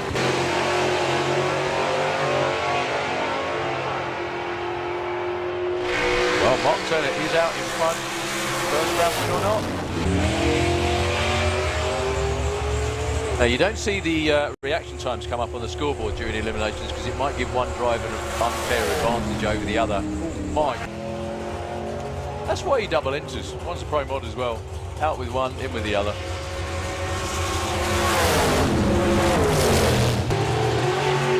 Laura goes red by a 10th. 0.14 reaction time for Tom. Normally wouldn't get it done. Well, there was 3/10 of a handicap, yet Billy going left first. I'm not giving anything away with that, am I? He's one of those real happy people. Look at the reaction time too. Ron, don't waste that on a bike run. 002 on the green. An 8:22 with a 0. That's got to be one of the best. Harrison Brown are all having a look at what Scott's doing.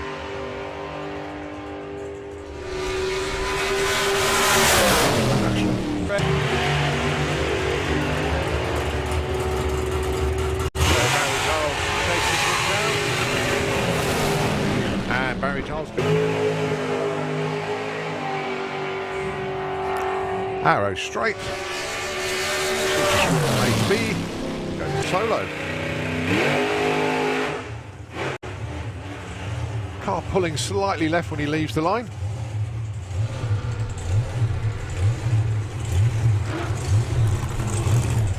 So Jack. So it is a heads-up race. You could clearly see who left first. It's whether they break out or not.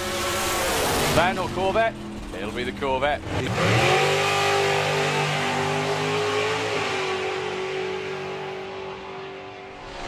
Paul Brown, an exceptionally good race driver anyway. 08 light. Oh, there goes the start line. Who's done that? Are we suddenly going to be transported to Hawaiian Island now or something like that? Just like a magic thing in Aladdin, isn't it? We just sort of like, we'll disappear and we'll wake up somewhere else. That'd be great. Actually, to be honest with you, it'd be the other way round. People would be wishing they were coming here. Yeah. I'll tell you what, when I spoke to him, I really want to be in Santa Claus. Oh, I am.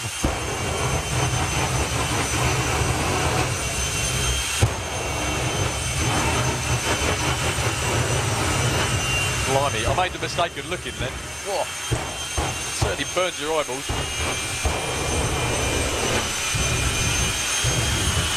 That's an awesome flame show. It really is. It is. I just hope everyone can see it, to be honest with you, because if you look over there, look. Yeah. Gone. Yeah.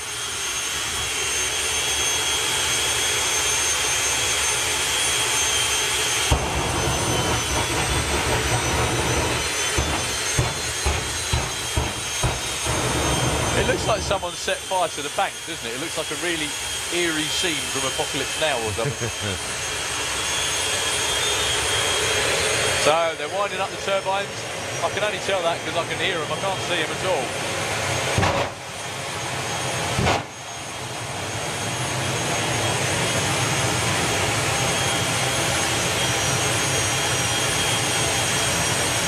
I think they're going to have to calm it down a little bit for a second just so they can see where they're going.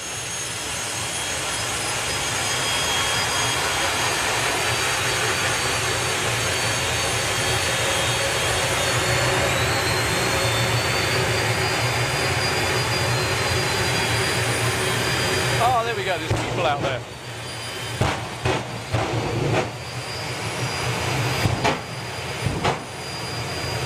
No more smoke, no more smoke.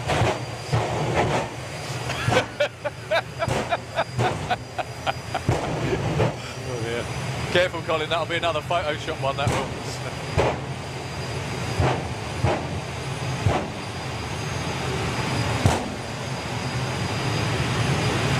Well, Julian Webb already in stage. Martin Hill's blipping his way forward with Fire Force 5. There we go.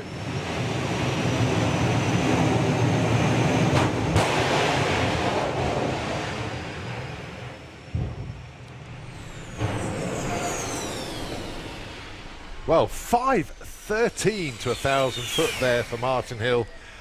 Only 148. He clicked it off way before he Look got at the there. 60 foot for a jet. 0.97. Outstanding. Well, we hope all you like smelling like diesel. Look There at we yeah, go. there we go. Look at the reaction time as well. 01 on the tree, 108 to 60 foot. 04 light, very nice indeed. Runs The to other an thing index as well, of this- 11:55. This car came in from Florida. They don't get conditions like this in Florida, do they? The air and everything. 11:50. Who knows? Oh, Well, not at all. Robin just sit there looking at the tree. How bizarre is that? Is that he didn't get any runs in at all yesterday. His last run on Friday was a 6:36, which qualified him number 3. This actually for a place in the semis against Nick Davis. Well, they know the track's good. yeah. Some paths are easy and some paths are difficult, and this is a difficult path. Whoever wins this to go through. No Great looking shake. race.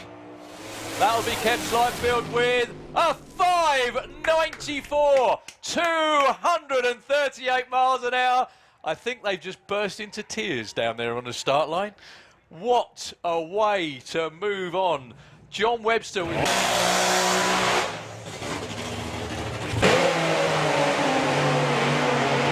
That's more like it from both of them. It's going to be Al Smith. The bike's still not sounding quite right, but he gets a...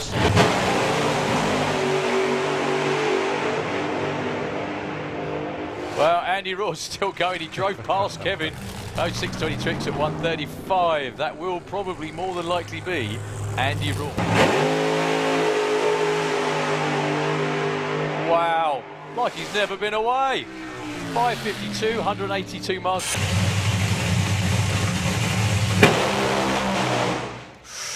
Whoa, dearie me. Lots of big tyre shake off the start line for both of them.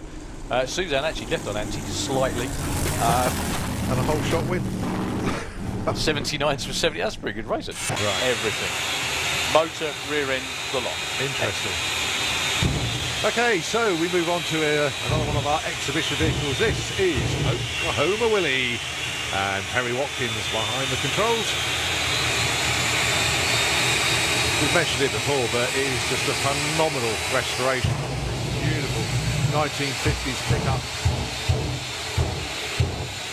Now this is fully taxed and MOT, drive on the road, no problem at all. Got a normal road engine underneath the jet engine there.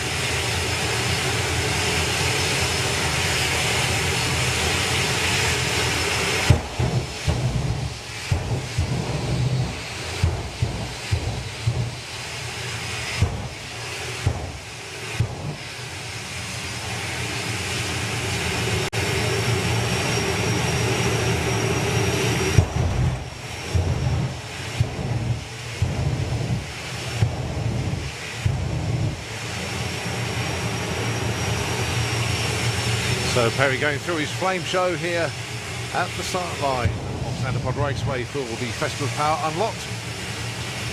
Just bringing the pickup to the line ready for its run.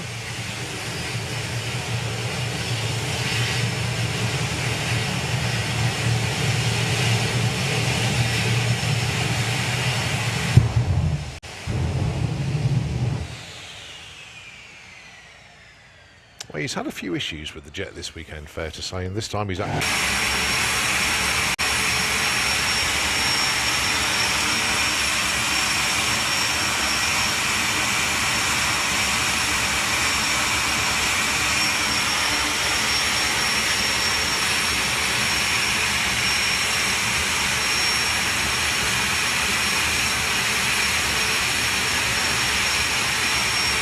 So you'll see one of the most iconic moments from any racetrack around the world. There we go. Helen with the thumbs up.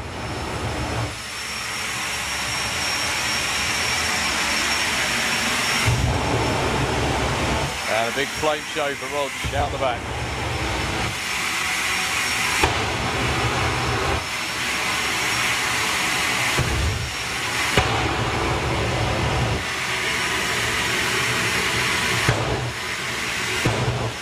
Do you know what as well? The other thing with this car is it looks more like a jet fighter than any other car you could possibly see. I think it's just the way it's got a very, looking at the body as well, the actual cab, the bit that Roger's sitting in is tiny, isn't it? Really small. Very, very cool, all the same. There goes the screen again.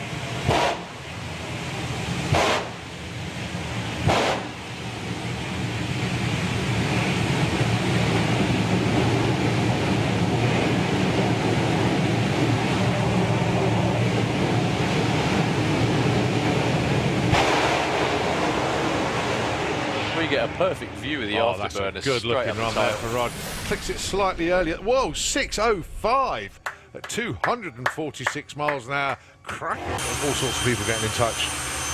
And I know some of them were here that aren't here today because obviously the event's sold out, so you're only going to get tickets for certain days. But it's so good that a lot of people have made a lot of effort to come and see us this weekend. We massively appreciate it. Well, all those people that got in early and got weekend tickets, you did well. Yeah, very well indeed.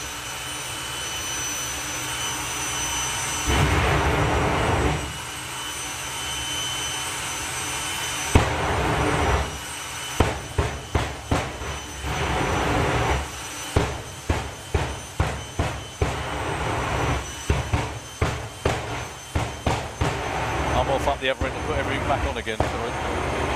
What have we lost? Nothing yet. There's a couple of nearlies. We've had a few nearlies. We've lost the screen again. That's the thing with jets in the tower.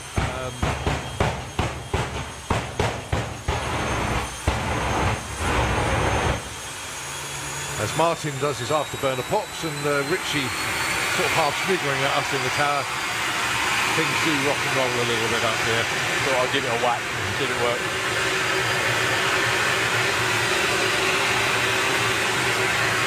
Just realised I wandered over to stand in the wrong place then.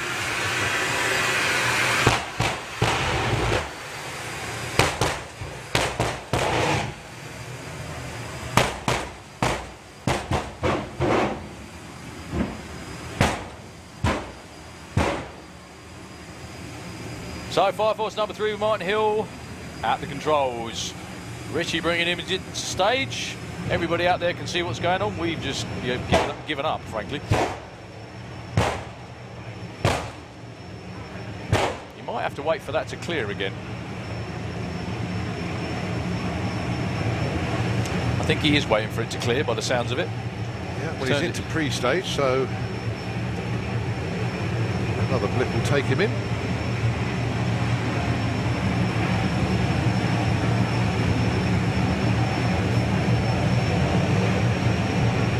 Okay, he goes into stage. Martin Hill, Fire Force 3.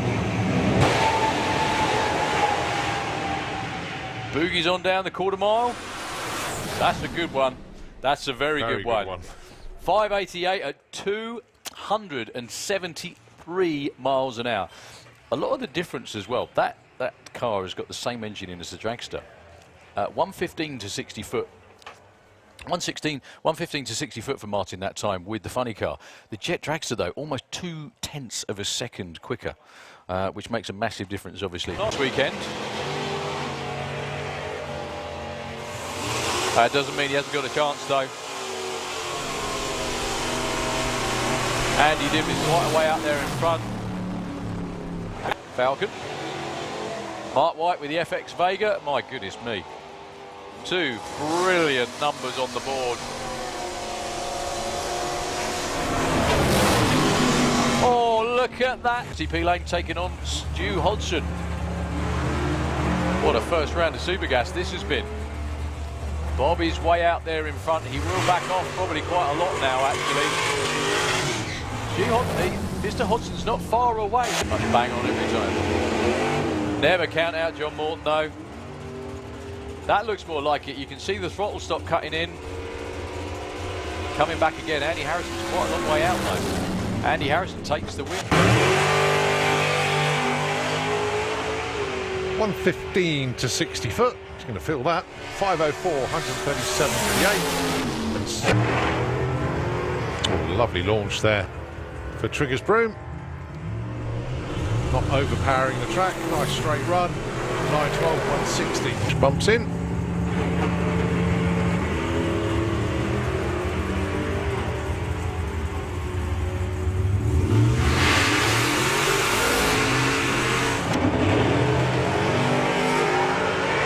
Tiny pedal there from Al, but a 125, 60 foot. 814, 169.42 in qualifying. Bumps it into stage. Nicely away.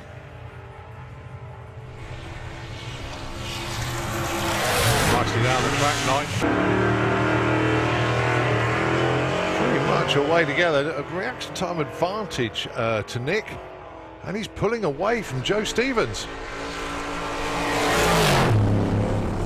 10.67 takes the win for Nick Helps. Oh, Georgina goes red, so that is game over straight away. Rob has seen the red on the other side. A 0.37 tells you that he'd seen it. So Rob Cresswell through to round number 2. Well, Connor is away first, as you'd expect, with a 4-second. Interesting to see that Connor was virtually hugging the apron then when he left the line. So Gary Lake is going to get there. It's just whether it's in time, whether he breaks out or not. He was actually staged, but unfortunately just went that bit too far and rolled out. It's Holly with effectively a buy run. Even though there's someone in the other lane, the wind light's already on, because that's pretty much as good as our bit showing up. There she goes. And we have a green light drag race as well. It's very weird to see a Seat running down a Mustang. You'd think a muscle car would have a lot more muscle than a Seat. Not this time round. List is still out in front of the finish line. There he goes. My goodness me. Well, Jill Medley is long gone. Whatever the problem that Carl McGear has had all weekend is still there. Jill Medley still way out in front towards the finish line as long as she doesn't. Followed by Dan. Another green light drag race. And if you think these cars look like normal cars, that's because they are, folks. That's what you call entry-level drag racing. Dan Holloway's already got the brakes on at 1,000 foot. And a red light for Phil Jones. 08 red, just that little bit too eager to get away through, to get everything ready to go in that short space of time. Super Street Bike round 1, pairing number 2. We've already had one Hope go through. However, well, no more Hope puns, but we hope he can get back for the semi-final. Going to be Steve Mead and Mark Dainty, the two closest together in qualifying. They both ran 7:22, but as you've just seen, qualifying means nothing. All about who gets the finish line first. Mark Dainty, Auto Glimlane, heads up race with Steve Mead. Now Steve off his normal pace actually, went 7:22, Mark Dainty 7:28. Nothing between them. Could be all down to reaction time between these two. Bobble off the start line for Steve Mead. That should be all Mark Dainty needs. No, not necessarily. But he's slipping and sliding. Steve Mead with a 7:53 at 194. Wins it by 2 measly hundredths of a second. Mark Dainty, if he'd have just put down, you can actually see where it broke traction. Look, you can see the tyre slip mark. So Steve Mead kind of gets away with one there. That was only 148 to 60 foot, which is normally the end of it if you're on a Super Street bike. Ross Morrison, number 9 qualifier. Who's he in for? Graham Dance. Okay. So Ross Morrison ran a best of 7:68. He's got a big scalp to take here against Steve Venables, who is off and running in the Auto Glimlane. Still making a race of it though. 680. 218.95 miles an hour Oh, so close to the first ever 6.7 second run. My goodness me, that was so beautifully calm. That is the quickest that Steve has ever been. And Simon reliably informs you as well, new ACU speed record, nearly 219 miles an hour. Wow. Great effort in as an alternate, though, in the other lane for Mr. Morrison, 7:53, 185. They never give us time to breathe this lot, do they, normally? Anyway, Jake Michelle, his first race on a Super Street bike, and it's his own bike he built himself in his workshop. Not too far from here, he's in the STP lane against Al Morrison Jr., who was your number 2 qualifier. Well, looks, what a race. Jake could take this one. It's Al Morrison, 7:12 at 200, beats Jake's new personal best, 7:21, 195. What a terrific first round of Super Street bike. Go on, what are the matchups, Colin? Alan Morrison will be taking on Alex Hope, and then Ben has got Steve Heed. That was personal best in both lanes that time.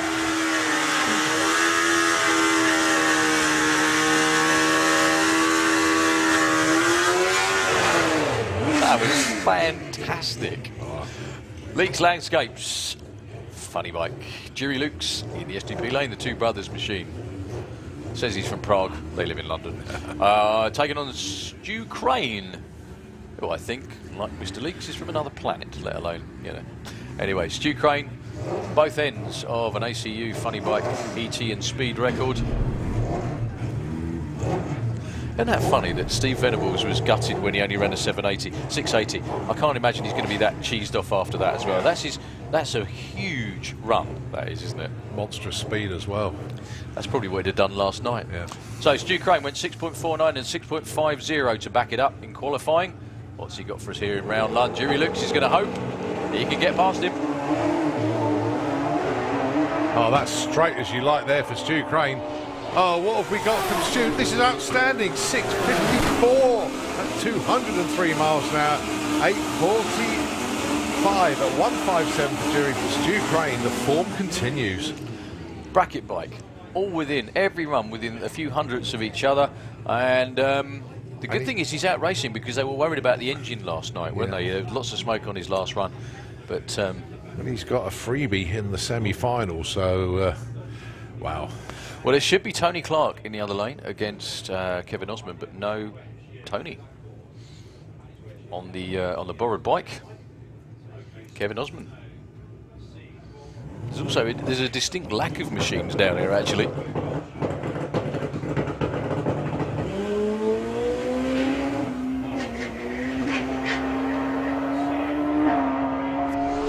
a while to get going, but it certainly has. Look at the speed as well, nearly 180 miles an hour. Last pair, Len Paget, Dave Peters. Yeah, well, there's a few more bikes in funny bike. Poor old Mark Smith down here as well watching. He didn't qualify. Neither did Lorcan Parnell. Lorcan did make a good run, but unfortunately left before the tree went. So Dave Peters on the Rigaboot Express in the STP lane. Len Paget on White Lightning. Now, Lenny's actually dropped into funny bike. He was entered to run in Pro Stock Bike, however, he was the only entrant. So, moved across into funny bike. He's actually the number 2 qualified. Dave Peters was number 5. Dave normally runs mid to low 7s. Not so far this weekend. Lenny's got a good shout of moving on. And unfortunately for Lenny, nothing like a commentator's curse, eh? Goes red. Dave Peters cruising to an 7:87. His quickest run of the weekend, but still not quite sounding right, unfortunately. Commiserations to Len. He did have a good shout at taking that one.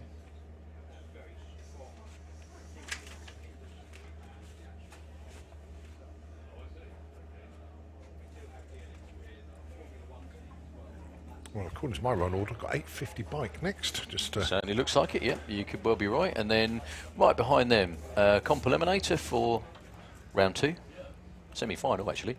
And same as Pro Modified. Kev Slyfield against Nick Davis, the 2 5-second Pro Mods squaring off. Yeah, exactly.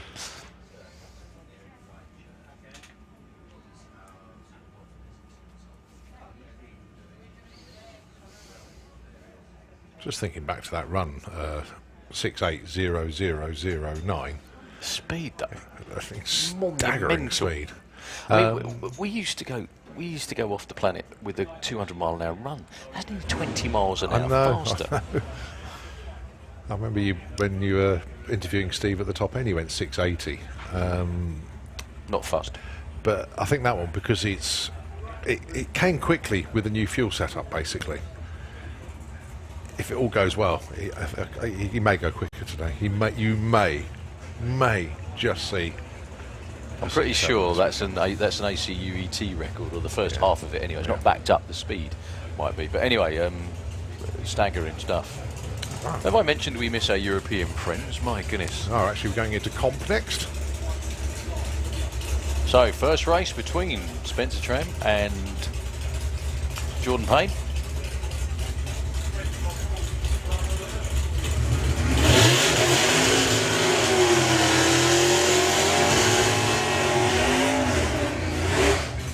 Well, this for a berth in the final against one of the Williams brothers. Are they racing each other? They are in the other side of the ladder. So Spencer Tram with the F-Stock Automatic Camaro, his first racing weekend in this car. 11:55 is the index for him. Once again, I'm pretty sure he's never been in the other lane against a car that much quicker. He's driven the car as quick, but never raced against one as quick. It's going to be a new experience for him to have that Corvette come by him at the top end, and Jordan will come by him. It's just whether he does it before the finish line or not. This is also going to be interesting because Jordan wants to win, but not go too quick. You think? Yeah.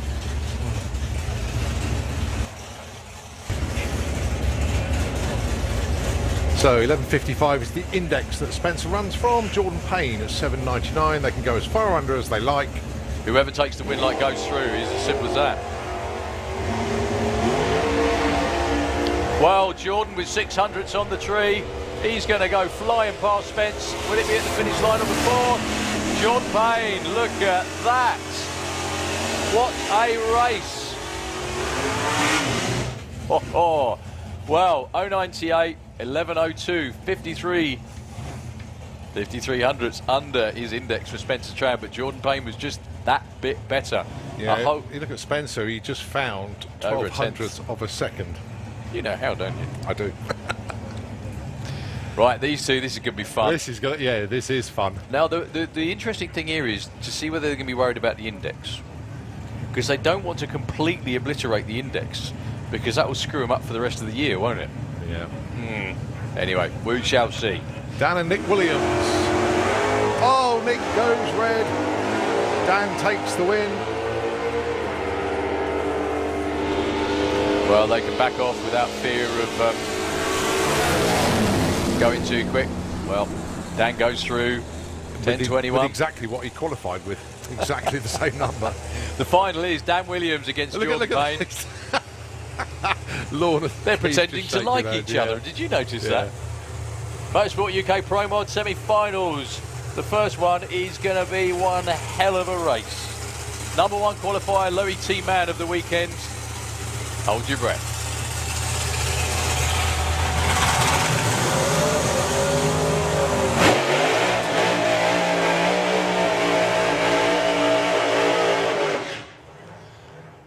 Kev Slyfield with the Blown Birds. Didn't qualify that well, had loads of issues. Went home to machine some new parts yesterday. It was that bad, basically. He broke some stuff.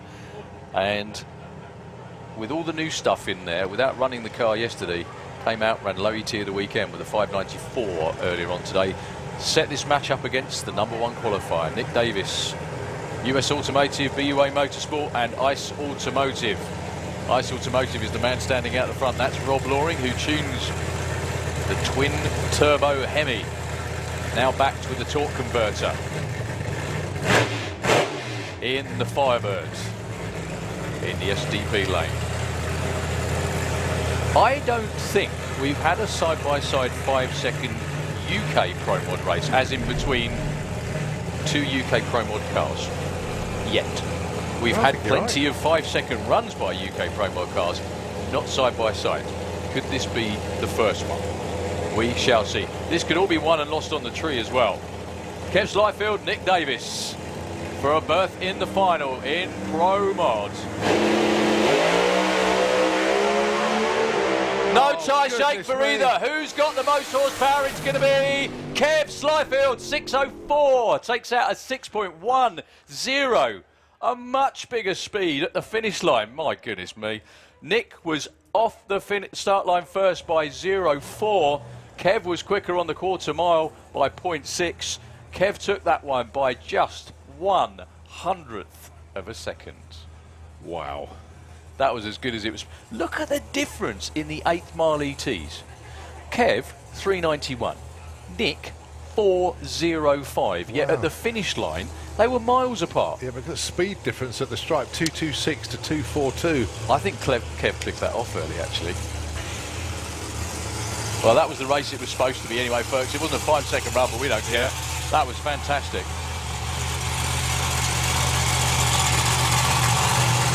Well done, Tony. Well done, the team. Awesome stuff. Well, he's going to book his place in the final with this bio run, Wayne Nicholson. Yeah, just going to save parts. Yeah, Bob was waiting for him to do a burnout. That's to get out of the way because it's actually going to be a run. Yeah, don't expect anything major from Wayne this time round. It's just a case of getting from A to B and getting a green light. There we go.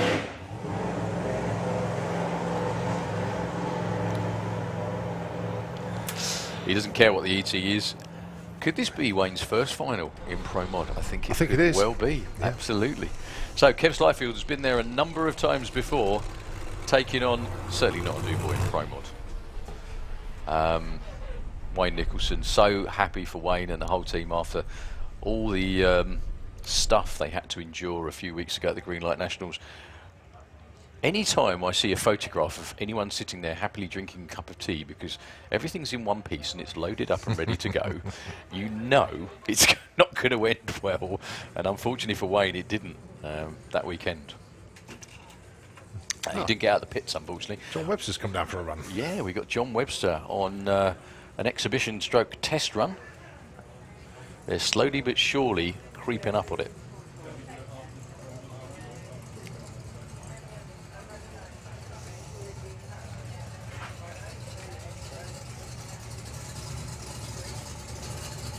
So the Lucky Devil team in their first ever final in Pro Mod, I think. Off to get Wayne.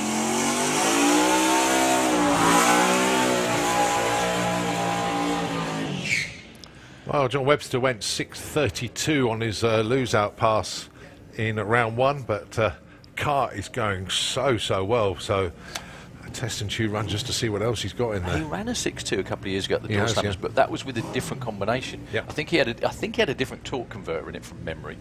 I think that was what it was. And they've slowly but surely been creeping up on it again. You can't make big jumps when you run these cars. Well, you can if you find what's been wrong. But you cannot make big tune-up changes because very rarely does it actually go in the right direction.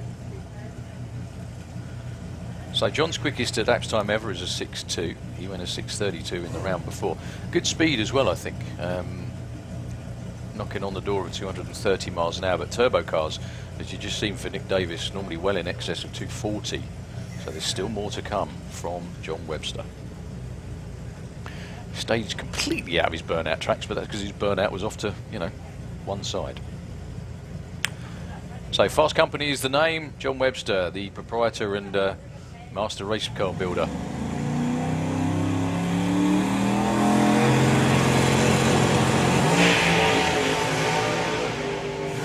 Wow. 4.30 to the 8th, a little slow for John. 6.55 at 2.19, no improvement. Lots of slip off the line that time round, 106 to 60 foot. I'm sure they were looking to step up from what they did earlier, but that's still a bunch of good, consistent 6-second runs for John this weekend, which all goes in the right direction. Things like he had that shake off the line, but when that shake disappeared, it just hunkered down and it went. And that's why I saw went wow, because it just went. Junior drags are into the lanes, please. Junior drags for round 3. Right, 850 bike, sorry, semi-finals. Alan Morrison and Joe Elliott. 861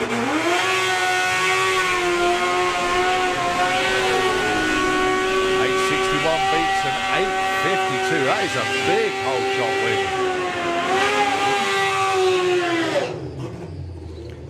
Proper hole shot win, that one. J Rowe taking on Steve Howe on the other side of the ladder. We got 950 coming round in just a moment. See Pro ET, everybody round again. Try and get through the semi-finals, which is where we are with these guys. So Steve Howe in the STP lane. 850 is the number.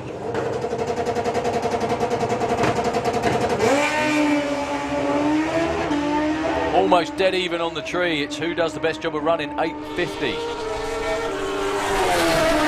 J Rowe. Look at that. 857 beats an 8.63, even though he's number 4 qualifier.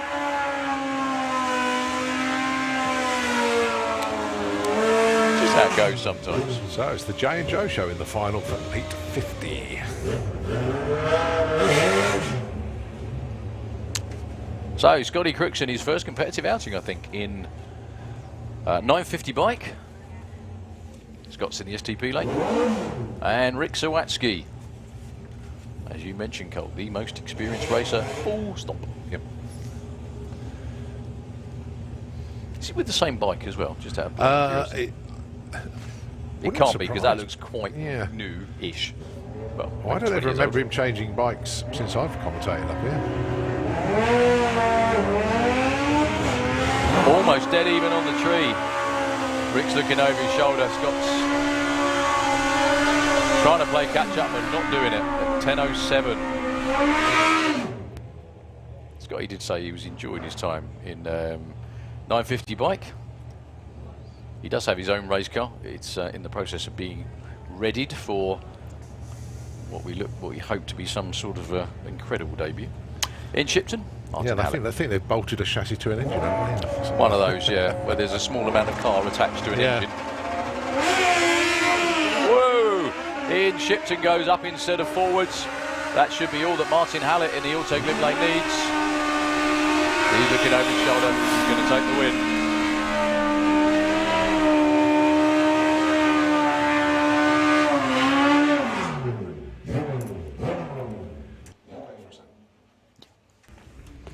Stacey Reed, number 5 qualifier. She had a couple of very, very close runs. Went 9.49 once or twice. Taken on Craig Wright, your number 1 qualifier, went 950 with a 1. That matters not now. It's about win lights. We have 3 through to next round. Which one will be joining them?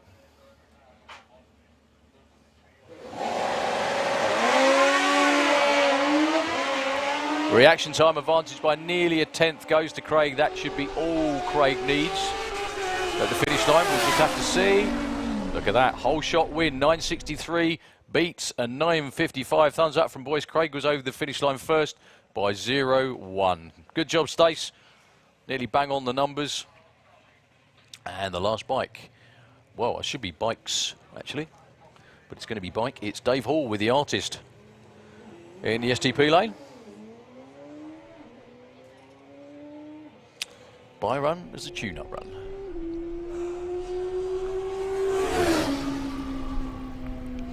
.10.05, which will move him into the semi-finals. So, junior drag bike, elimination round number 1. 5 bikes qualified. Going to be Casey Holgate with the Rugrat from Southampton on a bye run. Casey was your number 1 qualifier, hence, due to the odd lot field, she gets a bye in round 1.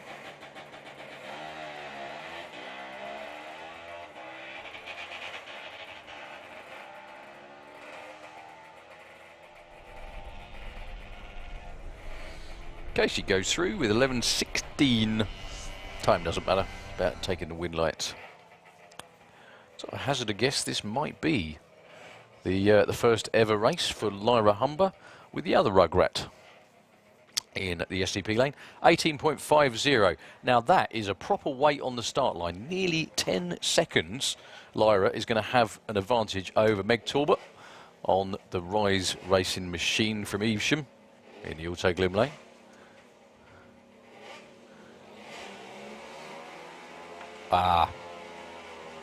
Well, Lyra is off and running. Meg's got to wait for seems like about half an hour. There she goes. How quick is she going to catch Lyra? Don't forget the finish line for these two is at half track. Meg does it, 9:06 on 8:99. An enormous breakout for Lyra, actually. That's nearly a second quicker than Tydlin too. She was over the finish line first, but that breakout was enormous. Well done there, Lyra. Well, Meg with the win there gets a bye in the semis to the final. Happy days.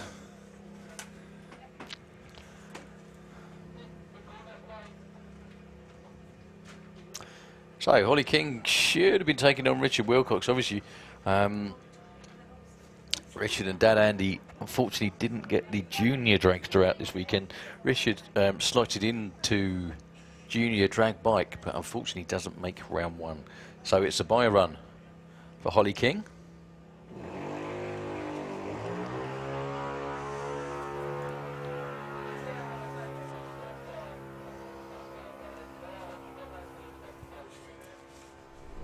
Holly goes through with, look at that, 11:33. Wow. On an 11:33. That does deserve a round of applause. Well done, Holly. Well done, everybody. Almost a shame it was on a bye run, really, but there we go. Up next, Supercomp round number 1. This should be quite interesting, mainly because there's a bunch of cars in here that have run nowhere near 890, frankly. Let's see if they're here for the giggles or here to win rounds.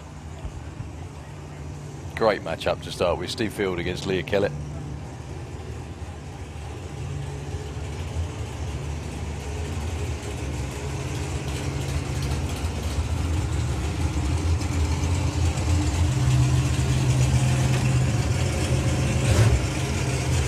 So we go in orbit.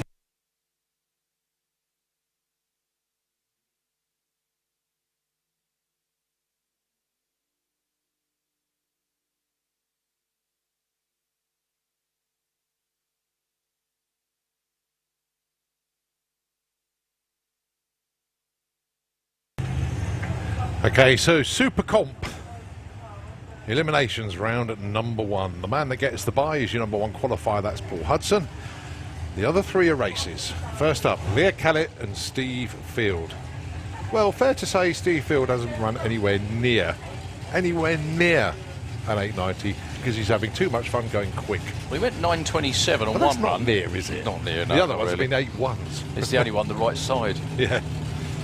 So I say it'd be interesting to see if he actually, you know, tries to run with Leah, because he's obviously got, well, not an advantage. I think if you uncork Leah's car, it'd be about as quick, if not quicker, actually. But Leah's car's got a very, very big throttle stop on it. Could be an interesting one. So Leah Kellett in Dolly J Dream in the STP lane. Steve Field, no throttle stop on there at all.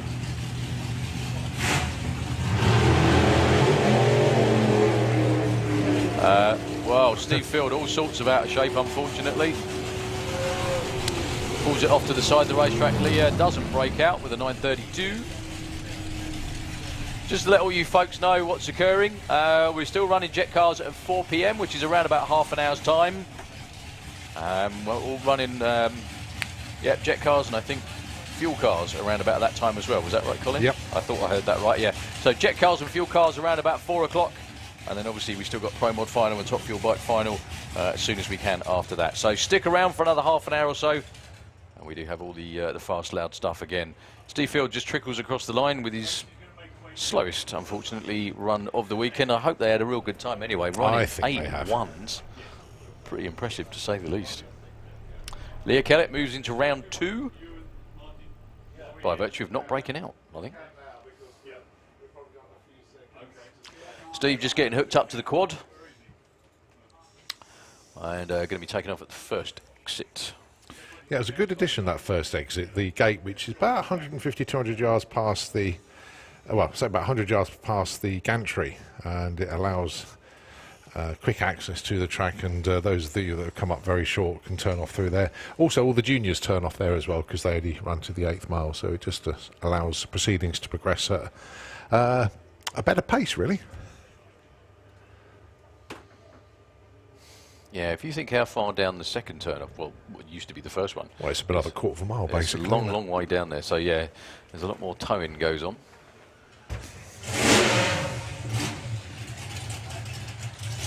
Side-by-side slingshots this time. That must be Chemical Reaction and Snake Eyes, then. It is indeed. Pete Clifford with one immaculate car. Big block forward in there.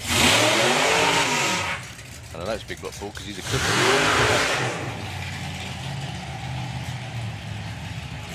So Andy Clifford, best 9:23. Darrell Howes, his best is way into the 8s. His closest to the 890 number was 894. Excuse me.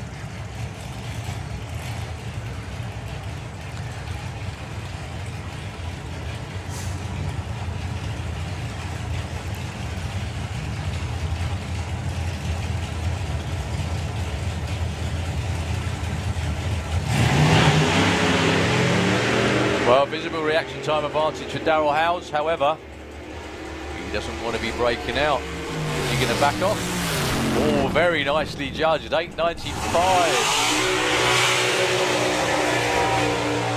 If you like those kind of cars, a couple of weeks' time, Dragstaugia. Get yourself along there. You'll love it. Andy Clifford bows out with a 948. Still a good weekend for them. Supergas into the lanes, please. Supergas into the pairing lanes, please. So your number 1 qualifier, Paul Hudson, gets a berth in the semi-finals. When there's 7 cars for an 8-car field, whoever's number 1 gets the bye run.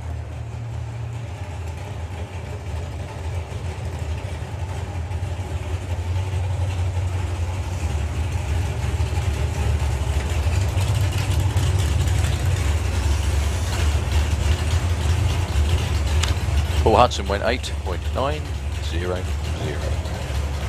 Qualify.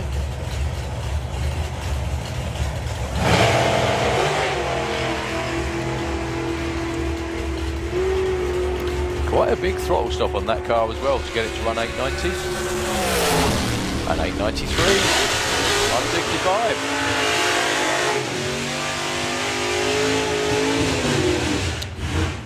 165. So the last 2 cars are both of them kind of come across from Pro ET, the pair of them, because they kept going too quick, frankly.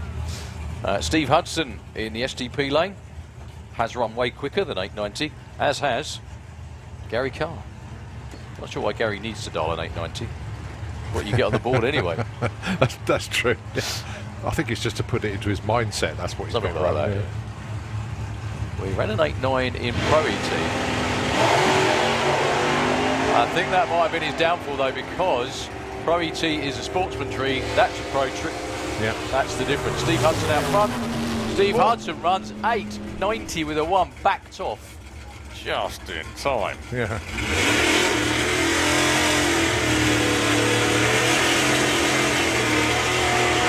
Then, if Gary didn't back off and Steve did break out, whoever broke up by the worst would have taken that. Yeah, but Gary was a fair bit under. It's very difficult though running 2 different trees, isn't it? Yeah. Running the pro tree and running the sportsman tree, because you've got to learn both and do the same thing in different cars. Or sorry, different thing in the same car even. Okay, well, one driver that shouldn't have been here by rights, and now he's earned his way here. Lee Morris. You make your most of your opportunities, basically. Luck is when preparation meets opportunity, my friend. There is no such thing as luck. Taking on Lee Huxley with the White Horse Mustang,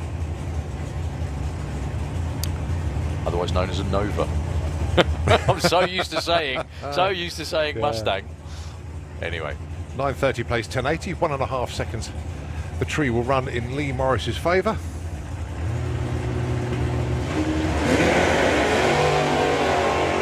Green light drag race. yeah, they both waited for the green. That's going to be close. It's going to be Lee Morris with the lesser of the breakouts. He was over the finish line first, but he broke out by the least. He was also off the line 0.06 of a second quicker than Lee Huxley. That doesn't often happen. Yeah. But there's still one Huxley coming around. One more left. So Lee Morris is in the semis in Pro ET. Yeah. Will Despite Clark. not qualifying. Yeah. Will Clark against Simon Fulton. Now, Will Clark's dad, Andy, long-time crewman for Tim Adam, who used to own the car in the other lane.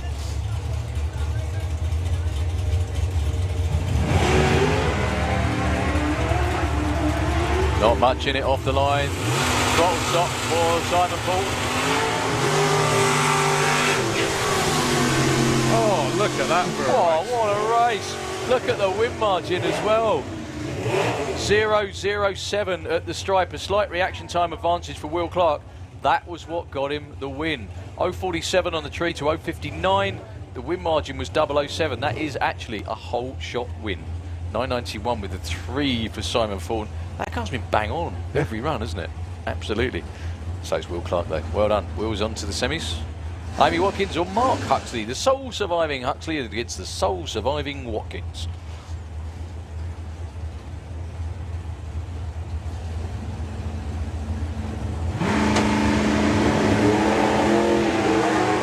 Oh, I thought Amy had gone red then, to be honest. As well. It's just like, crikey. It wasn't red, obviously, it was a green. It's who's going to do the best job? It's Mark Huxley. Well done.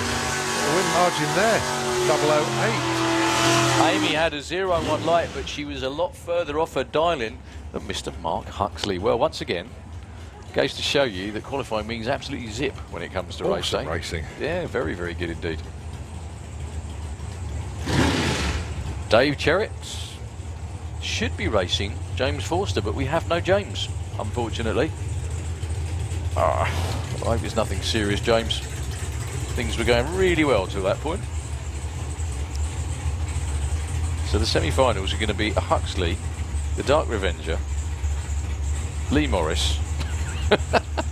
It's kind of like a who's normally there, isn't it, really?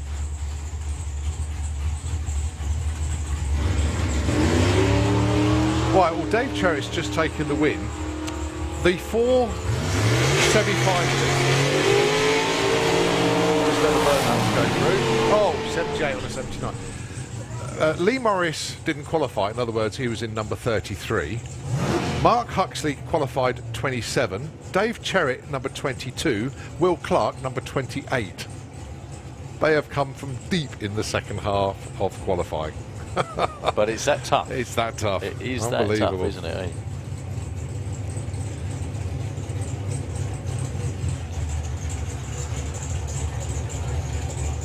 Replacing the semi-finals in Super Pro, Tom Atkinson in the STP lane, 8.88 is his dial-in against Brian Pateman. Two titans of bracket racing going at it here. Round 3. Super Pro's always tough, but when you've got like 5 rounds of racing to go. Actually, scratch that. Lost out to Superstock, 6. Yeah. Possibly, anyway. 883 plays 888, 500ths of a second. The tree will be in Tom Atkinson's favour.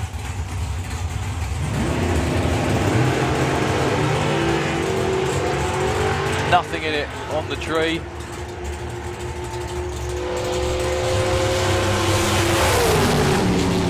Tom, closest to the dial.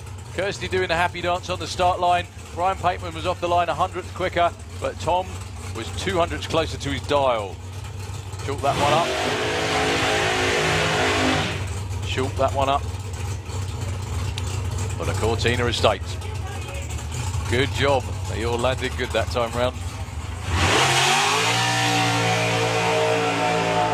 Another one of those water races coming up here. Just for you folks out there as well, I mentioned it a little while ago, 20 minutes time or thereabouts, we've got jet cars and fuel cars once again, folks. So if you're looking forward to the last rounds of the weekend for all of them, you haven't got much longer to wait. Scott Hauser and Barry Giles. Look at the dials as well. Barry's actually wound it back to 740, interestingly. Barry's been dialing about 7:35 to 7:37, which is where Scott is. Scott's dialed quicker than a 7:37. They're obviously doing it for a reason. We have no idea. We just talk out loud. Well, Colin does. We He try and make bracket it races. sound like we know what we're on about. Nah. I tell you one thing, you know, racing just gives me a better understanding of what I'm actually talking about sometimes. And Sometimes I and must just add. how damn hard it is most of the time as well.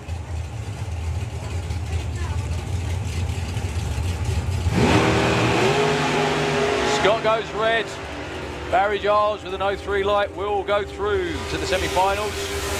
No matter what he runs. Oh my goodness me, look at those numbers.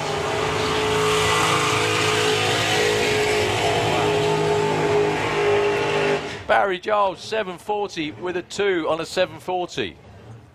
Scott Hauser 737 with a 5 on a 737. You very rarely see two runs bang on their dial-ins. Scott went 01 red on the tree, Barry went 03 green. That was the difference. Incredible. Incredible. Going to be a good one too. Ron Bartlett with the little Anglia with the door car. Well, we've already chalked up one door car in the semis. With Tom Atkinson, can we make it 2? With Ron Bartlett looking for 8:23. That's about the number he's been running all weekend long. Nick Good in the car that's not as familiar to him as his usual Super Pro ride. Dave Catton guided him into Sage. Nick's looking for 7.48. Well, the winner of this one gets a bye in the semis. This is a race to be in the final then. It's going to be Ron Bartlett. Nick Good goes red, unfortunately. So it's going to be Rocket into the final. 8:24 and a 23. Ron Bartlett. Well, he's obviously got to take the green or, you know, take the light in the semis, but Ron's just basically booked his spot in the final. Well done. Mentioned it a few times about him turning into a hell of a bracket racer. 01 light and runs 8:24 and 8:23. Yeah. With an Anglia. Unreal. Yeah, Nick went red by 01.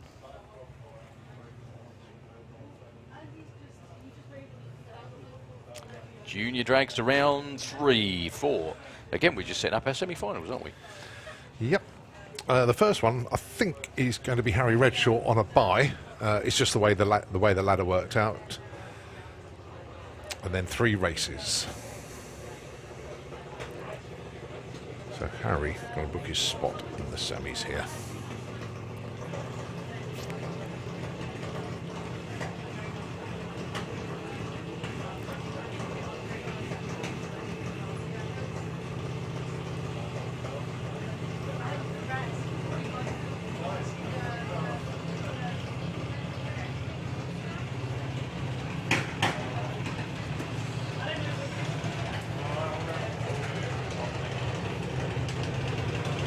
Well, he still needs the run. He still needs, in effect, the data because they want to know what to dial the car in the semis. Yeah, there's just as much preparation and working out that goes in with dial-ins in junior, well, as any other class, really. Nicely away, 0.7 reaction time. It's the only time we'll announce the reaction times is when they're on a solo. Wow. Yeah, they got that sussed, haven't That'll they? work. 36 on the 32. 35, sorry, on the 32. So this one's a race between Luke Muggeridge and Kate Lynn Wilson. The winner of this race is Harry. Replacing the final. Yeah. Again, on their qualifying times, there's not much, well, qualifying reaction times, there's not a lot in it.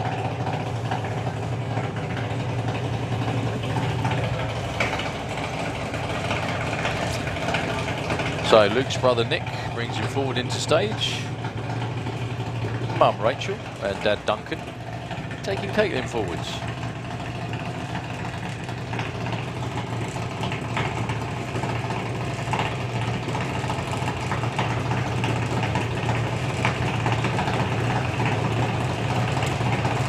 Green light's going to come on slightly for the Jurassic Dragster in the STP lane.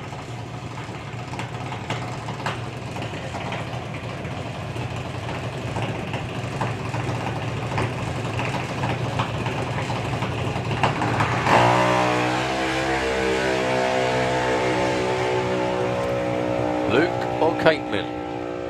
Always a tight one. Oh, everyone backing off. A whole shot win for Luke Mugridge. That was 8:48 on a 44. Beats Caitlin's 7:94 on a 7:90. Good race, that one. An 0-1 win margin for young Luke. They look rather delighted, as they should do.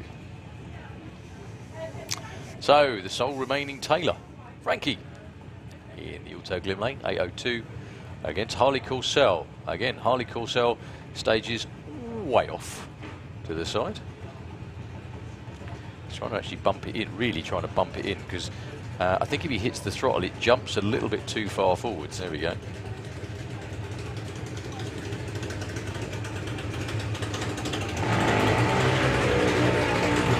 Nothing in it on the tree. This will be who does the best job of running the number without breaking out. The answer to that is Harley Courcelle, 8:06 on an 8 flat. Win margin 0-1. That's a couple of races we've had, Junior Jackson, with that win margin. Both with 0.11 lights. Harley Courcelle's in the semi-finals.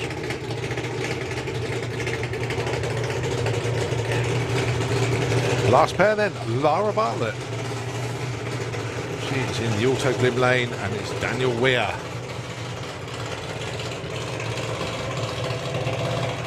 Loving the artwork on Daniel's car. Yeah, it's cool. Just realised we're missing his dad's Suburban this weekend in the Street Eliminator, aren't we? Well, I'm missing it, definitely. Down in the 7s, wasn't he, last summer? It didn't take him many passes to get there. It was done, well, it was done in one meeting. It ran its first 8, then it ran its first 7.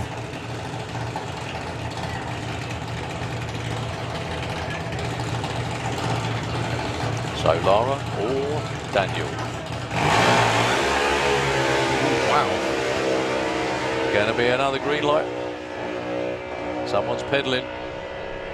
Lara takes the win. 8:06 takes out a 7:92. Once more, it's a whole shot win. 0-2 for Lara, 0-7 for Daniel Weir. 300s at the finish line. It will be Lara Bartlett. Lara taking on Harley Courcelle, and it's going to be Harry Redshaw taking on Luke Mugridge.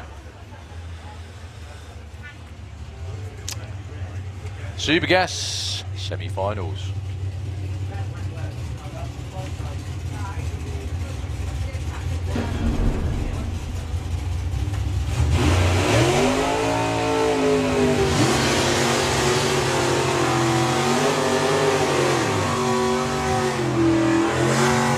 Actually, it's because of the number of cars, it's quarterfinals. Oh, sorry, yeah. okay. Yeah. Oh, there's 9, so it's run as a 16. Yeah, my apologies. So someone's going to end up with a bye at some point. Yep, So which the is winner the race? of the Mark White Bob Molden race, which is this one, Right. gets a bye into the final. So this is a race to be in the To be final, in the final, effectively. basically, yeah. Mark White in the FX Vega, Auto Glim Lane, Bob Molden. STP side with the White Noise Peugeot.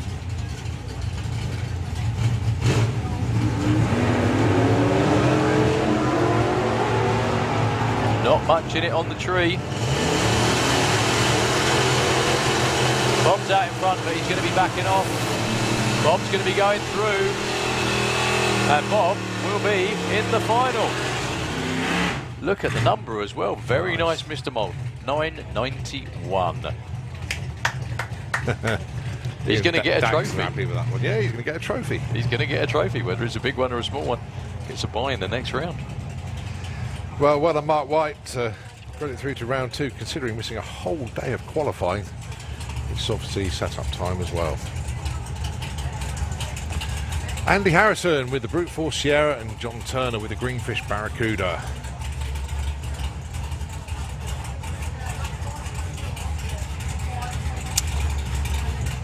Now on paper, Andy Harrison's got this in the bag. John Turner hasn't been anywhere near the numbers, but you'd have thought that in round 1, John's opponent broke out. Andy's not going to break out. Andy Harrison moves on with a 10.09. Nicely judged. 0-2 on the tree as well. And he will be racing This man, in the semis. Dave Fulton on a solo. courtesy of his win over Tim Adam in round 1, gave him the bye into the semis.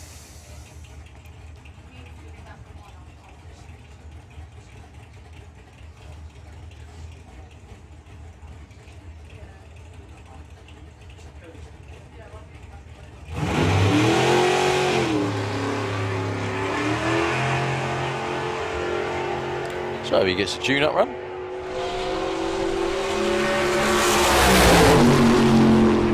Goes too quick. 186 with a 3. Doesn't matter, he won't waste it. Okay, Top Speed Wheels Motor Street Eliminator. Underneath us right now is the big ugly 50 Chevy of Mr. Andy Bond. Yeah, he's on a bye run this time. This is replacing the semi-finals, Semi-finals, yeah.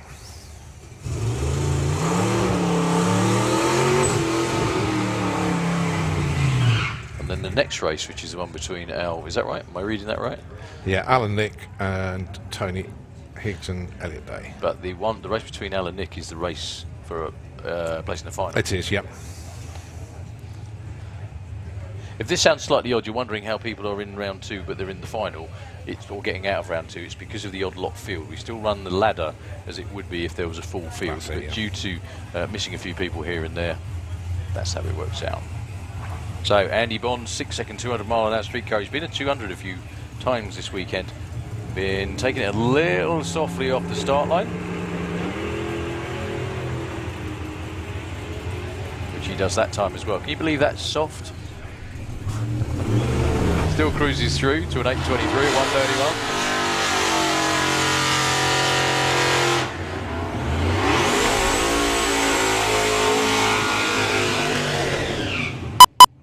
Al Williamson with the Pro Charge pickup from Stowbridge.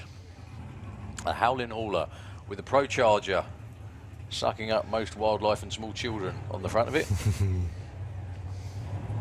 Pro Chargers, instead, they are a supercharger, but they're a crank-driven supercharger, as in they sit on the front of the engine as opposed to on the top of it and are driven off the crank by a blower belt, like, well, a slightly more traditional version, if you will. Al went 8.09 in qualifying. He ran 8.0 again earlier on, having one of his better weekends. I'm not going to say best ever because then it goes wrong, doesn't it? Up against Nick Hale, who got past Joe Stevens in round 1.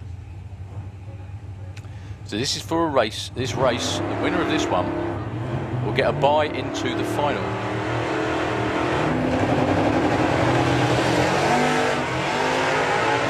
Well, Al Williamson pedalled it. He lifted the front wheels, that's why he pedalled it. He's going to go through though with an 8.30 at 1:52. He's in the final.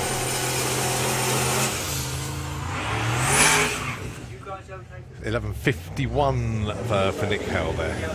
Right, so last pair then, Tony Higgs and Elliot Day. Now don't forget, Elliot is only 16 years old. He had to nominate his dad to do the cruise. Obviously Elliot still went out with his dad though. Tony Higgs with the Capri. That's his good lady doing the parachutes and everything ready for the run. So it's Triggers Broom against Plan B. Tony Higgs. Little bit of... Oh no, Tony's... There is a leak, although minuscule, underneath the car. So Tony Higgs is being pushed back. Elliot Day is going to get a bye run here. Oh, and actually, yeah, I can see a couple of spots on the... Oh, and I can see more spots now as the car's being pushed back. So yeah, there is a leak underneath it there. So it's a solo for Elliot Day. Been consistent 9.4s pretty much all weekend long since he's got comfortably in the car. Oh, wow! Oh, look at that, 9 flat. That did look quicker. I didn't want to say Dave it out loud. Day, talk about seriously proud dad alert. Yes, that's real. That is a 9 flat. Where did that come from? 154. 154 miles an hour. Awesome run. And he's not allowed to drive the car on the road. He's not allowed. He's not allowed to drive it out of the premises, let alone on the road home. Goodness me. Well, it was a shame there was no one in the other lane as well. However, just to show how good a family drag racing is, The Higgses are just as happy. Well, not quite as happy, maybe. Yeah. But Oh, giving him a round of applause. Commiserations. Tony, I'm gutted for you, mate. Really. Jenny, sorry. But Elliot just went 9 flat, and I've got to celebrate that fact. And I know you'll go and congratulate when you get back to the pits as well. Curses. It's just racing. It's one of those things. I get to line up against Tony in a few weeks' time. You do? I do, yeah. He's one of the 3 pairings that we set that one up. Good to see you, mate. Get it fixed for a few weeks, buddy. Tony, do me a favour. Kick his backside. I'll never hear the end of it otherwise. Although probably he doesn't need an invite to do that, frankly. Jenny and Tony It's become gonna be good fun. friends, actually. So, yeah, got a lot of time for it. Right, we move on to Sportsman ET. Rob Cresswell and Holly Walters. This is to set up semi-finals. Holly dialing in 15.65, 13.7 the dial-in for Rob Cresswell. Holly leaves first, but goes too soon with a 0-3 red, so it's a freebie into the next round then for Rob Cresswell. Yeah, Rob saw it, hence the 1 second Yeah, drip he plus definitely saw it. reaction time.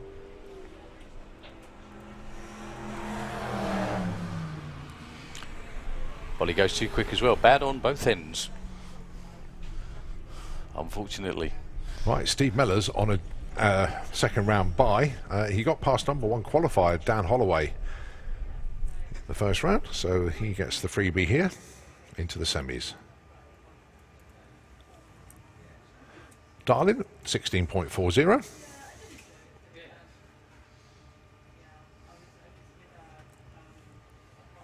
He's trying to outdo Rob Cresswell on the reaction times there. Nearly did.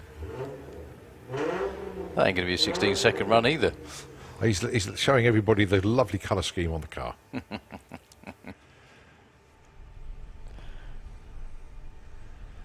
So Felicity Gibbs dials a 17-0, the Little Miss Rampage car.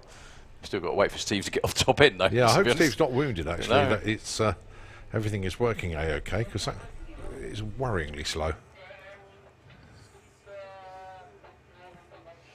Yeah, not a 1640, No. but he did take the win light anyway. So that's it off the first turn-off. So Felicity against Jill. Jill Medley. We've got fuel cars in the lanes, everybody. We've got Top Fuel Bike final coming up, and we've got Jet Cars 2. So don't go anywhere, just as the sun comes out a little bit.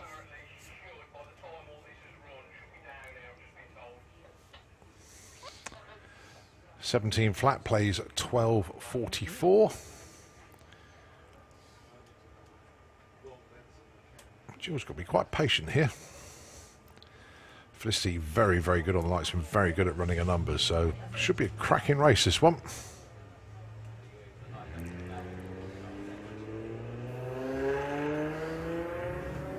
Oh, it would have been, but Jill went red by that much. 0.0007.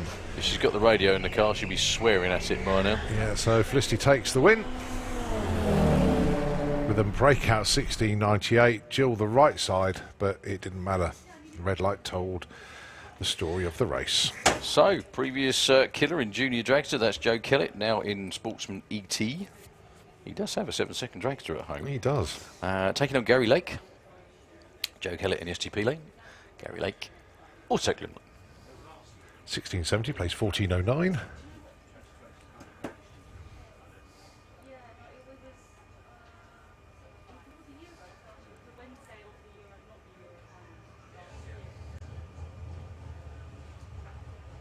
Oh, Joe goes red. By 2 measly hundredths of a second. You know Mo, that Rip Rap Racing, online drag racing Yeah. thing, yeah? Joe Kellett was my nemesis in that. I made it to a final, lost to Joe. I think 3 of the events I entered, I came up against Joe, and I never beat him at that. Good fun, that. Got to say massive thanks to Spencer Tram for doing all of that for us as well. Good. That's what everyone did when they couldn't come racing That's last it, year yeah. and did it virtually. Right, everybody out there on the banking, in the grandstands, we've just got a little bit of track prep for the next 5 minutes or so. Andy Rohr is getting suited up in the Nitro Bug for one last time this weekend. He's going to be running against, we should be in the final against Kevin Kent. Yep. With the Santa Pod Raceway funny car. We've also got jet cars coming. We've got Top Fuel Bike final. So don't go anywhere at all, please. We're going to hand back to Nitro FM for a couple of minutes, and then we're back with the loud stuff very shortly.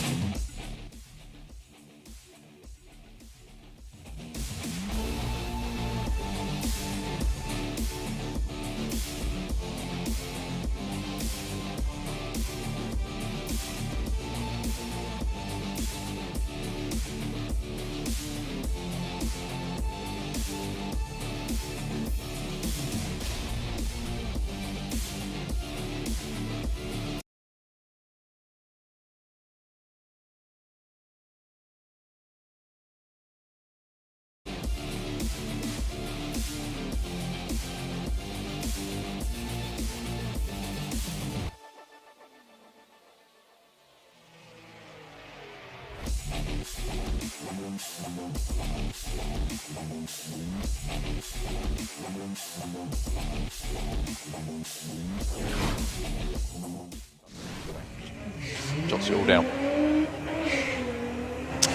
Another green light race. Looks like Tom's already caught her actually. Brake lights coming on.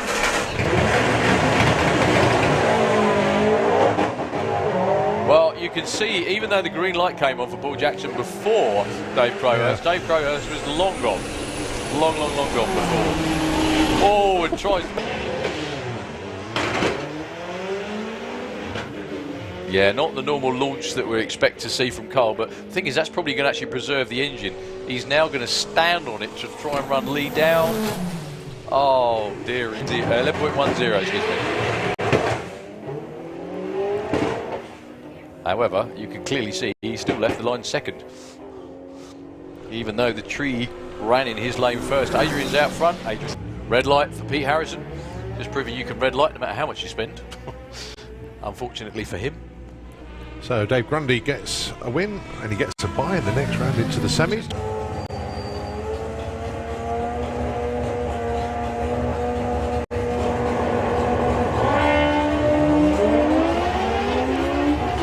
Well, Paul Adams has already gone past him. By the time they got to the Christmas tree, he backs off about now and takes the win. Nice. If I'm that desperate to get into the nines, I would rather break out. No, I would have dialed a 9.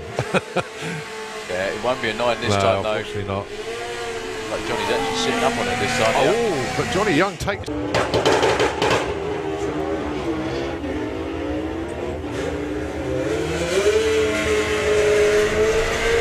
So can Matt Jones go into the 9s again?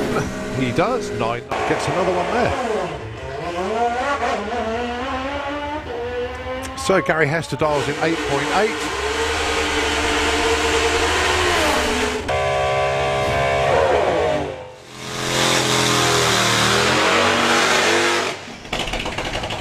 Very interested to see if Midjo and Cannon go for it on this run. Noticeable absence, unfortunately. No Nick Milburn this weekend. I was looking forward to seeing him again. Yeah.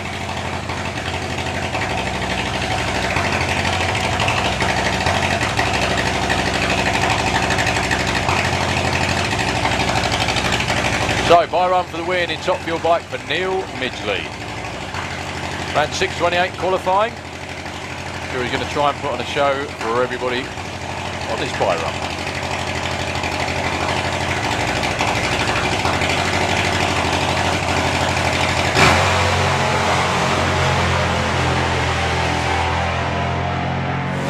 A little bit slower than yesterday, still goes 6:46, 202 miles an hour, and he pulls the chute as well. Nice job, Chris, Midjo, everybody on the team. Well, that's all right. That's not bad. No, all right. All right, fair enough then. 107 to 60, 4.19 at 176 to the 8th. Still one of the quickest Super Trim runs in Europe this year so far. 6:46 at 2:02. Nice to see Neil Midgley blast it through the 13:20 and pull the chute as well. Well, another survival of the fittest coming up now. And would you ever believe Andy Rohr is fit? I did blow him a kiss yesterday, so you never know. Anyway, so Andy Rohr coming round with the Nitro Bug one more time. We had the Feel Funny Car Cannonball race this weekend. All the times added together from each run, and Andy Rohr has the quickest time. He should have been in the final, I think, against Kevin. Yep. Is that right? Yeah, against Kevin Ken. No Kevin, unfortunately. Now, if you like these kind of cars, well, I was going to say, Beetles and fuel cars and nostalgia cars. A couple of weeks' time, Dragstalgia. We'll have a number of fuel funny cars here, nostalgia fuel funny cars. And then a couple of weeks after that, it's Bug Jam as well. So if you like your Beetles, you like nostalgia racing, July's the month for you, I think. Yeah. I think Andy Raw, I remember what Andy was saying, he's definitely here for Bug Jam. If he is here for Dragstalgia, it'll be display only. I know he's not running. Okay. Yeah, because, he's got so much events to do, and he has to he relies on money on it, and Cool Flow really does stipulate that he's here for Bug Jam. So just to make sure he's here. Yeah. So if he comes to Dragstalgia, he will be on display.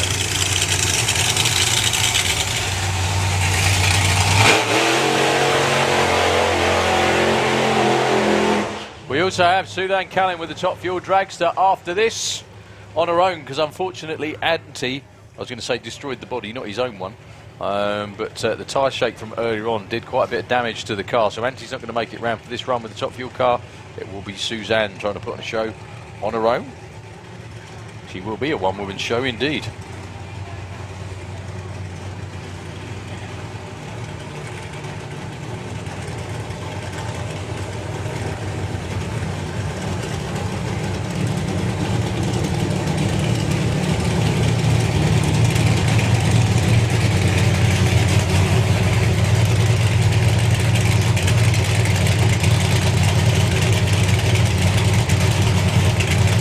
So, Crew Chief Carl Harrison sets the idle, that's what he's doing on top of the engine. Andy Raw, one more time over 1,000 foot, his quickest run so far is a 573 to 1,000 foot. Going to be trying to go just that little bit quicker, one more time.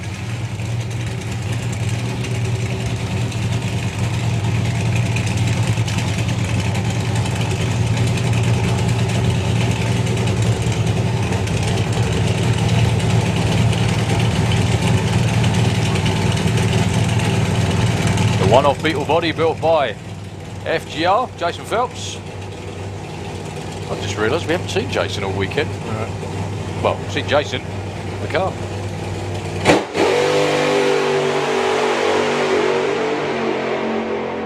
That's a very strong run for Andy Raw, 576 at 192, and that was with a pedal off the start line as well. Nicely done, sir. 1.21 to 60. No shoots for Andy Raw, but it's a long, long way down there to the last turn off. That was a proper victory lap, that one. Well, they've done it. The Nostalgia Beetle has beaten all of the modern big show cars and everybody else as well this weekend. Yeah, well done to Andy. He didn't need the shoots. He's turned off perfectly at the top end there. Yeah, a little double step on the throttle, but it didn't matter. He was taking a win lot anyway. So coming round behind the town now will be Suzanne Callan with Slick Tricks Racing Centre Pool Racer and Draper Tools. Antti Horto unfortunately standing down there watching instead of in the race car. Anti's one hell of a top fuel driver. Yeah, he's no car. Shucks. Oh well. That run yesterday was stout. That was very, very good. Anti's going to go back to Finland being the quickest man to the 8th mile ever in European Top Fuel. At the moment, we're still waiting to find out when we can run fuel cars again this summer. Hopefully at the European finals in a few months' time. All depends on travel restrictions and everything really else. does, We yeah. can run the event, but you know, depending on who can be here will depend on travel restrictions and everything else too. Give them a round of applause. They have been flawless. Flawless Mr. Raw and, and Mr. Harrison all weekend. Well done, team. That was a real flying run. That was very, very good indeed. Certainly know how to put on a show, that gang. They do. Certainly do. Oklahoma Willys down here. We've got Firestorm with Roger Goring too. And then we've got all of our sportsmen semis and finals, and I think are we down to semis with just about everything? Let's have a quick look, I think. Right, well, Comp Eliminator we know is set to final. 850 bike is set to final. VW Sportsman we have to set the semis, but I think they are going to be one of our next classes along with VW Pro. ET Bike needs to set semis, but it wouldn't take long to do that. Obviously, we haven't seen Outer Anglia at all yet, but they are at, in effect, semi-final stage, as is Comp Bike. Okay. We haven't seen them yet. Super Street Bike, we've done semis. We just we need to run the semis to set the final. Funny Bike, we need to run the semis. Junior Bike, we need to run the semis. And I think it's pretty much the same story for the rest of our classes. Yeah, I think that's right. So most of them are at semi-final stage. Could we have, on that subject actually, Carl, VW Sportsman into the lanes, please? Could we have VW Sportsman into the lanes, please? You don't reckon? Good job you're reading it off that one. That's what I am, yeah, I know.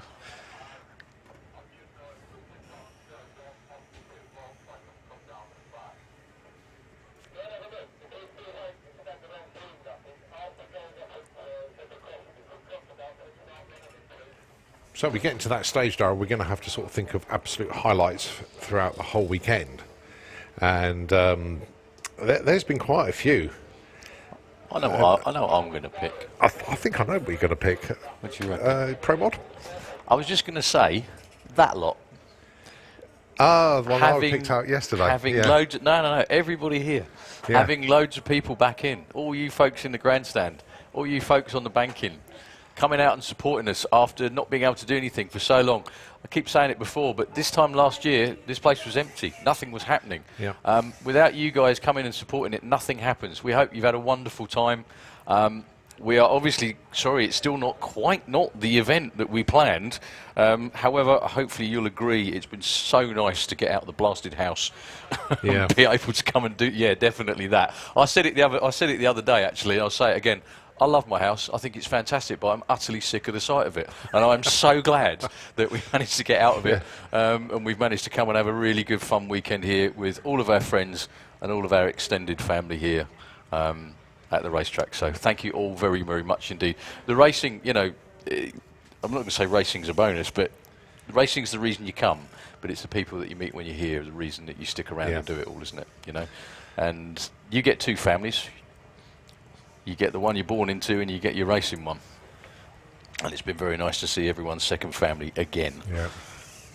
Yeah, I'll echo that actually. It's good to be back at your second home, isn't it? Exactly that, there we go. I'll go back to my first home and I'll be pleased to see it again, but you know.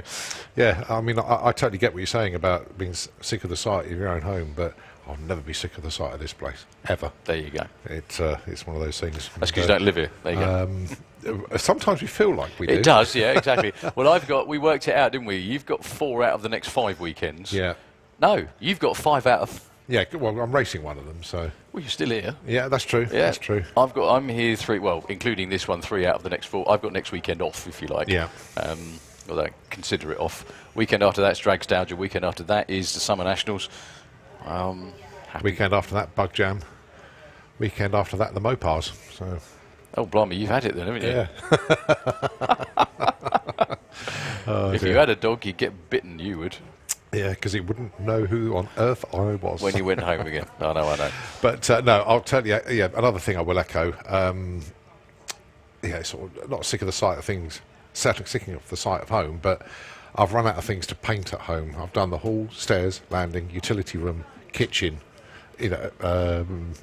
landing ceiling, just decorate that whole lot. Do next door.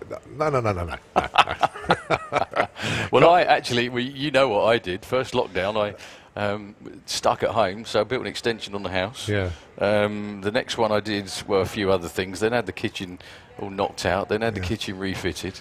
Loads of stuff. This is a bizarre one, this, and you'll understand where I'm coming from on this.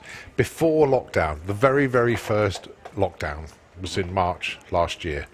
And the very last social engagement I did before lockdown was coming to your wedding, which was a fabulous thing. And 3 days later, that was way it. to go out. Yeah, 3 days later, we were in lockdown. And all our fault. I sort of said to Clay, she said, the only time I'm going to feel like we are almost back to normal is when I'm back in the tower and I'm commentating a game with Darryl. So it's the only time I feel like we're getting there. And to have the family back, yeah, great, but to be just you and I commentating It's together part of- again. It's part of all of it, normality, isn't it? Yeah. and it's just been so good. And again, I said this before too, but normal is the most underrated thing in life. Yeah. Because once anything changes, the one thing everybody wants again is normal. Yeah. Yeah, and everybody would settle for that. Everybody would settle for just being able to go to the airport, Yeah. get on a plane, and having our European friends come over here as well.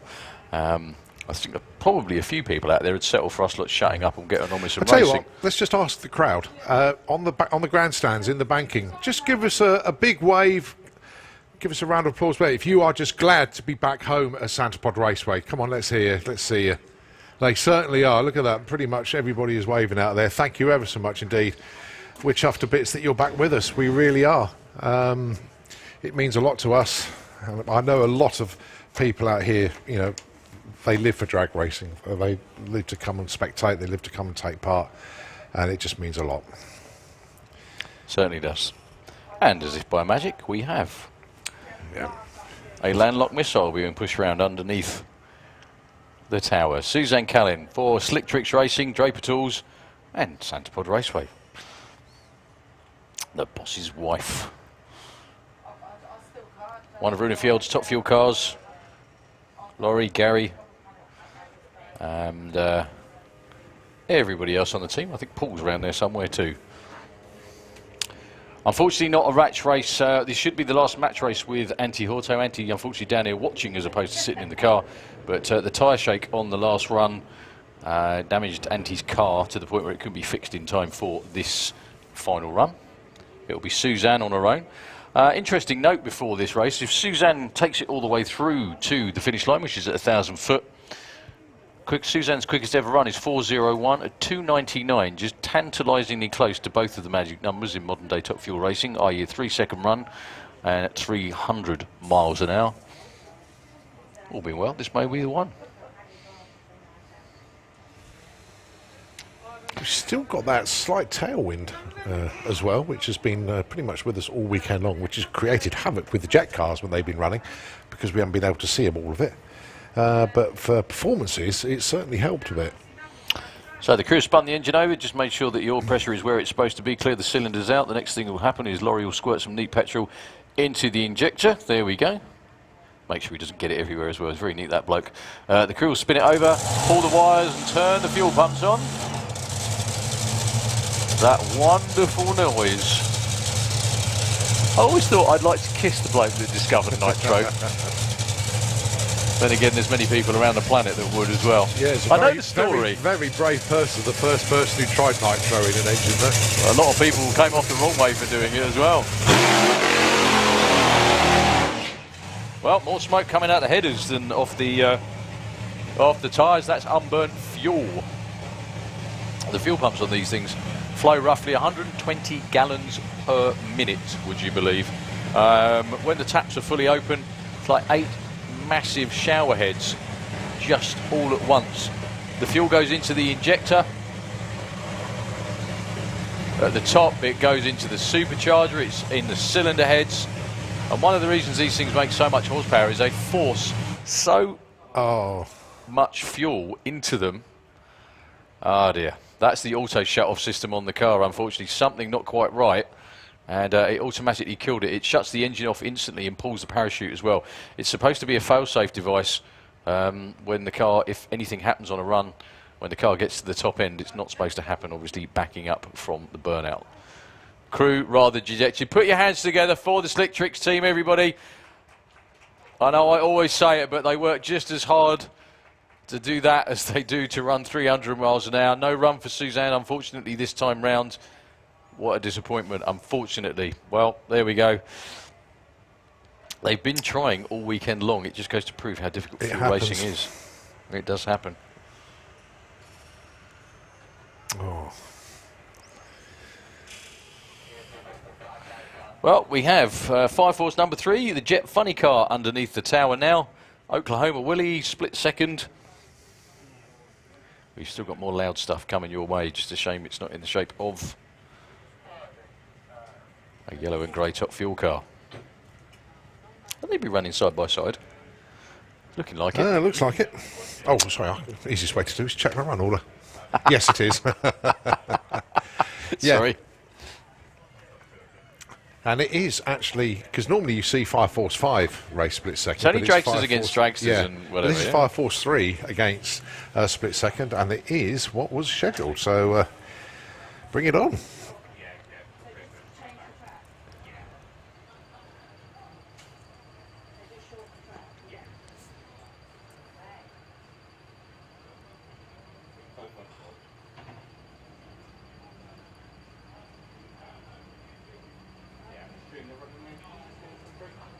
Fire Force 3, when it does its afterburner show, seems to be the most fierce of the lot.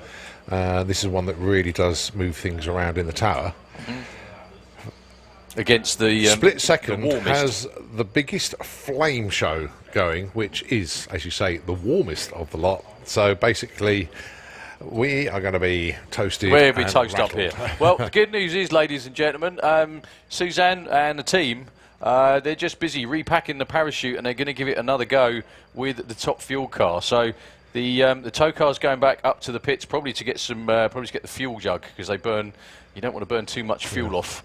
And run out on the run. So they're going to refuel the car. Suzanne's still strapped She's in. strapped in it, yeah. Yeah, Suzanne hasn't moved at all. They're repacking the parachute, and whatever the issue was, hopefully they can reset it and try again. This is the handy thing about kind of match racing as opposed to, or exhibition runs as opposed to running in competition. They get the chance to do this, because if that was a competition run, if that happened, that would be it. Yeah, game over. Yeah, you got it. So they're going to refuel and hopefully run again in 5-10 minutes or thereabouts, yeah? Probably run something else first, they're going to refuel, then we'll try and run it again. Rock and roll. Okay, we're going to try and run the top fuel car for your viewing pleasure one more time up here.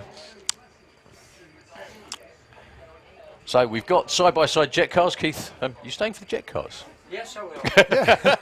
Excellent. You can stop all that lot falling off. We'll have a go with this end then. Please put the cans on. Go on, away you go. I'm here. You're here. Good. Right, just give me 2 seconds. Are you live? Yes, I'm live. Yeah, good stuff. Yeah, it does shift around, and we've got two at once as well. Probably the two worst cars. That one's, we're just saying, that one's the warmest. Yeah. And that one shakes the tower the most. So I've got to get ready to be great roasted. combination. You won't need a jumper. Great combination. Do you know what? I might never come back. That's why I said, are you going to stay? But there we go. No, I'm here. It's probably better here than it is over there, actually. Yeah, probably. So, match racing gets over 1,000 foot. Julian Webb with split second. This car actually has quite a bit of previous form on airfields and stuff like that. I know it's been over 300 miles an hour number of time, but over flying distances as opposed to standing start. But I'm very glad that Julian brings it along to give us a show. As we said before, the only problem we've had up to now is seeing what the hell's going on. Yeah. Well, we've still got that tailwind, so that's correct. Both of these cars do put a lot of vapour out as well. So the tower will disappear, and we'll get to the stage where they bring the jets up to the line, and we're going to have to wait until the vapour clears before they actually do the runs. Whoa, we will now. That is a bit roasty.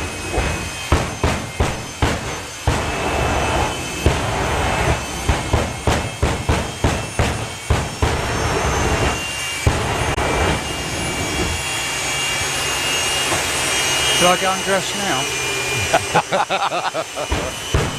Want some music to go along with it or not? I'm holding on anyway. So Richie gives the signal to Martin to wind the turbine up even more. Julian Webb. You notice we can see. We can actually see what's going on. First time all weekend.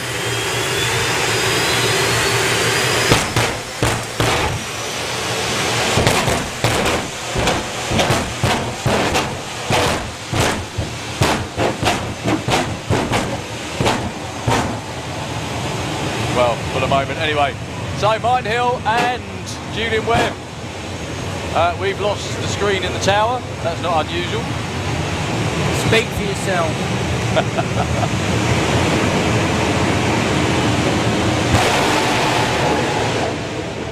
Oh. Well, Martin Hill actually pedalling the car. Pedalling the jet. Oh, Martin still got there How's first. that? Pedalling for that number. 5:37, 232 miles an hour. Nice run for Julian. 5:72 at 2:09. We've got the screen back just in time. That was something else, wasn't it? I presume you've been up here for the Jets before. No, Keith, I so- have, yeah. Not for a while. But Two I together? have, yeah.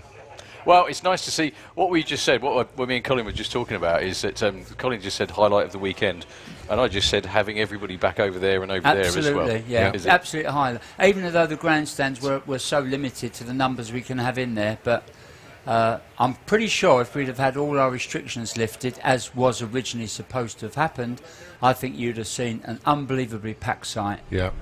Because everybody's been hanging about for so long to come back, haven't they? You know? I've had so many people just stop me in the pits everywhere I've been going, public, not racers, saying this is just fantastic. I think people are just great to be back out. You're right.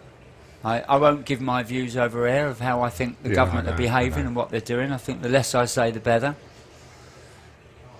But yeah, it bodes well. If we get going, I think we can. Certainly, I can tell you now, one of the plans I've got for September is not just the European finals, but the door slammers the week before. And then I'm going to bring a match race, grudge match race in on Wednesday, where people can challenge each other for money that I put up.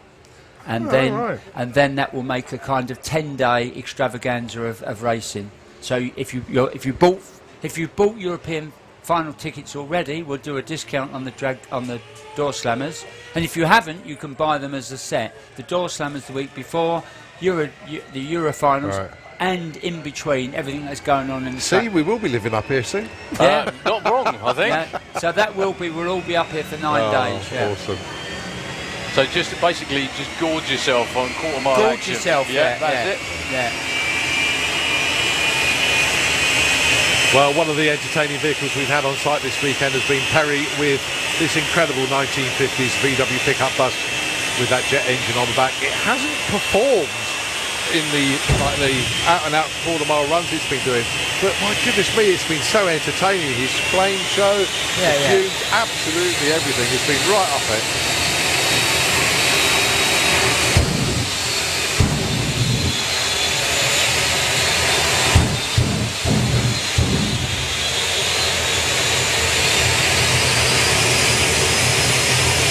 Absolute show quality vehicle, and we keep saying that, but it really is. Yeah, and I think one of the when he was here the other year, Colin, you actually looked on the DVLA website. It's road legal as well, isn't it? Yeah, it is. And it was so cool. The jet packed up on his previous run, and he just engaged the engine and drove it. I love it. Oh, I love brilliant. But yeah, it's road legal. Yeah, that's fantastic. Imagine driving that in a traffic jam. There wouldn't be one. Well, behind you anyway. I'm just waiting for the day somebody comes up behind him and gives him the jib. He says, right, okay, you're toast. Literally. Have you waited until now to say that? Yeah. Oh, that's warm. Oh. Have we just caught fire? Because it's got a lot warmer up It is here. a lot warmer in here, yeah.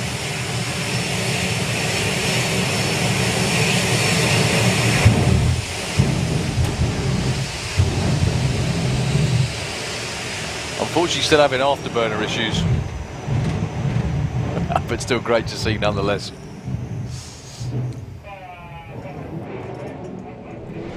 It's still There a we show, go. and that's what it's about as far as I'm concerned. Well done, Perry. You know what? It looks as if, guys, the wife is actually getting the car organised. Excellent. It could well be she will be out.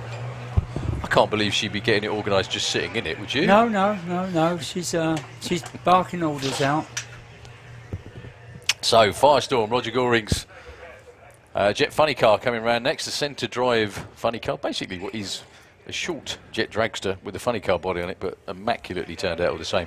Anyway, so you were saying about the door slammers. I mean, the one thing that, well, there's so many things we want back, but the other one is the travel restrictions as well, so we can welcome our European visitors back as well. The big thing we need is the quarantine reduced for September, because then the Dutch, the Swedes, will all be coming. But I wouldn't like to.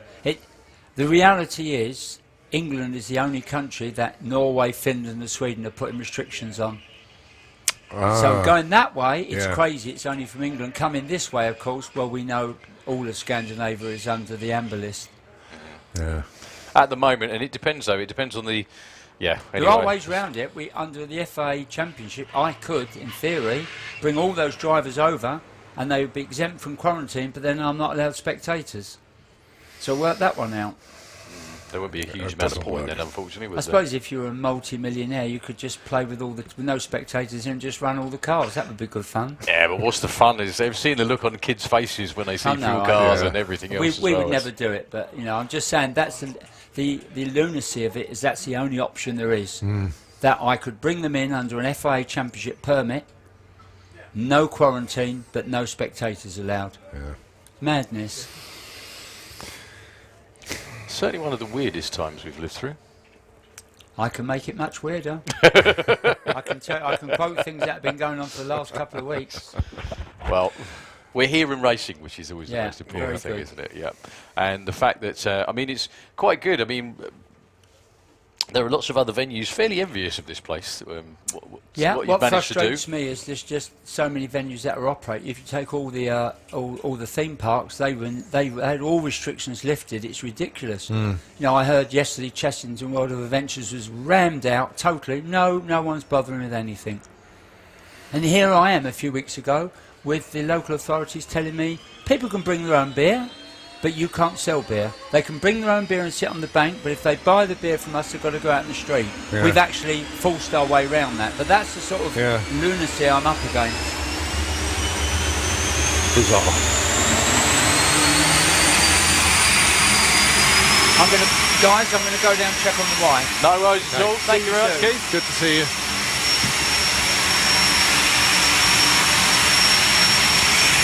Turn, Martin Hill has done his run in 5.43. Now it is Roger's turn with what the team are called affectionately Jimmy the Jet. This is Firestorm, the General Electric G855 turbojet. Around about 10,000 horsepower he's got here. Engine out of an F5 Strike Fighter. Roger has built the chassis himself in his Sheffield workshop.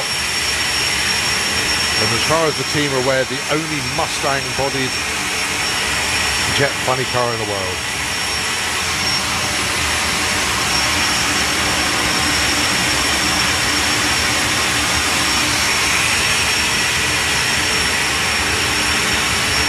Well, it's gone round the twist. Roger and Helen have over 40 years of racing, 25 of them with jets. Phenomenal. Why is it all jet car pilots are from Yorkshire? You ever You wondered have to be that? of a certain madness to do it. That would be a Yorkshireman.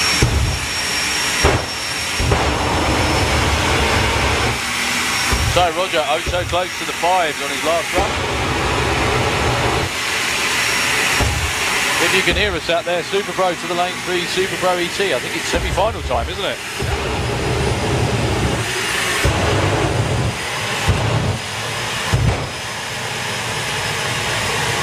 Very clever positioning of the track there to shield the top fuel off.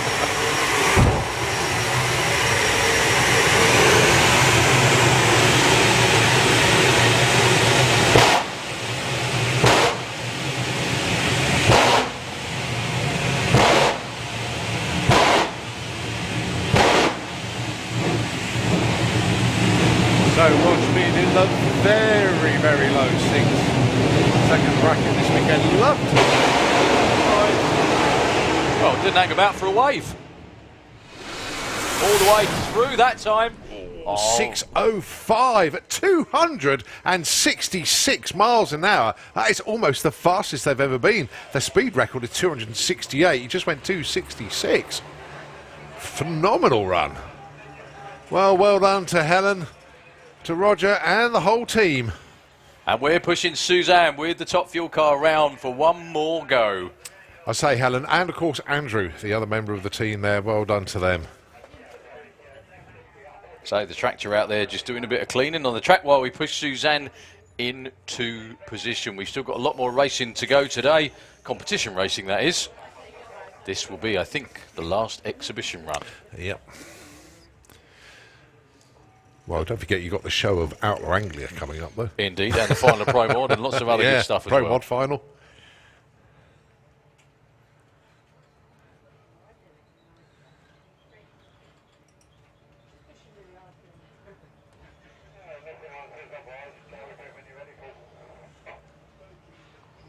So for the second time of asking, keep your fingers crossed for Suzanne, the Slick Tricks Racing team, the Santipod Raceway and Draper Tools. I do think, one thing I'd like to say, Cole, as well, just thinking about it, I'd like, if he can hear me, he probably can't hear me, when Keith retires, which I think will probably be never, frankly. He won't. But as and when, he needs to write a book. Ooh, that's a thought. Yep. God, that would be a tell-all, wouldn't it? Yeah. Well, we might not be a tell-all, you never know, but some of the stories. Oh, it'd be incredible. I mean, especially the last year we and a got bit. hint. I mean, yeah. Even when we did the Santa podcasts, some of the stuff that he was coming out with, there, he said, "Really? You know, it was good stuff." But that would, I'd buy that book. You bet. Get some pre-orders in now. Yeah. Just got to convince him to do it now. So, whatever the issue was has been reset on Suzanne's Top Fuel car. They're going to spin it over and fire it up again. Let's hope that whatever triggered the auto shut-off doesn't do it again. Now, very interestingly, I don't know whether you'll remember this, Colin. This was the car that Liam drove. Yeah. That happened when Liam drove it a couple of times, the last few times he did.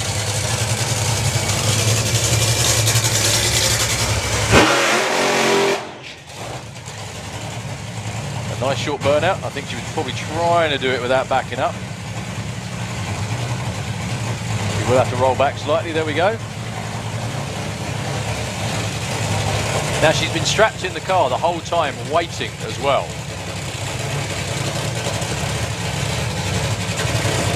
Again, I know from personal experience that ain't that comfy, because when you're strapped right down in one of these things, it's not a comfortable position to be in. I'm sure they release necessary. the belts, but they tighten them back up again when you go for your run. You never actually get, with one of these, when you get strapped in around the back, you never get pulled down properly until you come round to run. Otherwise your spine shrinks. That's not a joke. So, last Top Fuel car of the weekend, Suzanne Callan for Slick Tricks Racing, Santipod Raceway. Fingers crossed for Suze.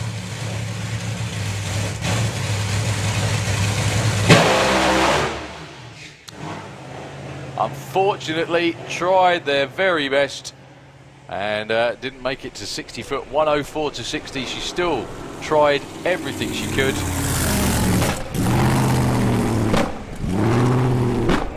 Just stood straight up on the tyres, just a bit too much wheel speed off the line. There wasn't any shake going on, just stood up on the rear tyres. Suzanne will make the first turn off. And we've still got lots and lots and lots and lots and lots of racing to go. Of racing to go. If you're heading home, I can see a few people, well, quite a few people, a lot of you, pouring out the grandstands on the bank. Don't forget, we have the Pro Modified final to come. We've still got all of our racing classes, so if you don't have to rush off, please hang about and enjoy the rest of us with us.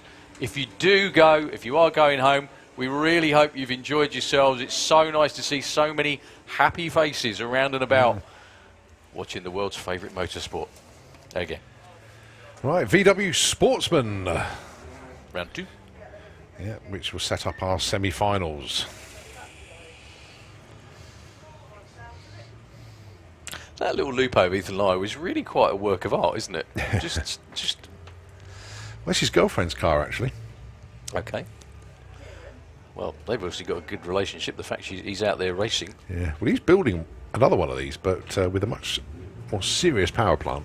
Not quite as mad as Paul Jackson's one, I don't think, but nevertheless, going to be fun.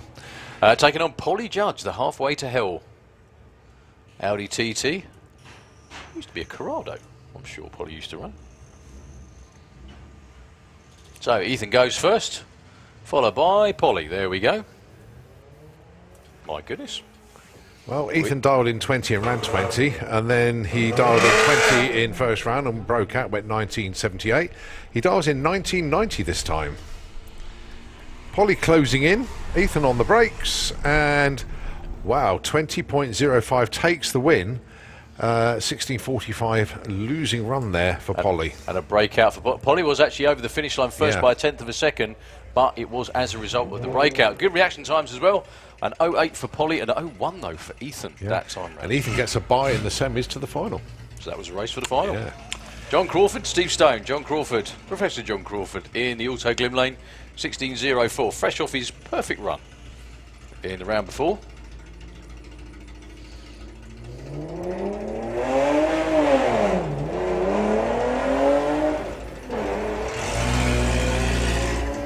So Steve Stone trying to run him down, got a roughly 3/10 of a second head start. He's on the brakes again. Yeah, Almost big doing time. a handbrake there, actually 16.13 to lose out 15.80. John Crawford with about 3/10 advantage off the start line on the tree. So he'll be racing the winner of this pair. All you folks going home, thank you very much indeed for joining us on the Sunday. We hope to see you again very, very soon. Give us a wave, go on. We've loved having all of you back. We've been waiting really so have. long for this. Please go home, tell everybody about it. We really hope you've enjoyed And get your tickets for Dragstalgia. and everything else. Come on, it's going to be fun. Morgan Wilson away first with the family Beetle. Rob Creswell, trying to run her down with a beast from just over the back of the grandstand in Sharnbrook. It looks like Morgan's too far away, but he will catch her. It's just the Wem part. Morgan's on the brakes. We both are. Morgan breaks out by a bunch. Actually, they both do. The least breakout is Rob Cress. That was close, wasn't it, Pete? Yeah. Yep, that was very, very close. Sorry. 0.4, the difference. 13.51, though. If you look how much he broke out, that's huge. Yeah. Okay, VW Pro. Impersonator, or impersonator, if you will. Rob Carter with the Audi, the 11-second Audi. Mentally quick, that thing. Yeah. Ladder by here. It's, there wasn't anybody to be due in the lane next to him. So he's going to book his spot in the semis with this run. There he goes.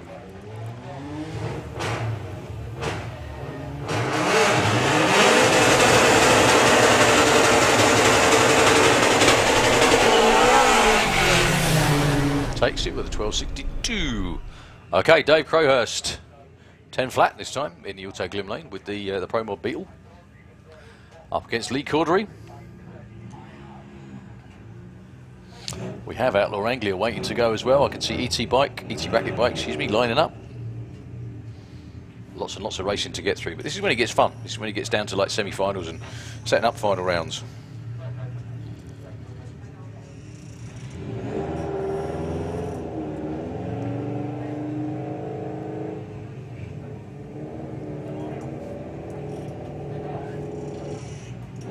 .25 second head start then for Lee Caudry.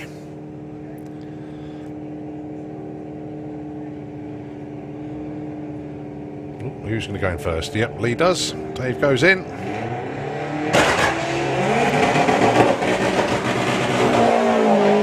It did look good, didn't it? Yeah. Well, Dave Crowhurst has missed a shift. All Lee Cordery needs to do is not break out, I think. And he doesn't. Yeah. How However, about that then? Perfect light, 0008 on the reaction time there. Really, really good light there for Lee Caudry. as good as you can get, frankly. Yeah. Sportsman ET into the lanes, please. Sportsman ET.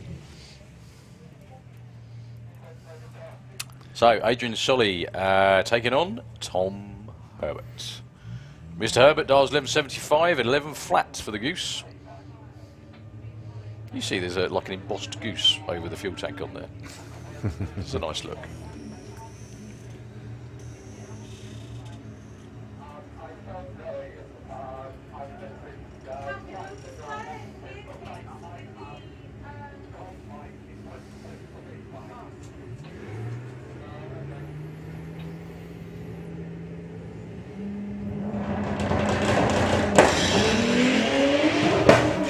It is a green light race. Tom Herbert away first as per the handicap on the dial-in.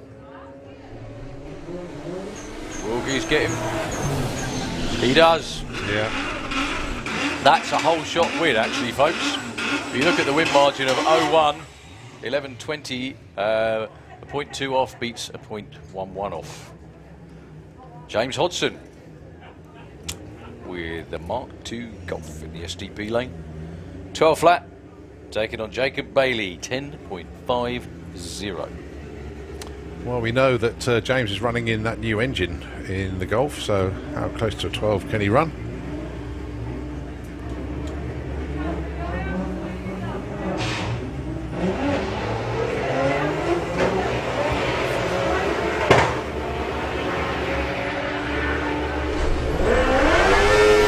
That's a good old race as Here's well. a great race. Oh, by the big- lesser breakout.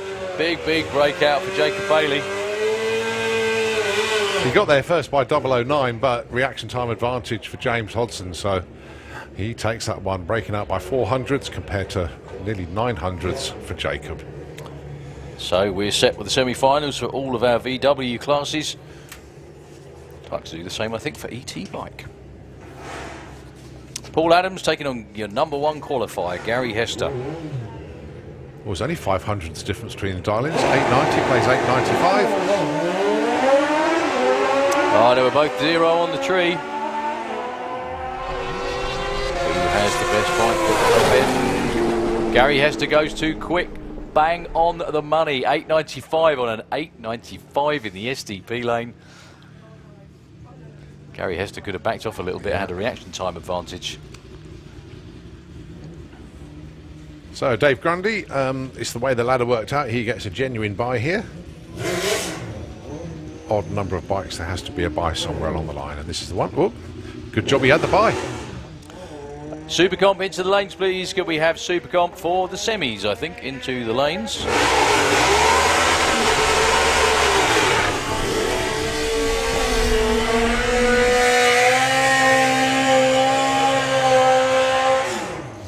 Phil Pratt. Take it on, Robbie Dobby. With the Super Penguin, 10.80 for Robbie, 8.92 for Phil. Phil wearing the number one, I think, not from last season, but the season before. That's Is that correct. right? Yep, spot on.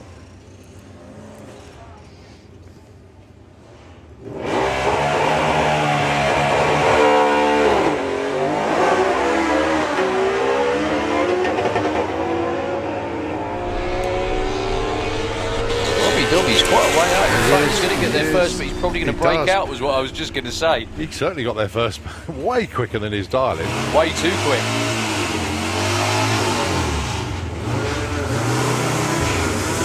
A97 on a 92 for Phil. Moves him on to the semis. Okay, Mr. 9-second man in waiting.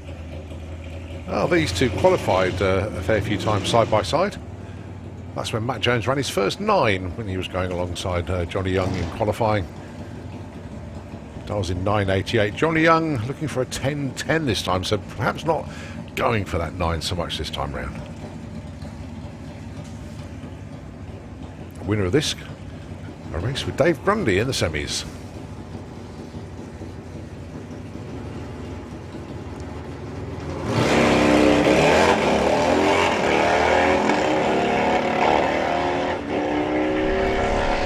Wonder if Johnny's going to back off. No.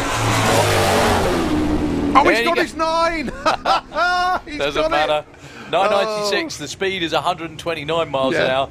Your winner, though. Right, Angie in the shutdown area. Johnny Young has just gone 9.96 at 129.52, but he broke out 10.29 at 136. Matt Jones takes the win. On with Comp Bike, round 1, semi-finals, if you will. Louis Davis, number 1 qualifier, 7.02. In the Auto Glim lane, like you said, lots of fixing on the bike, lots of fixing on his hair as well. Up against Jordan Kenway. Jordan, number 4 with a 9.37. In theory, Louis should have this well covered. However, he's had engine issues, you never know.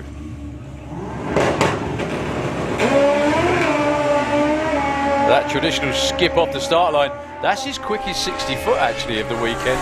All backs off before the finish line, still goes. 7.22. 7.22 though. Yeah, but that was a spare bullet. You actually saw the puff of smoke, not sure whether that was the front wheel landing or him getting off of it, but Goose is in the final. Yeah. They're doing a quick track check. Jordan Kenway went through there with a 9.52, 141. That was his quickest 60 foot of the weekend, that one. That's the first time he's been 109. sub 110. Track checks, all good. I think 722 is the quickest that engine has actually been, because he ran 7.2s with that engine before they put the one that they damaged in it. So and he still lifted early yeah. and still went that well. Excellent. So the other side of the ladder should be Sean Mills against Chris Neary. No Chris Neary in this round one contest. If you notice, you look at the way Sean Mills stages, he always points at the wall for about like a 300 foot out, and then the bike wiggles itself round. That was very close. Ooh. Front wheel came up quite hard then. He was very quick to react to it. And he got off it, cruises through. He'll be in the final against Goose.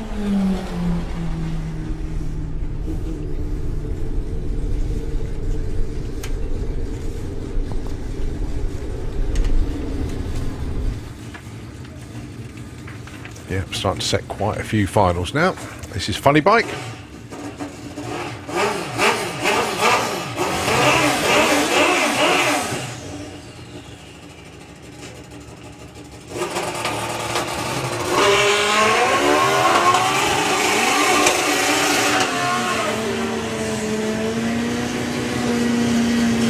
Dave Peases, the Rigaboot Express, for the first time all weekend he was in the sevens in the first round. The bike can run much, much quicker than that though. Taking on Kevin Osman. Kevin Osman ran 7.90 in qualifying, so if they both ran kind of what they have done, it'd be a very close race. However, there's lots of ifs in that sentence. Yeah.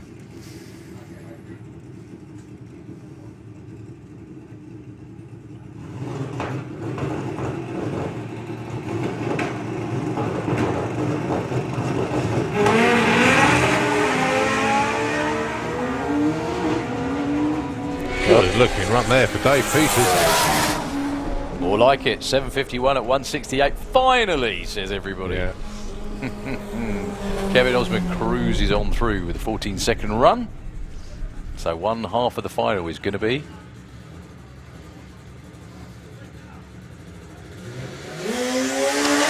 Stu Crane the other side. I'll be very surprised if Chief Crane nails this all the way through. Might try something off the line to see if it works, but they've obviously got to come round for the final fairly shortly now after this, as we're whittling everybody down.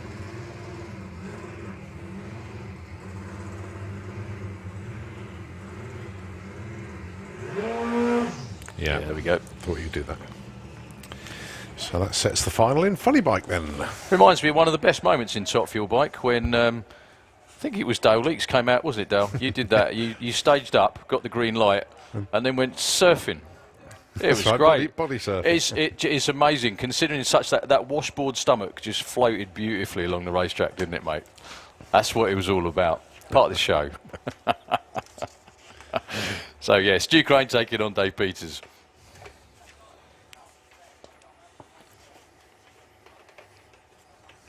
Let's have a look in the lanes. Ooh, lots of stuff there. Super Street Bike. Next up.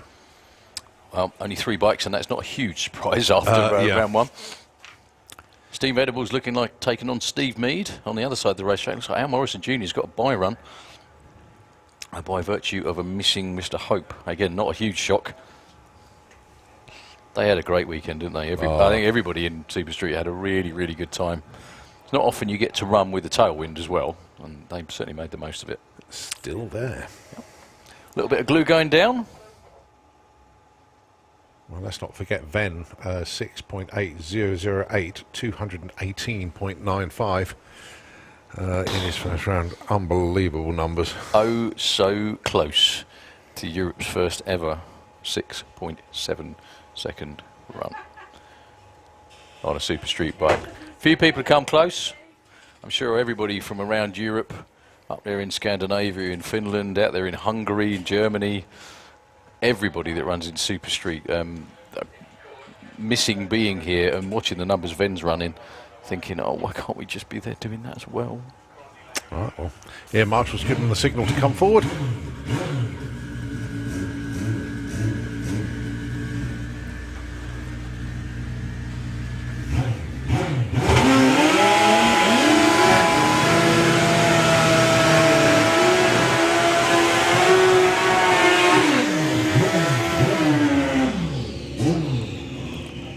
So again, just a quick reminder, 6800, I think it was. Yeah. just a shallow stage away, frankly.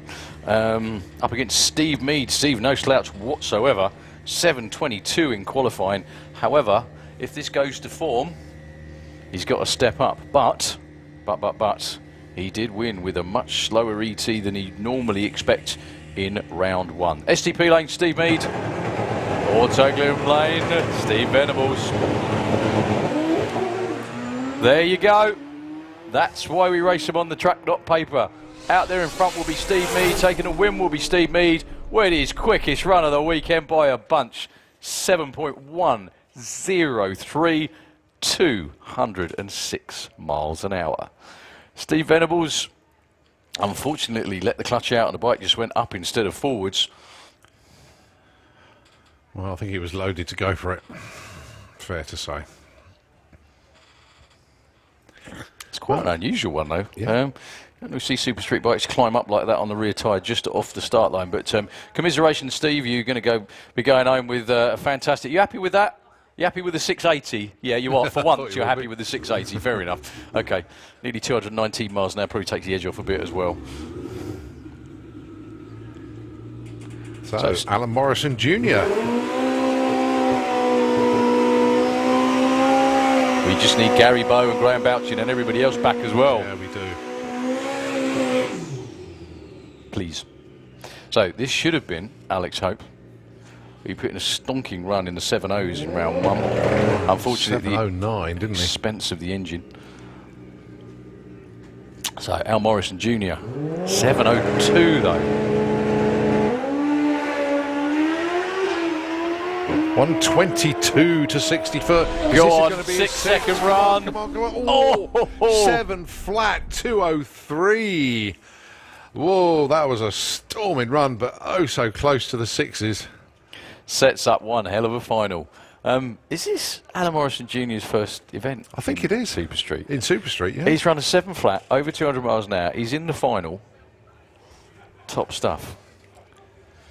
Got in with a shout, winning. He's going to pick up a trophy. Just what size depends on how he gets on. So we've got Outlaw Anglia.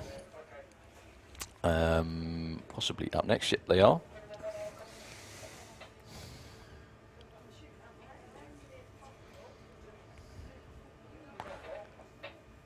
Before Outlaw Anglia run, or while they run, I should say. Commiserations to Ben Kennedy after yesterday's incident. Yeah.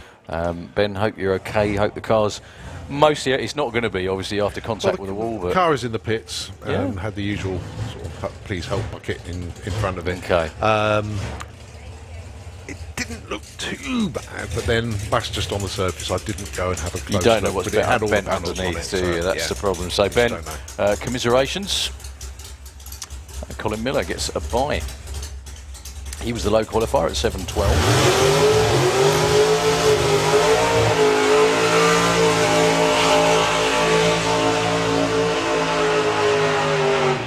That's a lovely burnout there from the showman. Lynn's casually jogging after him, thinking, don't go that far again.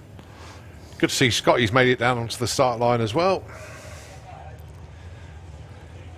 Nailing his own engine together with a small pop attached to it. Yeah.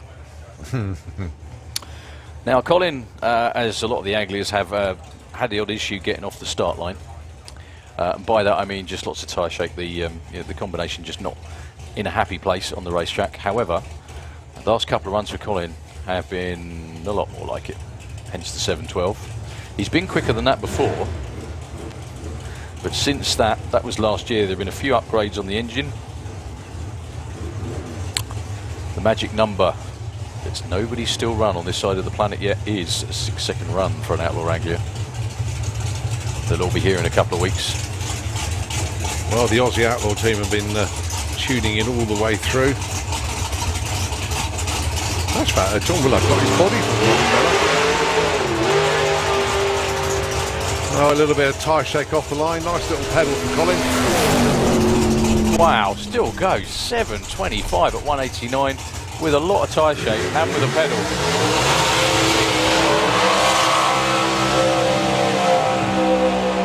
Who will Colin be racing in the final? One of these two. The winner from VW Breakout around about a month ago, Mick Taylor with the Banshee. in the Auto Glim lane. Mick just killed him with consistency. Everyone else was trying to rotate the earth. Mick just went run after run after run. Colin would have given him a good race in the final, but got way out of shape and over towards the wall. So Mick is the current points leader in Outlaw Anglia. Taking on Jed Guy, venting the nitrous on Shorty's hot rod. For the first time since they put the new 735 cubic inch engine out of a Pro Mod in that little matte black pop down there in the STP lane. For the first time since, the nitrous worked.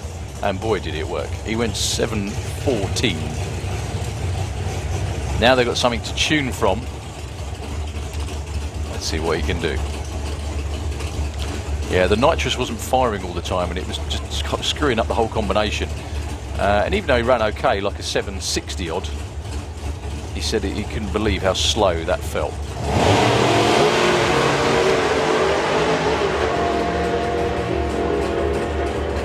Something still sounds not that happy though. It's not. 755 at 165. Yeah, he did pedal it very slightly just to straighten the car up, but was going slightly left off the line. 816 lose out for Mick Taylor.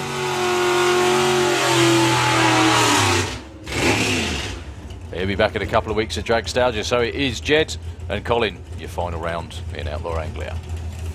So Will Clark, Dave Cherrett for a place in the Pro ET final. Yeah, number 28 qualifier, Will. Number 22, Dave.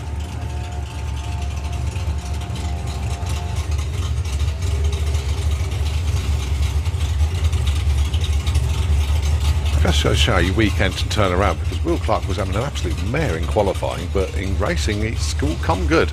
Well, he's won lots before. It was just a case of dialing the car in, I think. That's all it was.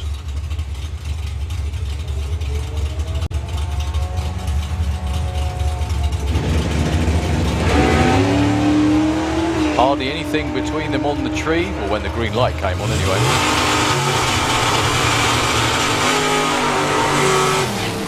Will Clark with a 982 and an 80. Dave Cherrett has a perfect run, a 977 on a 77. Whole shot win for Will Clark. 05 takes out a .14.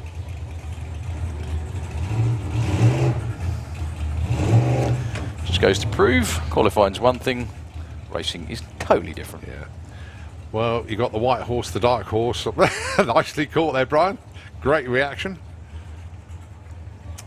So, Lee Morris, Mark Huxley.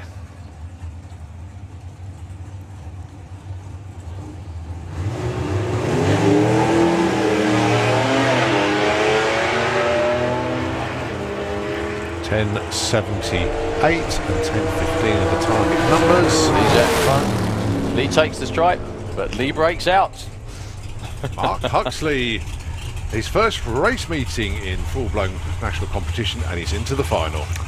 Against Will Clark. Again, those two were right down the bottom of the order, weren't they? Yeah, almost 27 all through qualifying. phase, 28. From being worried about being bumped out to, well, yeah, there we go. Super Bros semi-finals. Barry Giles, Tom Atkinson is the race, and Ron Bartley's got a freebie. He has, yeah.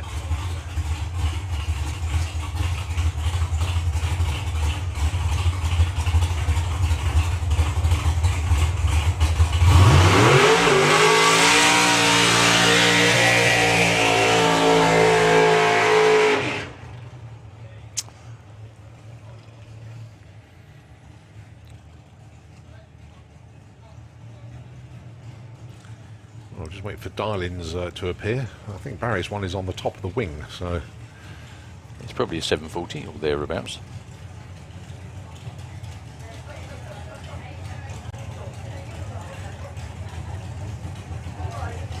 .740, yeah, 894 for Tom.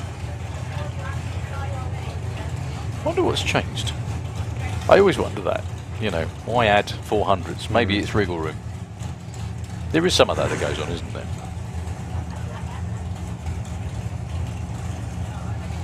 Sometimes you do it to confuse your opponent as well. Good job I'm not racing you, then that'd be easy.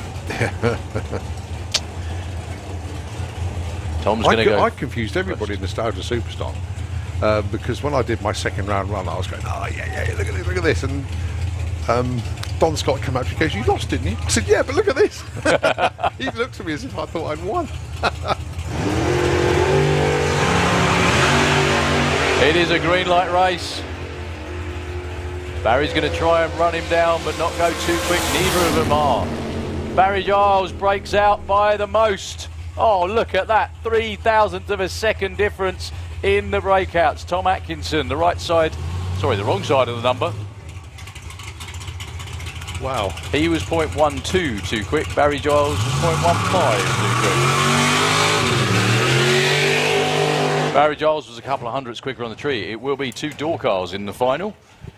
Tom Atkinson, team time is money, against this young man, Mr. Ron Bartlett. This is going to make all the missing football matches and everything else worthwhile. Is he a football fan then? I don't think so. Well, he's a racing fan. Oh, well, that's all right. That's what he was, his preoccupation was getting this ready.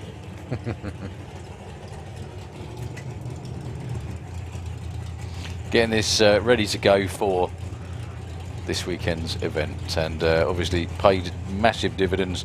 He dials an 8:24 this time, which gives the impression he might actually run it all the way through. And he's probably got about half an hour to get it ready for the final.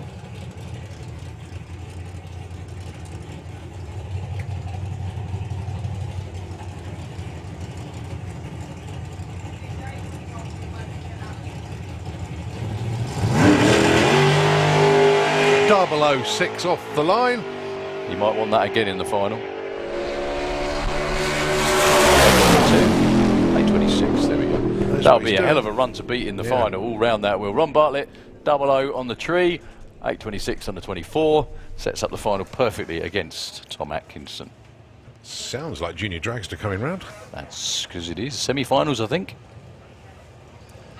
We've got Mr. Redshaw against Mr. Mugridge first up. And then it'll be Harley Corsell and Lara Bartlett.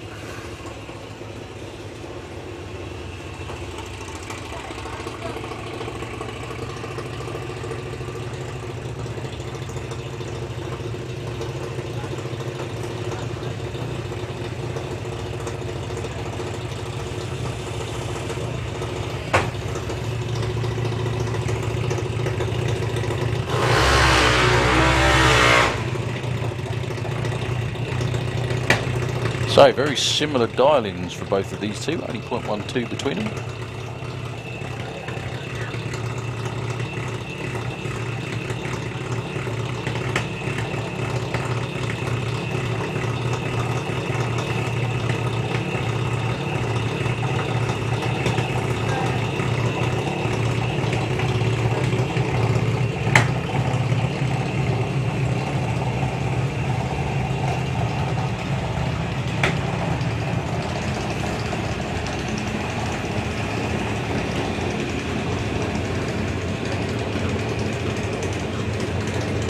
.845 the dial-in then for Luke Mugridge. 8:33 for Harry Redshaw. 0.12 of a second difference on the tree. And then whatever other difference you can make up or lose in your reaction time, and whatever the difference is between what you run as your ET to your dial-in. If you break out, you lose. But before that, if you red light, you lose. 2 green lights. So who's the bravest to the strike then? Which is coming up about now. Luke is through. Quicker reaction time and closer to the dining. Luke Mugridge is in the final of Junior Dragster. Well done to him to face one of these two. Lara Bartlett in the Slick Trick Racing Sandipod Raceway. Junior in the Autoglym Lane against Bandit #1 himself. I don't think either of these two have raced in a final before.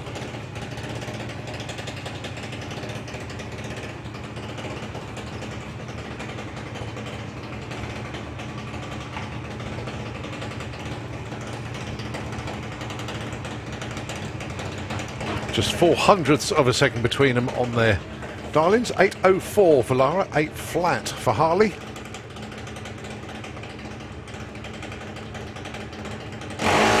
Oh, by the most minuscule margin. Harley Coulsell goes red. It'll be Laura in her first final. 8.06 on an 8.04. Well done. So it's Lara taking on Luke in the final. I think Keith's just congratulations Steve on his beard. Well done to the Coulsells this weekend. 75 quid better off for the perfect ET. So They had a good weekend all round, I think, to be honest with you. Good. That was an 0-1 red for Harley. That was really close, really close. Street Eliminator, semi-final. Semi-finals of Top Speed Automotive Street Eliminator. The race of Elliot's life so far. Taking on Team Ugly over there in the Auto Glim Lane, Andy Bond. So nearly in the 8s for Elliot. Chopped half a second of his personal best. Staggering performances from that young man this weekend. Well, I think there's a twin turbo small block in there, is that right? It's certainly a small block, that's for sure. It must be. Twin turbo big block for Andy.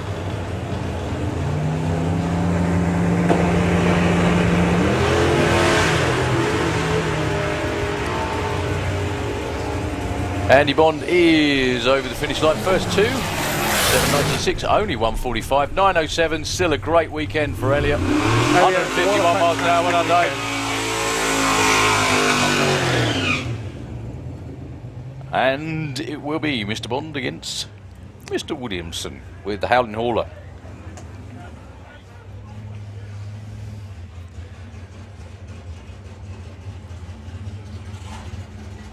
Certainly generating the horsepower now. 8.09 in qualifying. Getting tantalisingly close to running his first 7.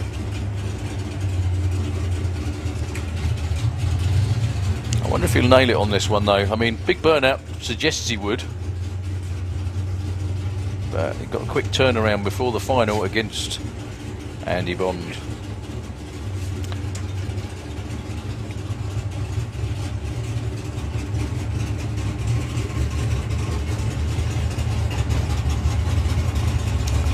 Again, you've got to remember this, folks. This is this pickup truck comes on street tyres.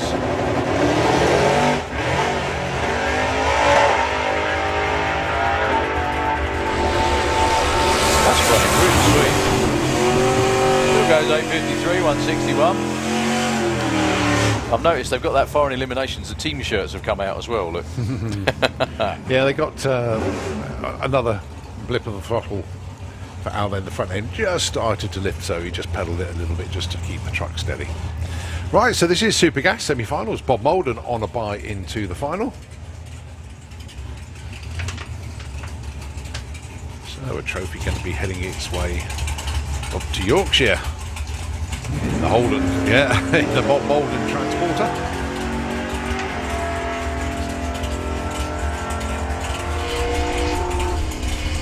Clicks it very early indeed, doesn't need to do any more than that. 10.17. 09 on the tree, nice bit of practice for Bob, and he will be racing one of these two. Andy Harrison in the Brute Force Sierra from just down the road in Bedford, taking on Dave Fulton from Tadley. I believe these two raced each other in the final as Super Gas in the national finals for the COVID Cup. And it was Dave Fulton that took it. So is this payback from Andy Harrison? We'll find out shortly. So.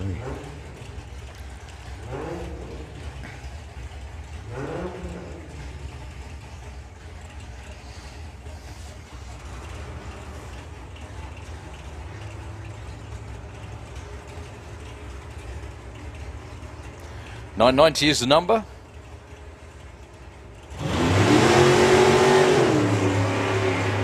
Actually see one of them move first that time.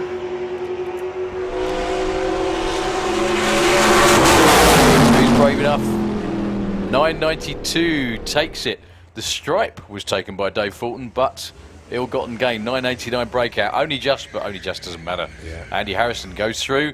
I think the 0.4 reaction time advantage For Andy Harrison was the difference in that one. So he'll be racing Bob Molden for the big trophy in Supergas. Okay, Gary Lake, we're on to Sportsman ET semis, I think we are. Against Felicity Gibbs. Then it'll be Steve Mellors against Rob Cresswell. Felicity 16.99, 14.09 for Gary Lake.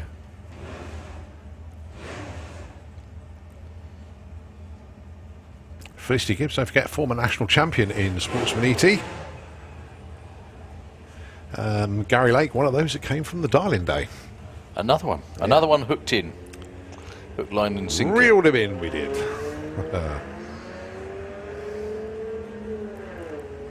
So Gary in pursuit mode. Felicity in defence mode. Clear backing off going on. Gary Lake going to the final round, 0.02 of a second off. Slight reaction time advantage, 0.4 at the stripe. Well done, Gary. Felicity still with a good run, not quite good enough. So the other half of the ladder is going to be Rob Creswell with the beast from Sharnbrook. Just like I said, Sharnbrook is literally behind the grandstand, isn't it? Well, grandstand, clump of trees, Sharnbrook. Yep. Against Steve Mellors from Brighton, going deep into eliminations for the first time ever for Steve and the Hulk.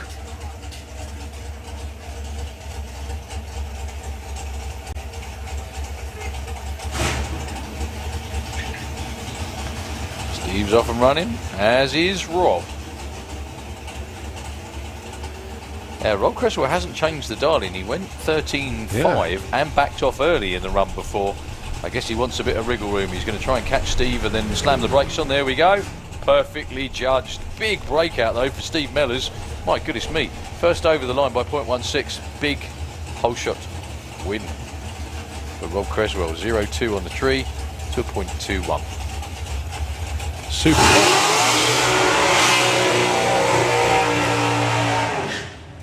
Paul Hudson with the Pension Pot Dragster had a bye in round one. Now he gets to race Darrell Howells with a chemical reaction slingshot in the semis for his place in the final.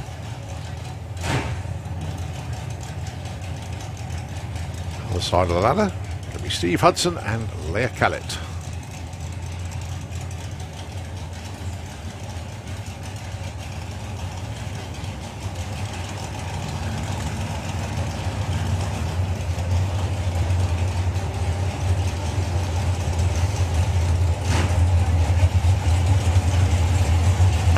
So Darrell actually had a real good run in the first round, went 8.9.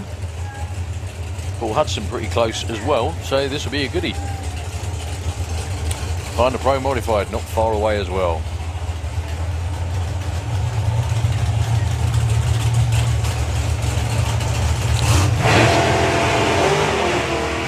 You can see Sarah with her fingers crossed behind her back down here on the start line. They're running with each other. They can both run much quicker than 8.90. And it's Darrell that takes the win, 9.13. Paul Hudson was over the finish line 0.3 of a second first. But breaks out by a hundredth, sorry. 100th, yeah, absolutely. Darrell Howells into the final round of the Super Cup.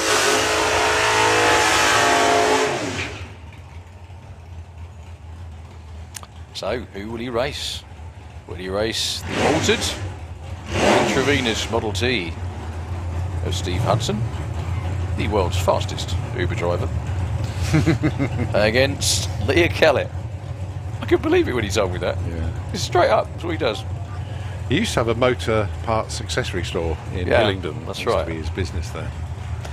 Maybe he still has. I just, when I spoke to him, it's a couple of years ago now, he said, yeah, that's what I do. So it's the Uber driver against the dog groomer, I think. I think that's what Leah's day job is, isn't it?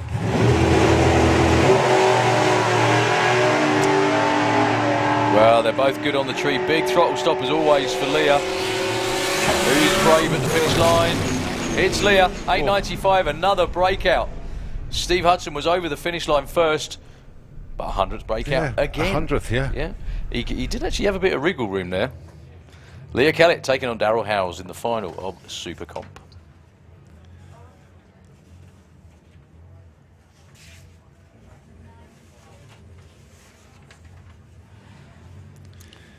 Well, we've only got 5 classes to go to reach final. Every other class is there. So Lee Cordery with the Seat Leon over there in the STP lane against James Hodgson. It's like Ian's trying to climb in there.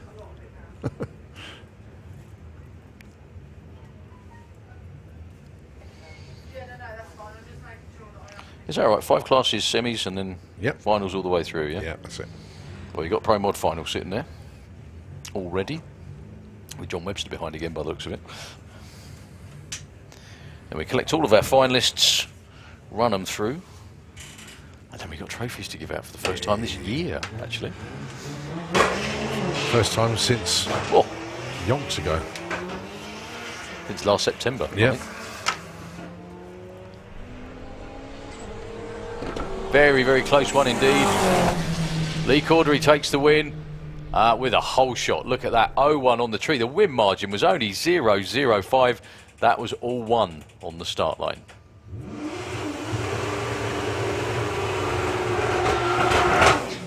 So 12.55 is the dial on the Audi A4 estate.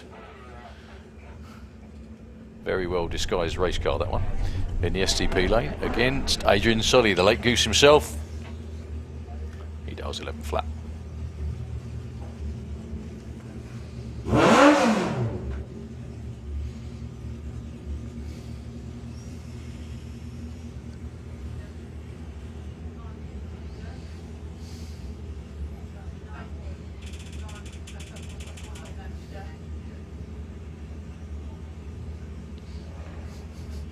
Look at the formation squeegee team down there, look, waiting to go.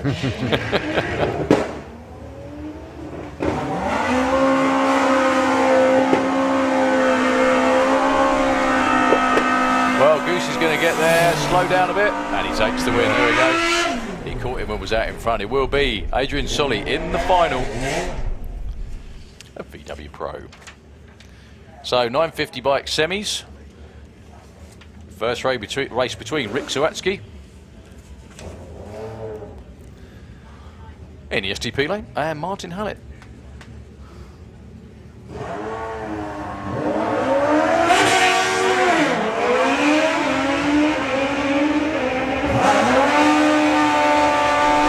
They're going to be looking at each other all the way down. It is Rick on a very tiny hole shot takes the win. Both ran 9.63. So Rick Sawatsky will be in the final against one of these two. Well, both of them ran 9.50 in qualifying. Pick and choose this one. Craig Wright, Auto Glim Lane. This is proper cutthroat racing, isn't it? It really is.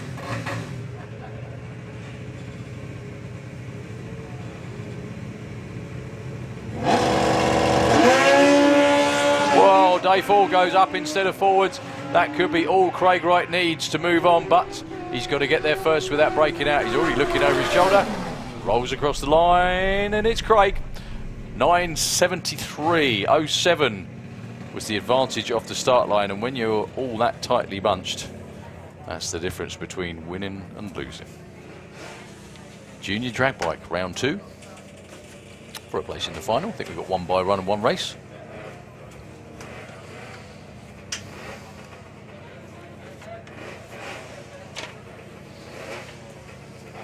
Hang on, we've got a quick reset of the timing system.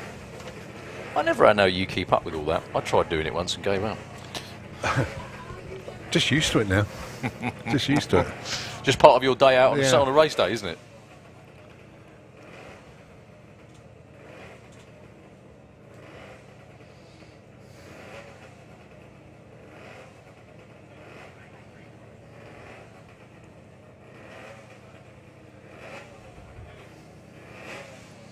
Okay, timing system's just coming back online.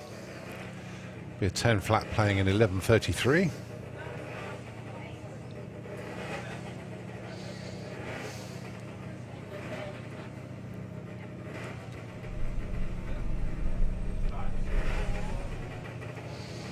There we go, 11.33 for Holly King. Number 1 qualifier, Casey Holgate, looking for 10 flat.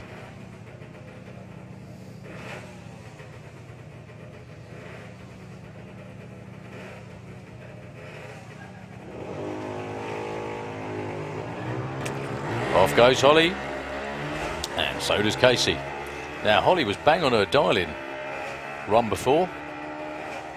Out in front by a long way again. And takes the win. 11.38 on a 33. Again, I think the win margin or the difference was on the start line.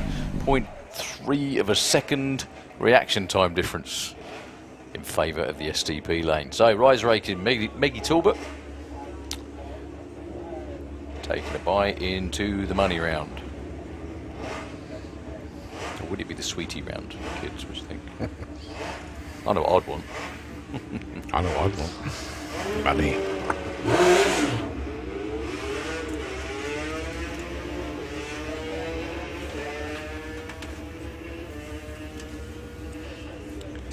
Right, 2 classes to go to set finals. And I think they're here, both of them. We've got ET bracket bike and looks like VW Sportsman as well. I think is that the last one, and then we got the final of Pro Mod and all the other finalists to be coming round fairly shortly after that.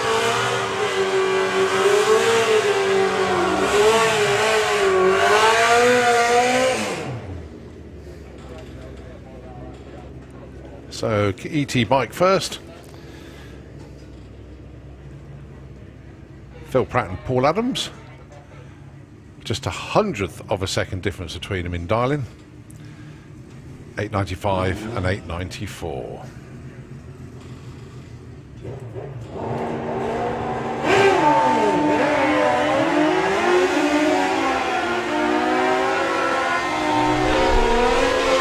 Yep, nothing in it on dialing at the finish line. It's Phil. 8.98 on an 8.94. Breakout for Paul Adams, and he still couldn't win. Reaction time advantage for Phil Pratt was the main difference at the top end. So it is Phil Pratt into the final against one of these two, Dave Grundy, Matt Jones.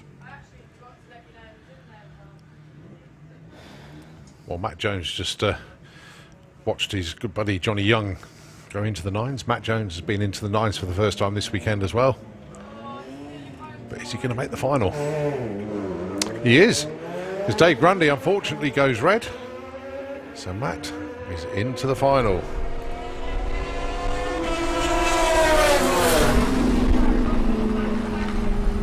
.10.28 takes the spot there.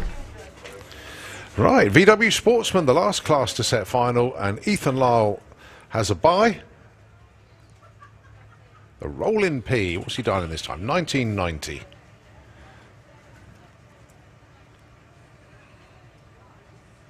What were you doing back in 1990? Can you remember? Way back when. I was here.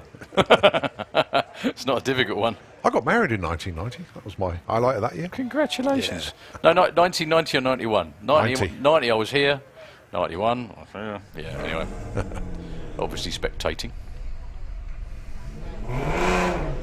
Thinking I'll never do that. I'll never be up there. And all the rest What's of the it. Rolling P going to run? 1985 with a 7. Breakout, but hey, doesn't matter. He's in the final.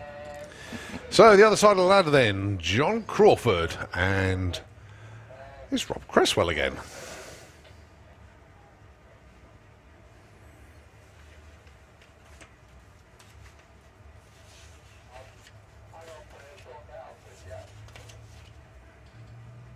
So Rob Cresswell is already in one final in Sportsman ET. Can he make it 2 out of 2?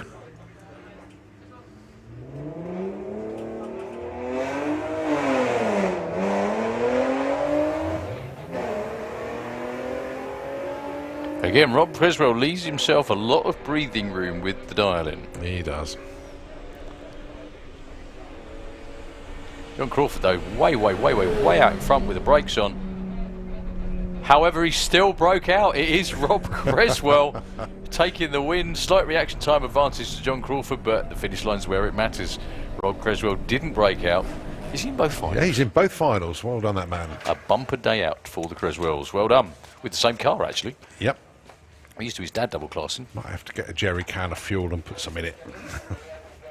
Right, so first up then, it is Pro Modified final. It's the Lucky Devil against the Blown Bird, and for added entertainment, John Webster is right down for a behind, time yeah. trial as well. I think behind them I can see the final comp eliminator Yeah, I as was well. gonna say, 'cause I So can see- all of our finals are set. So I don't think I'm jumping the gun by saying all finalists. Get yourself down here. We're Yeah. ready to go.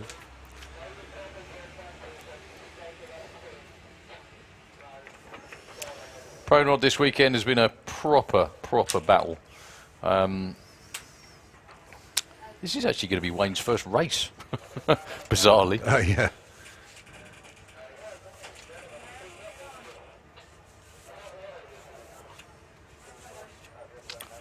So they're just getting ready for the word to fire him up. Wayne Nicholson with the Lucky Devil is running the first round on a bye, 6:14. One thing I've just noticed, Colin, if you watch him going out, look over your shoulder quickly, just going to go around behind over there, is John Morton's rig. Now, the most interesting thing about that is that the race car is on the back of a low loader with a trailer behind it. Yeah. How's that work? Basically, because the Camaro is too big for the trailer. It So doesn't why fit. bring the trailer? It's got all these spares and goodness knows what and everything in it. Because I asked the question on social media. Right, okay. And do you know what John's response was? What? It's full of Ann Summers X stock in the back. So That's what it why is. have you got that in there, John? He's bringing it to the track for everybody, which is very, very kind of him. No, it's great to have Mort back, though, so him and Dan Page.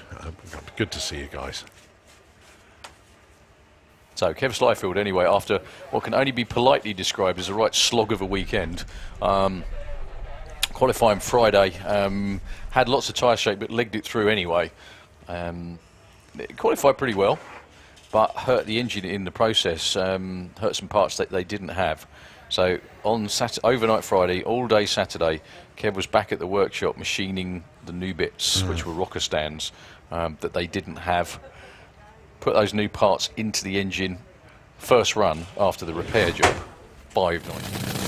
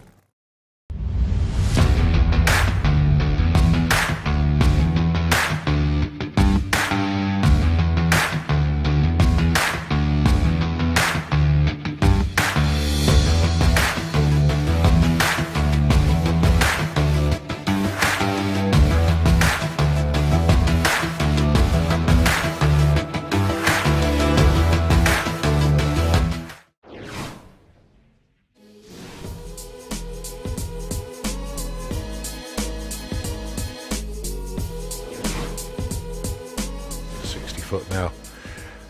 Absolutely spot on. It certainly is. Kev Slyfield as well keeps running 3/8 to the 8th mile, which is, I mean, outstanding. That's just where you need to be anyway.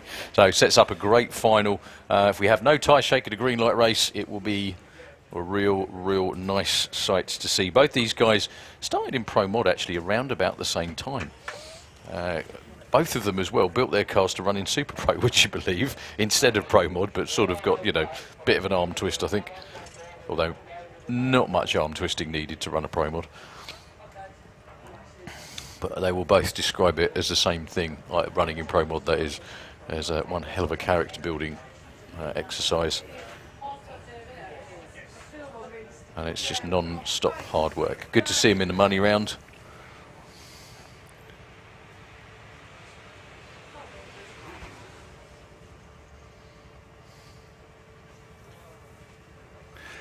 Nicholas Tubbins has been in touch. Rick has asked us to let you know, let me and Darryl know that you asked about Alan's bike, and yes, it's our old Super Street bike he's riding. So excited for the final. Good stuff, Nick. Well, the other thing I think, I'm quite sure that with that 7 flat, that's quicker than Rick went on it as well. Yeah. And this is our junior's first weekend on the bike. So, yeah, outstanding stuff. Good effort. I did wonder where Rick had got to with it, but there we go. Other things that happened in 1990. Sean Bowe was born. Okay. Well, I'm Sean. I know he's tuned in. Paul Houston. You know Paul. He wasn't born in 91. No, he wasn't. He was born way before that. Of Street Eliminator fame. Was their first proper visit to Santapod this weekend. Max and Jack, his sons, gave him a shout out.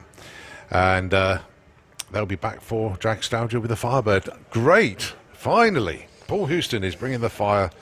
Don't say that out so, loud to him. Don't say finally.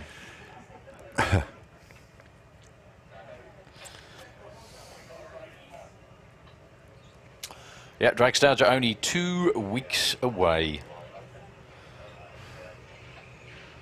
Do you know what? Someone came out with a meme over, you know, the whole COVID lockdown thing, and they said had to spend a lot of time at home. Got to meet someone I came to know as the wife. She seems quite nice. Yeah, that'll be you again at the end of the season, won't it? Actually, yeah. Oh yeah. After spending all your summer here, weekends here. So the same amount of track prep goes in just for the last couple of runs as it does all the rest of the weekend too. Also gives our finalists a chance to collect in the staging area behind the control tower. Water going down in the burnout box. Very ably attended to by Steve Mayer down there.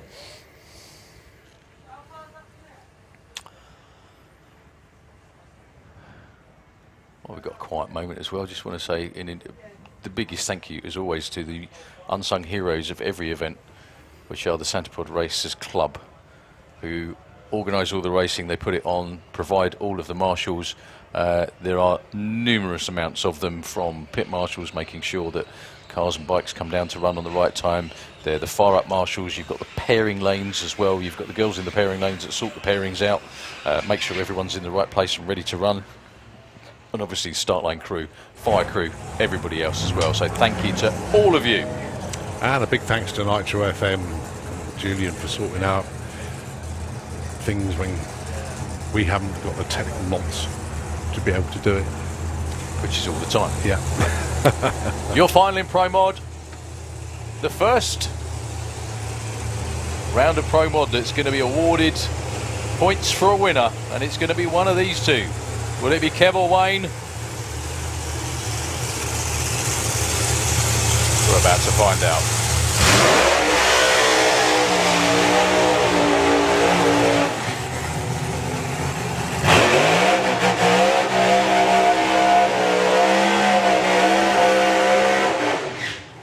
Kev doing the brake warming thing on the burnout.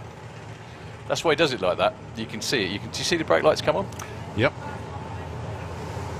I'm just wondering, actually, I think, when Pro Modified next out, are they at Mopars? I think they're at Mopars. No, Summer Nationals.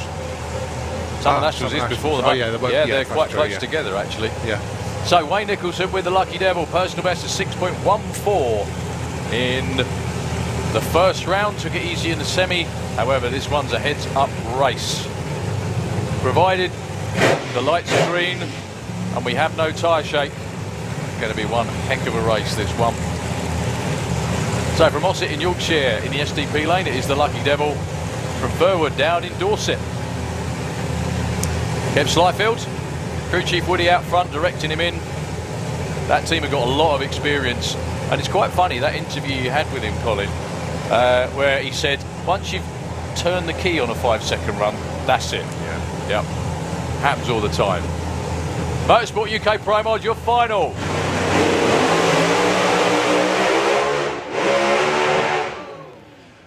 Well, there we go. What do I say about a green light race?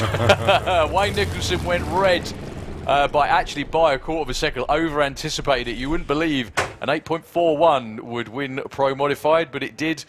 Quite a good job for Kev Slyfield that Wayne red lit, because he had lots of tyre shake and headed for the wall. Pedalled it a couple of times, but saw Wayne went red. No need to go any further. So they'll both be picking up trophies. Wayne, his first one ever in Pro Mod, which will be a runner-up. I'm sure he'll still be a very happy boy. Okay. Kev Slyfield takes maximum points from this week. Well, Yeah, well done. we have one more Plow Mod for your viewing pleasure, Mr. Webster, for one more try.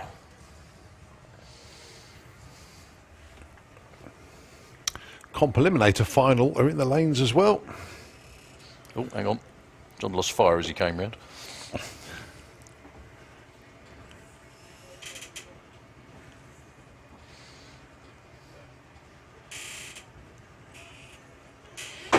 Oh, there's a jet car appearing.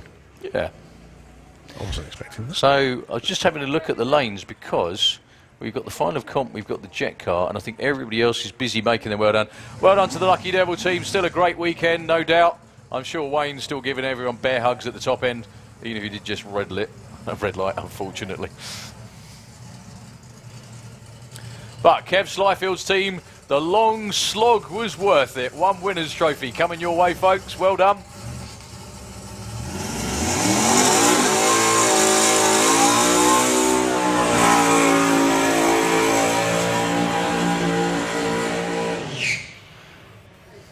It's perfection, that car. Love it. The funny thing is as well, is that especially the way he burns out from here, it actually looks like a spaceship taking off because of the plumes of smoke and the way it runs. So John Webster, on his last test run, was in the mid-60s, he ran a 6.5. I know they're looking for more than that though. The car always seems to have its characteristic wiggle at about 100 foot. Have you noticed? Launches to the left and then Johnny drags it back every single time. It must be the preload on it or something like that. That's the way it works. So John Webster, master race car builder, his workshop is just over there by the main gate. You drove past it on the way in. All kinds of fabulous machinery has been born over there, and this is his own personal pro mod.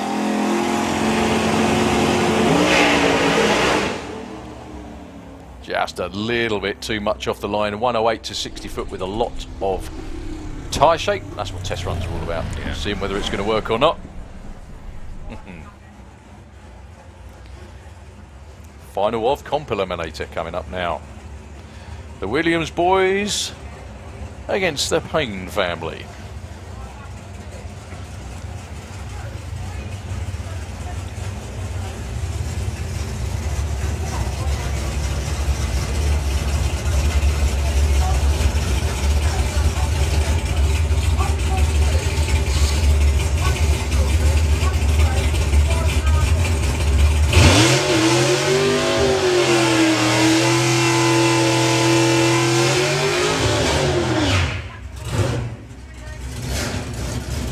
Two very experienced teams indeed over the years. The Williams brothers have been racing in various classes. And let's not forget, Nigel Payne has been campaigning this car for a number of years before Jordan got the keys. Now I think advantage ET-wise so far is going to Jordan, isn't it? It is, yeah. Actually. Jordan's been further under his index than Dan. Dan hasn't actually been more than 0.49 under so far this weekend. Yeah. This can be a good race. Look at the difference on the tree as well. Nearly 3 seconds. Yeah, massive. Ah, the index has changed. 794. That's probably because someone went 744. Yeah. But he doesn't want to go too much quicker this time. So heads up, first to finish line wins. You're going to see the big Chevelle launch first. Let's hope for a green light race. The final in comp.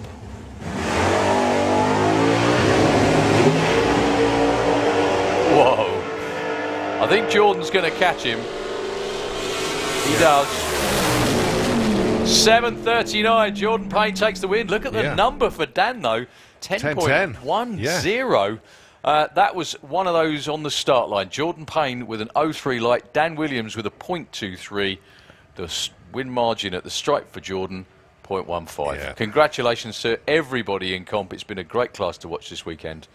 And congratulations to the Payne family. They didn't have a car in one piece a week ago. Yeah, absolutely brilliant performance from literally everybody in comp. It's been fascinating to see the stockers take on the sumo cars and the Comp Eliminator cars. It's a great mix of vehicles, and that class is now going to grow properly. Yep, absolutely brilliant. You bet. Okay, can we have all finalists into the pairing lanes, please? All finalists into the pairing lane. A quiet moment briefly before the last jet car of the day, I think, which is Myton Hill with 545. Again, heartfelt thank you to everybody out there on the bank, grandstands, everybody else as well for turning up. We are going to be doing prize giving down here on the start line for all our winners and runners up. A winner's trophy is going to be going to the people in that pickup. Jordan Payne's team, congratulations on the win in Comp Eliminator. You're coming to get a trophy in a little while after racing's finished. About 20 minutes, half an hour after the last car goes down the racetrack. We'll announce it again then, but we will be doing prize giving down here on the start line to finish up our weekend.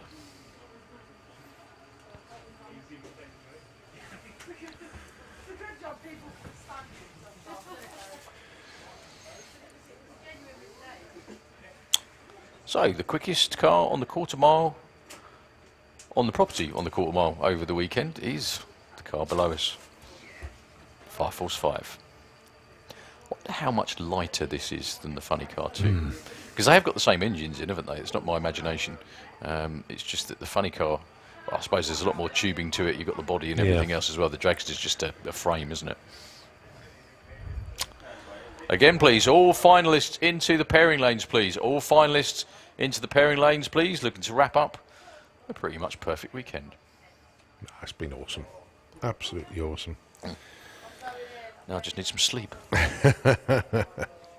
However, I'm going home to the little things that have kept me awake all weekend, so not much hope of that. Actually, I'm just going to quickly whiz through the finals, actually, whilst we get Martin sort of ready, but as soon as he fires up, obviously I'll stop talking. Outlaw Anglia, Colin Miller and Jed Guy, that is a fantastic matchup. Pro ET, Mark Huxley from qualified spot number 27, taking on Will Clark, who qualified 28th. Really good on that. The Super Pro will be Tom Atkinson and Ron Bartlett. Junior Dragster, Lara Bartlett, taking on Luke Mugridge. And there goes the Jet, so we'll come back to the others after this run. But some great finals coming your way. After the Jet, we might have a pause just to collect our We finalists. will, They're yes. on the way down. They are coming down. We've only got Sportsman ET in the lanes at the moment, but everyone else is on the way.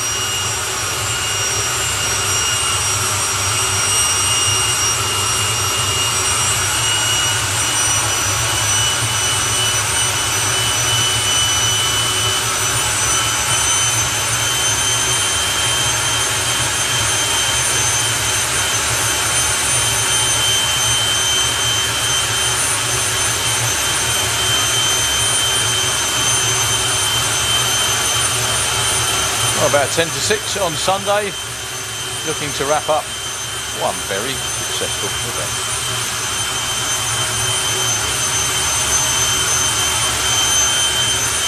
You can use that as a pen holder, no one will notice.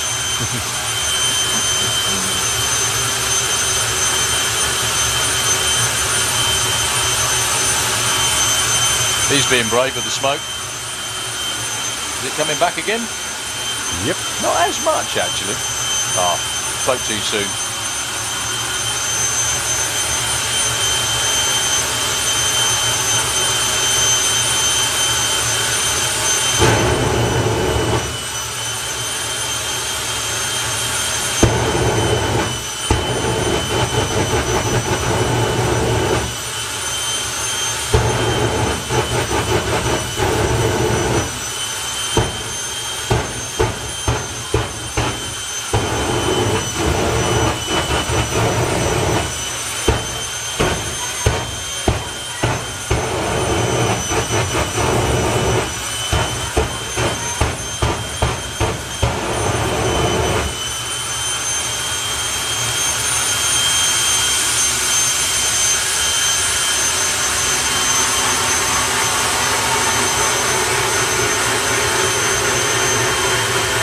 So Richie gives a signal to Martin to wind that turbine up even more.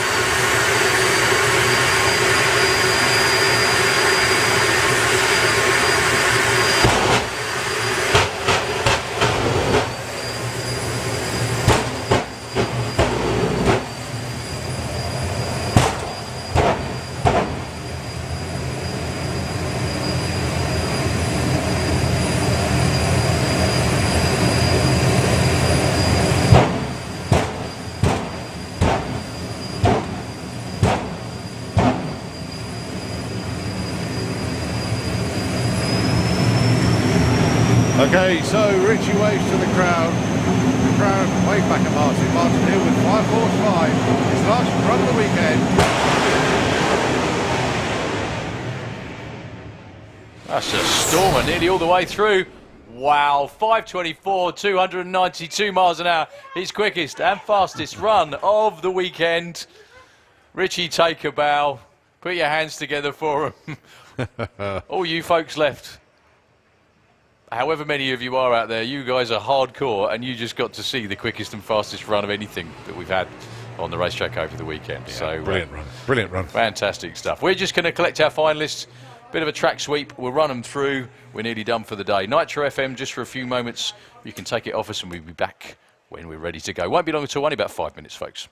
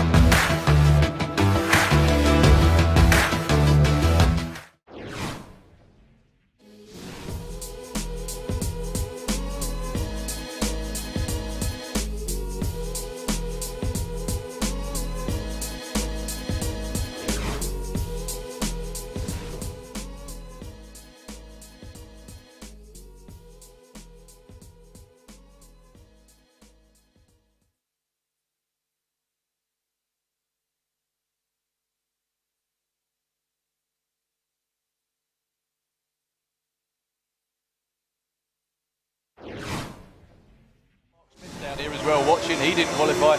Neither did Lorcan Parnell.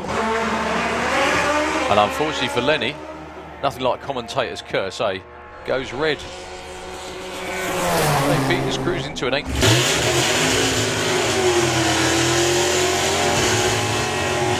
Whoever takes the win like goes through is as simple as that. Well, Jordan with 600s on the tree. He's going to go flying past Spence. Will it be at the finish line number 4? Oh, Nick goes red. Dan takes the win. Well, they can back off without fear of going too quick.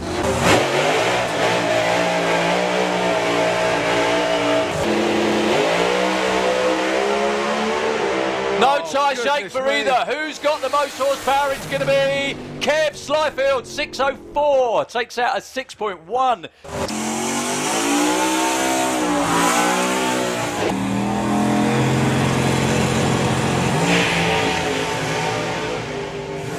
Wow. 4:30 to the 8th, a little slight. Semi-finals. Alan Morrison and Joe Elliott.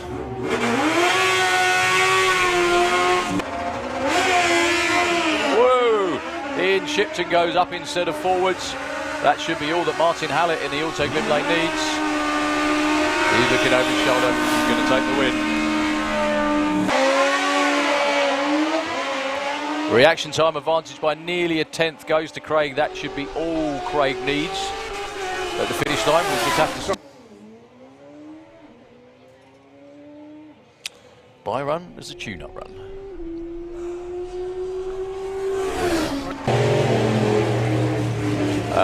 Well, Steve Field, all sorts of out of shape, unfortunately. Pulls it off to the side of the racetrack. Leah doesn't break out with a 9.32. Just to let all you folks know what's occurring. Well, visible reaction time advantage for Daryl Howes. However, he doesn't want to be breaking out. Is he going to back off? Oh, very nicely judged, eh?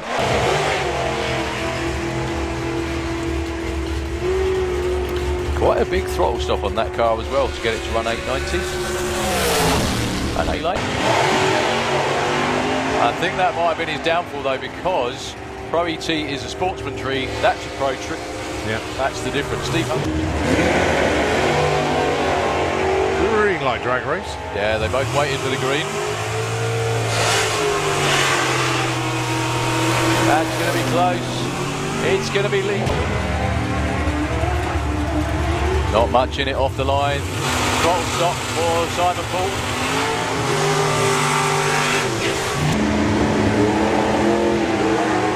Oh, I thought Amy had gone red then, to be honest. As well. It's like crikey. It wasn't red, obviously. It was a green. It's who's going to do the best job?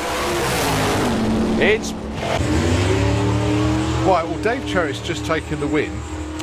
The 4 semi-finalists. Oh, 70. nothing in it on the tree.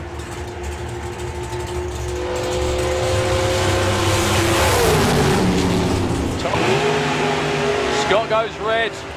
Barry Giles with an 03 light will go through to the semi-finals. No matter what he runs. Oh. It's going to be Rob Bartlett.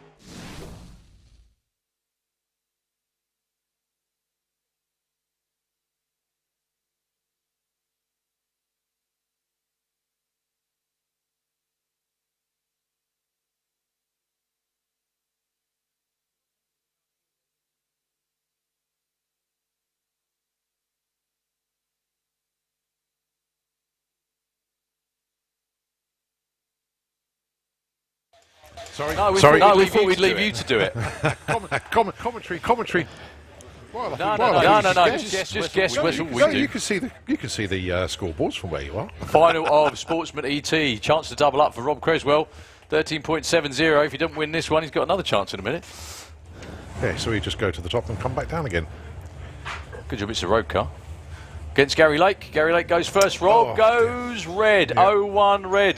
Now he's got to clear his head because he's got to come back round for the final in VW Sportsman in a couple of moments.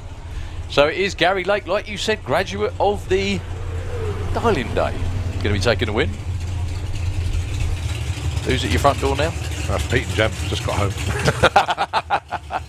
Gary Lake takes the win, very nicely done. 14.15 and a 14.09. Congratulations, picking up the big trophy soon.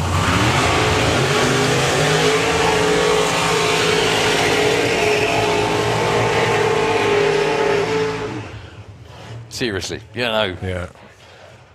Okay, your final in Super Pro.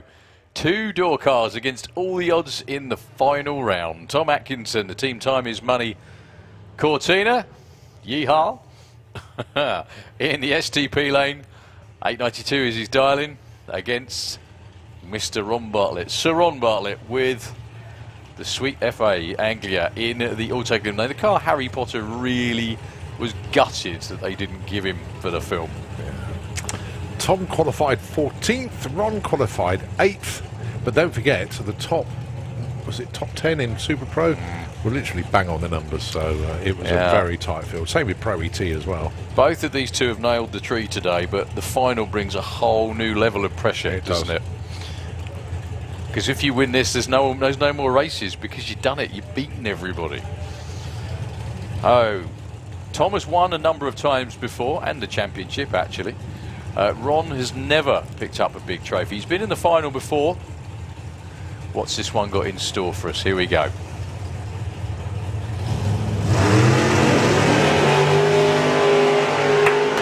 It is a green light drag race. Ron Bartlett has caught Tom Atkinson. It's Ron Bartlett! 8.28 on a 26, takes his first ever event win. Tom Atkinson breaks out, but he had to try and break out because Ron was 0.2 on the tree. Tom was 0.10. I am absolutely made up for that man from Leamington Spa. Well done, Ron Bartlett. I told you he was a hell of a bracket racer, didn't I? Well done to Tom for making the final. Great performances from both teams all weekend long.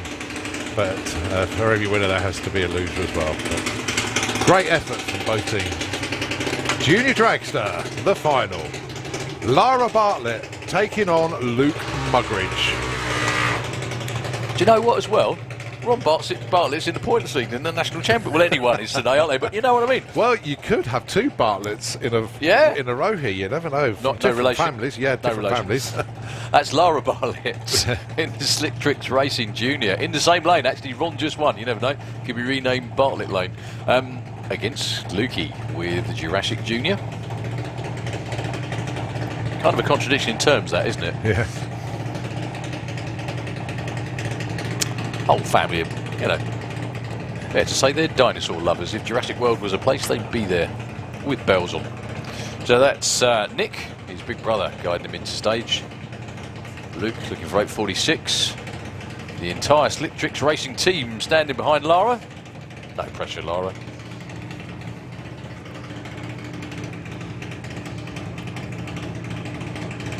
You can say feel free to stage when you fancy. Green light race. Who is the better at the finish line? The answer is Lara by breaking out the least. 8.04 and an 8.05. She was kind of late on the tree by comparison, actually. An 0.5 for Luke, a 0.16 for Lara. However, there is two Bartletts in the winners. Again, no relation. Yeah. But there's two Bartletts in the winners' circle here at the Festival of Power. Good race. Oh, brilliant. It's always nice to see happy folks, isn't it?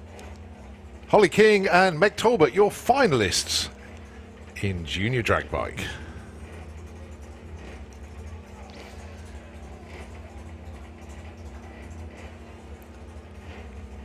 $11.33 plays $8.99. Holly King will be leaving first. She's been very consistent in eliminations.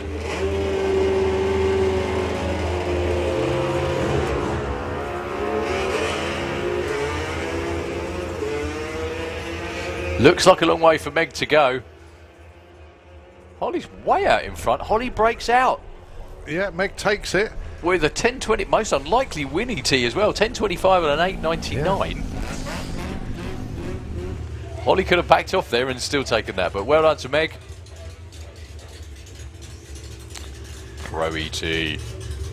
Mark Huxley taking on Will Clark.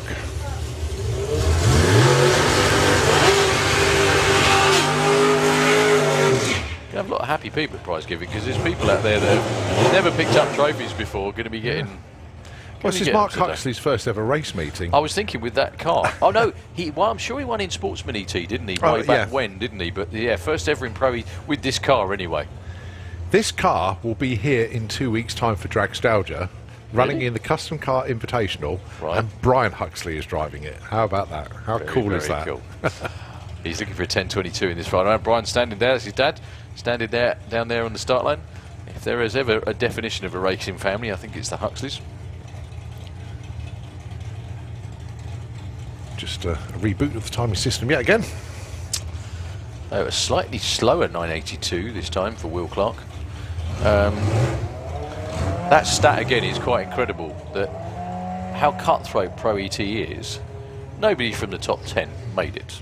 Nobody from the top 20 made it. Or the top 25. Dave Cherry was 22. Okay, fair enough. No, I mean, made it to the final. To the final. Oh, yeah, sorry, yeah. Mark Huxley, 27. Will Clark, 28. Oh, what a shame. It's game over. Oh, 002 for Will Clark. Will Clark takes the win in Pro ET. Congratulations to the whole family. Is Dad even going to break a smile? Oh, another PB for Mark Huxley, 10-12. He knew he'd gone red, so he just ran it out of the back door. but only a 100th breakout, but the winner light already come on for Will Clark. Well done, Will. Leading the Pro ET Championship as well, I'm pretty sure, after that. So your final in VW Pro, the Late Goose, Mr. Adrian Sully. Taking on Lee Corduroy with Poppy, the Leon. 12.25, 11 flat.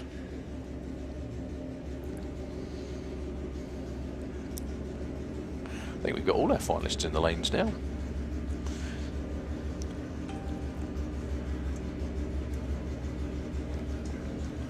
Well, bit of a staging duel. Oh no, they're both going together actually. So the Late Goose is going to be chasing Poppy here. 11 flat, playing a 12.25.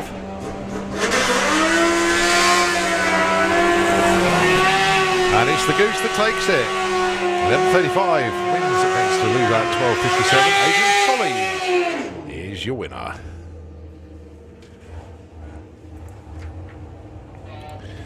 Back to two wheels in his 850 bike. Jay Rowe and Joe Elliott. Just had a note from Jerry Collier. Jerry's watching in the workshop today. He's building himself some new steps for home out of steel, naturally. Just wants to wish all the finalists good luck. And good to hear from you, Jerry. Hope you're doing okay, mate. Hey, look, the bees good, Scott's right on the start line at the moment, helping Joe. Perfect timing. Yeah. I planned that. This is the final of 850. Joe Elliott against Jay Rowe.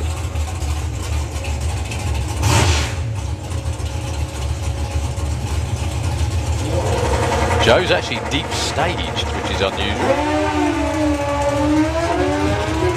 Well, Jay Rowe's way off in the distance. I'm not sure that Joe Elliott is that much lower. Wow, look at that. 873 to 875. It is Jay Rowe that takes the win. Funnily enough, though, they were almost dead even off the line. Yeah. So Jerry's lad Scott helping out your runner-up in 850 bike. We now have the final of Super Comp. I'm going to say this is a bit of an unlikely final round. Well, only a bit though. I mean, every race is a heads-up race. It's all about win lights. But I think Daryl Howes is going to be picking up his first ever trophy in Super Comp. Well, in the SCP lane. 5 bike finals and 5 car finals to go, including the one that's down there below us now. Rock and roll. So for the Wild Bunch and Nostalgia Slingshots in the STP lane, it is Daryl Howes with Sarah keeping her fingers tightly crossed against Leah Kellett. Now both halves have the potential to go way too quick. It's who's brave enough at the top end. I think Daryl's going to hang in on the brakes. Oh, that's a whole shot win. Daryl had a really good try with 892. 05 on the tree though for Leah Kellett was the main difference at the finish. Oh, that's just made trophy presentation more interesting because Leah is always extremely happy when she wins. Top Speed Automotive Street Eliminator, your final. No Al Williamson, unfortunately. Oh dear. If you can hear us out there, Al. Shame. Big shame. We are... we're gutted you couldn't make it because you had such a good weekend. It's going to be a victory lap for Andy Bond. This would have been number 1 and 2 qualifier race, actually, this one. Andy Bond's going to go for it.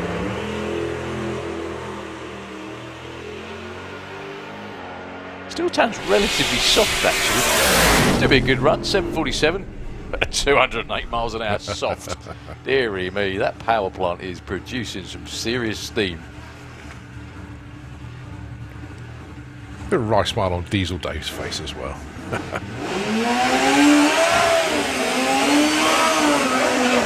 Funny bike. Another Dave class. Peters and Stu Crane. Another class where records have been set this weekend by the man in the Autoglim lane. Sponsored by Leaks Lanescapes. That's Dale Leaks down there. Not jumping out of off or anything for a change. Helping his good buddy Stu Crane out against Dave Peters with the rigger booted Steph. Dave was your number 5 qualifier. You figured Dave wouldn't have a chance, but as we've seen many times over, it's never ever a given. If there's a faster bike or a faster car, it doesn't necessarily mean they're going to be getting there first. Dave Peters finally got sorted out what was ailing him, I think, ran a mid-7. Stu Crane broke the beams in the round before, so actually lane choice for this one goes to the faster bike or car, and Dave Peters took it by virtue of a quicker run.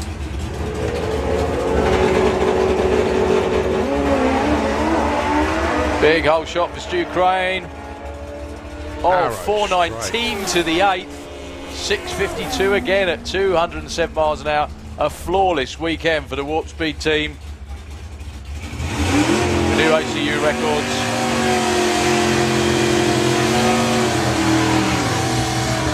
Just a shame that UEM FIM Top Fuel bike isn't around at the moment, because he'd be on the money. Be hard to beat in that.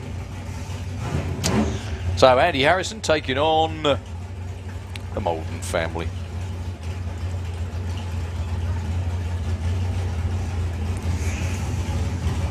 Bob and his wife and the family have been around running this car for a while, I think, is there?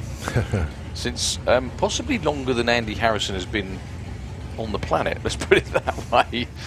Yeah, but Andy's 67. Was that right? No, I don't know. I think he's about 30-ish. No, he's a bit older than that. Is he? Okay. Anyway, Andy Harrison. And Bob Moulton, here we go.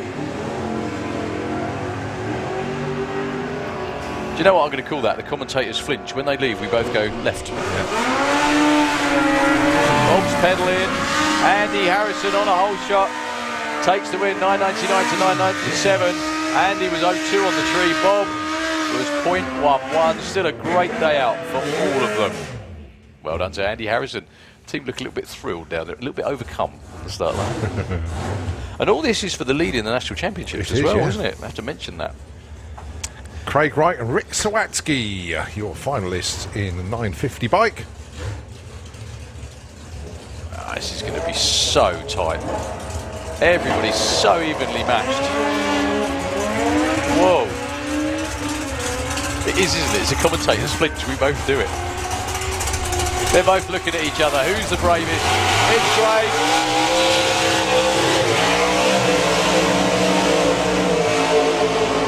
.948 breakout for Rick Sawatsky. He had 200ths in the bank off the start line, but Craig slowed it up just at the right time.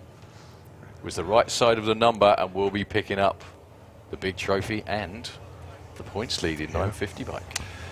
Outlaw Anglia final. Your number 1 and number 2 qualifiers. Colin Miller, Jed Guy. Colin with the 712, Jed with the 714. If they run that here. Yeah. I know John Willard is tuned in from the land down under. We do hope to see him in the UK, hopefully next year. Obviously COVID restrictions, I think, has put any plans of him coming over this year on hold, so fingers crossed we can get him over here next year.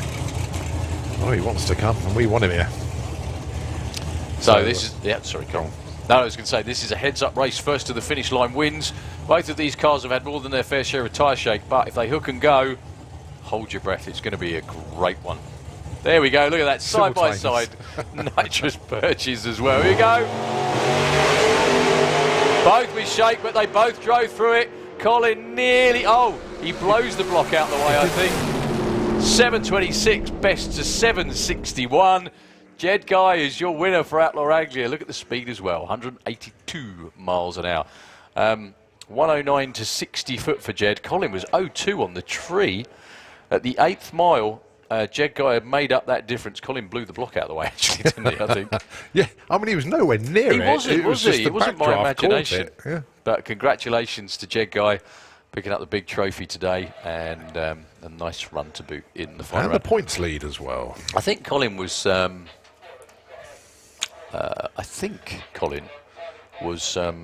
backing off it a bit, just trying to get it under control, because it does get a bit wobbly like that. When you say points lead as well, they've already had a round, haven't they? Yeah, but that was Lifestyle. Okay. This is MSA. MSA, yeah. Okay. Or Motorsport UK, I should say. Super Street Bike final coming up. Alerts to everybody out there who likes big, fast two-wheel machines. This is going to be a humdinger of a race.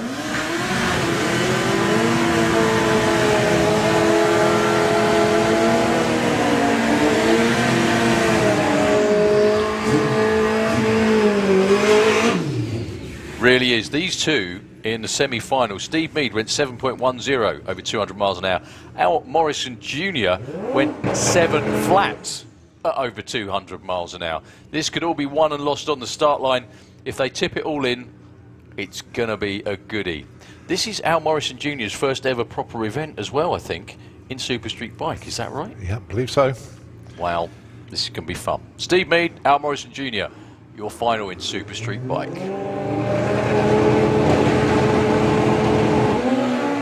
Green light race, no problems off the line. Who's got the most horsepower? Looks like Al Morrison's got it. 7:02 takes out a 7:11. What a fabulous way to end the Super Street Bike story this weekend. Al Morrison Jr., first ever event, takes the win. Big part of that, I'm sure, Mr. Rick Stubbins down there. Well done, Rick. Well done, the whole team. Also, great effort as well from Steve Mead. Just looking at Dragstalgia in a couple of weeks, you haven't got your tickets, please get them. Out Larangia, 28 of them booked in for Dragstalgia. 19 in Gasser Circuit, 30 in the Willis Wars, 45 in Nostalgia Superstock. Oh, this is mad. It's going to be a phenomenal event, that one. It certainly is. Right, your final in VW Sportsman, and it's going to be a win for Rob Cresswell as Ethan Lyle. Unfortunately, the rolling P just went a little bit too quick off the line and put a cherry on the tree. He made sure he didn't red light there nearly a second. Well, he had a red light in the final of Sportsman ET. That was his, and then it was his opponent. But I'm sure he'd take that. Yeah. Well done to the Cresswells. 2 trophies for Rob Cresswell this weekend. I think we've got 2 more finals to go. Are we done? Final of ET Bike, Phil Pratt in the STP lane with Satan's Lady dials on 894.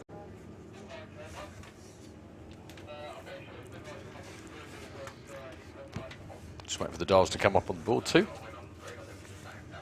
Here we go, Matt Jones with the Bandit from Farnborough. Matt is going to leave first. Well, the green light's going to come on first anyway.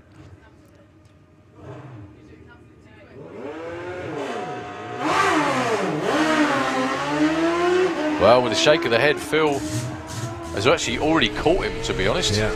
He's going to back off, look over his shoulder, make sure he doesn't break out. Goes 9:05 for the event win. 10:34, good effort from Matt Jones. Phil's reaction time advantage was the big difference that time round. He's very good at bracket racing, that boy.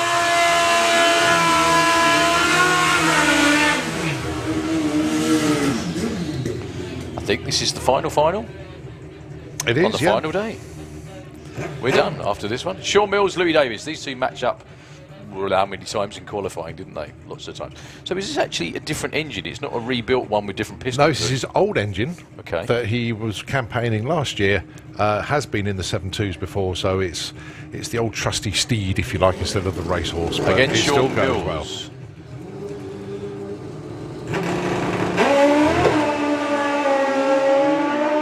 Don't forget, Sean Mills has got the big top-end horsepower.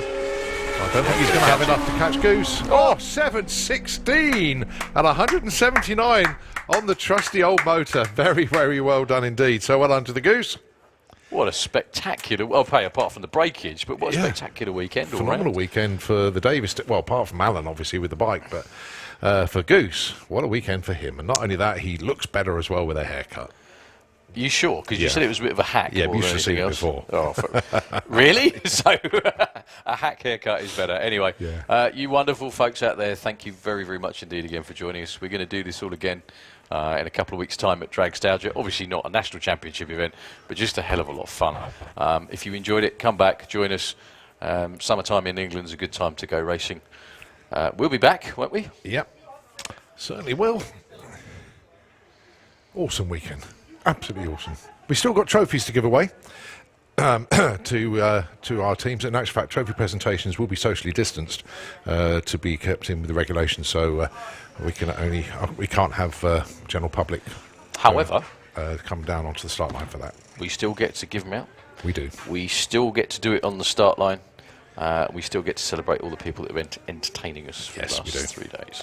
So around about 20 minutes, half an hour, we'll make a couple of announcements closer to the time as well. But winners and runners-up in every class. If you could please join us down here on the start line in a little while. We will be giving out the trophies, and hopefully you'll join us down here for yours, and you will get some very well-deserved round of applause from all your peers.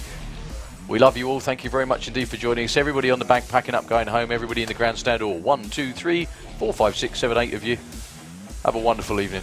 We hope you enjoyed yourselves. Thank you very much. Safe journey home, yeah. You bet. We'll be on with presentations soon, but till then. Till next time. See you then.